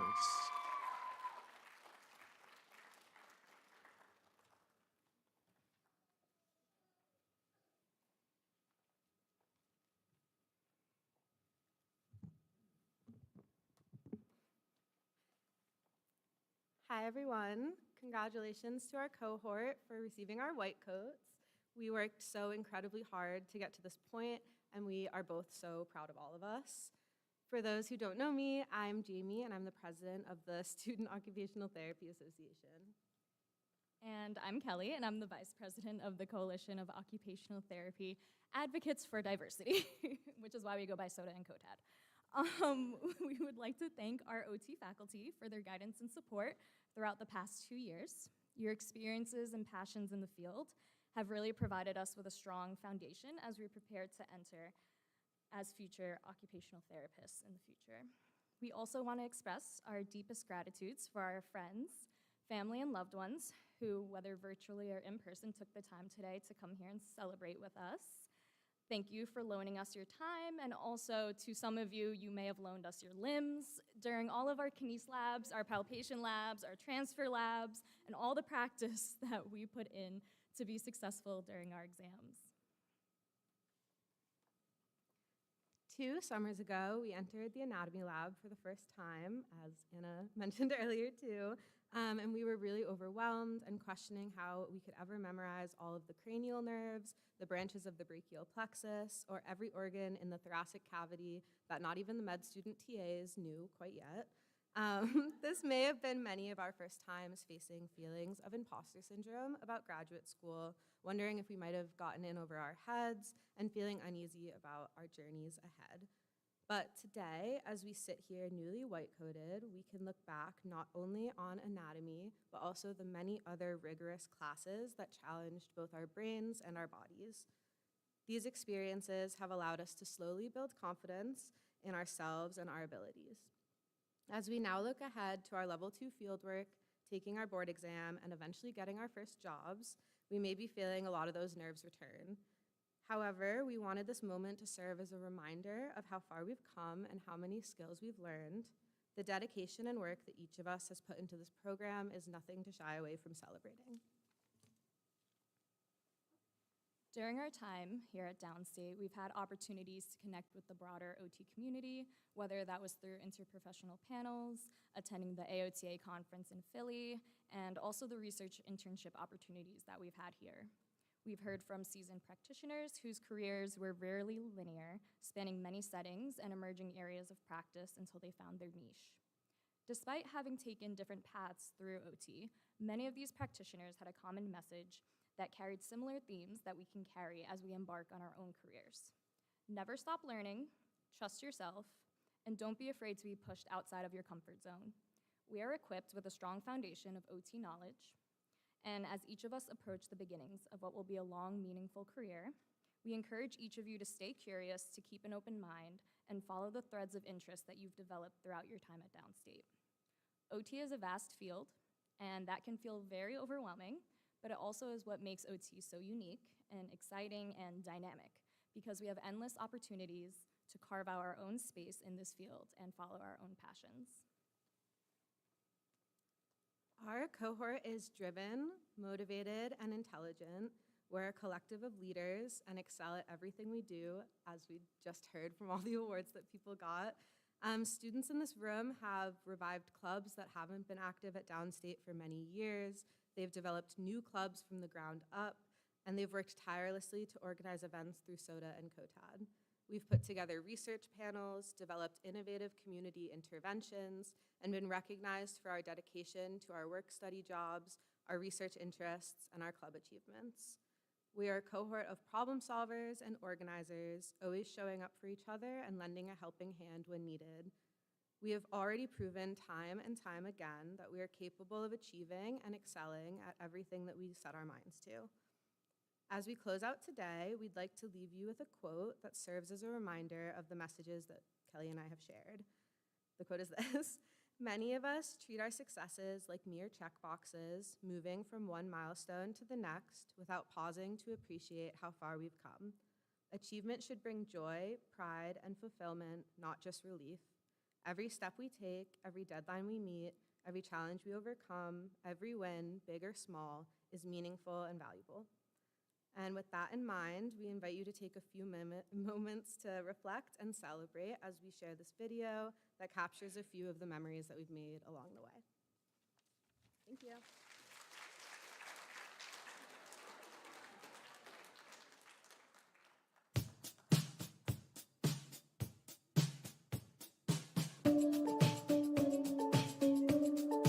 I want you to stay.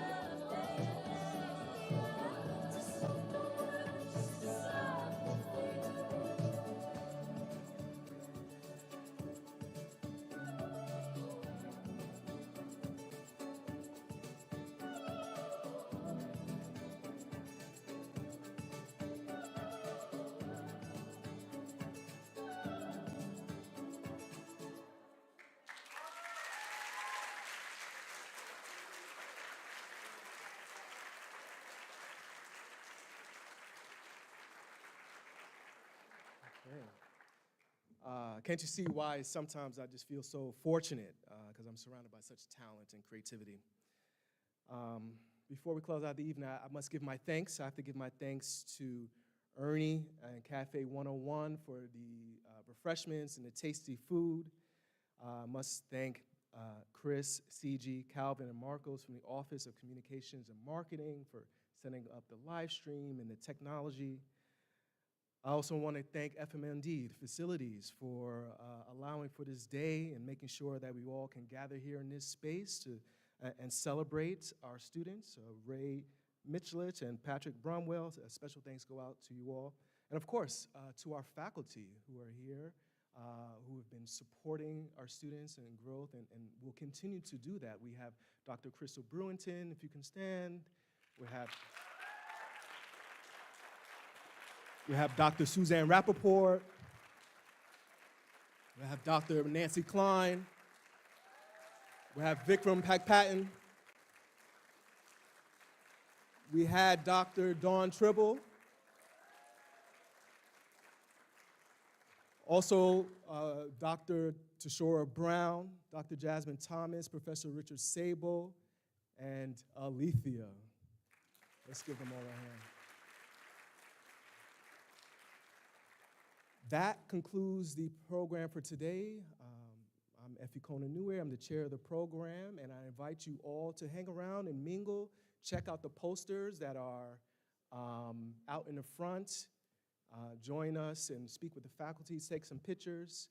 And if you will allow, before we all exit, please allow the students to proceed on either aisles of on the right side or my right side. You can proceed out now, so please stand. And starting with the first row, you're going to meet Dr. Pakpatan at the stage and proceed out. Thank you very much. Have a good afternoon, everyone.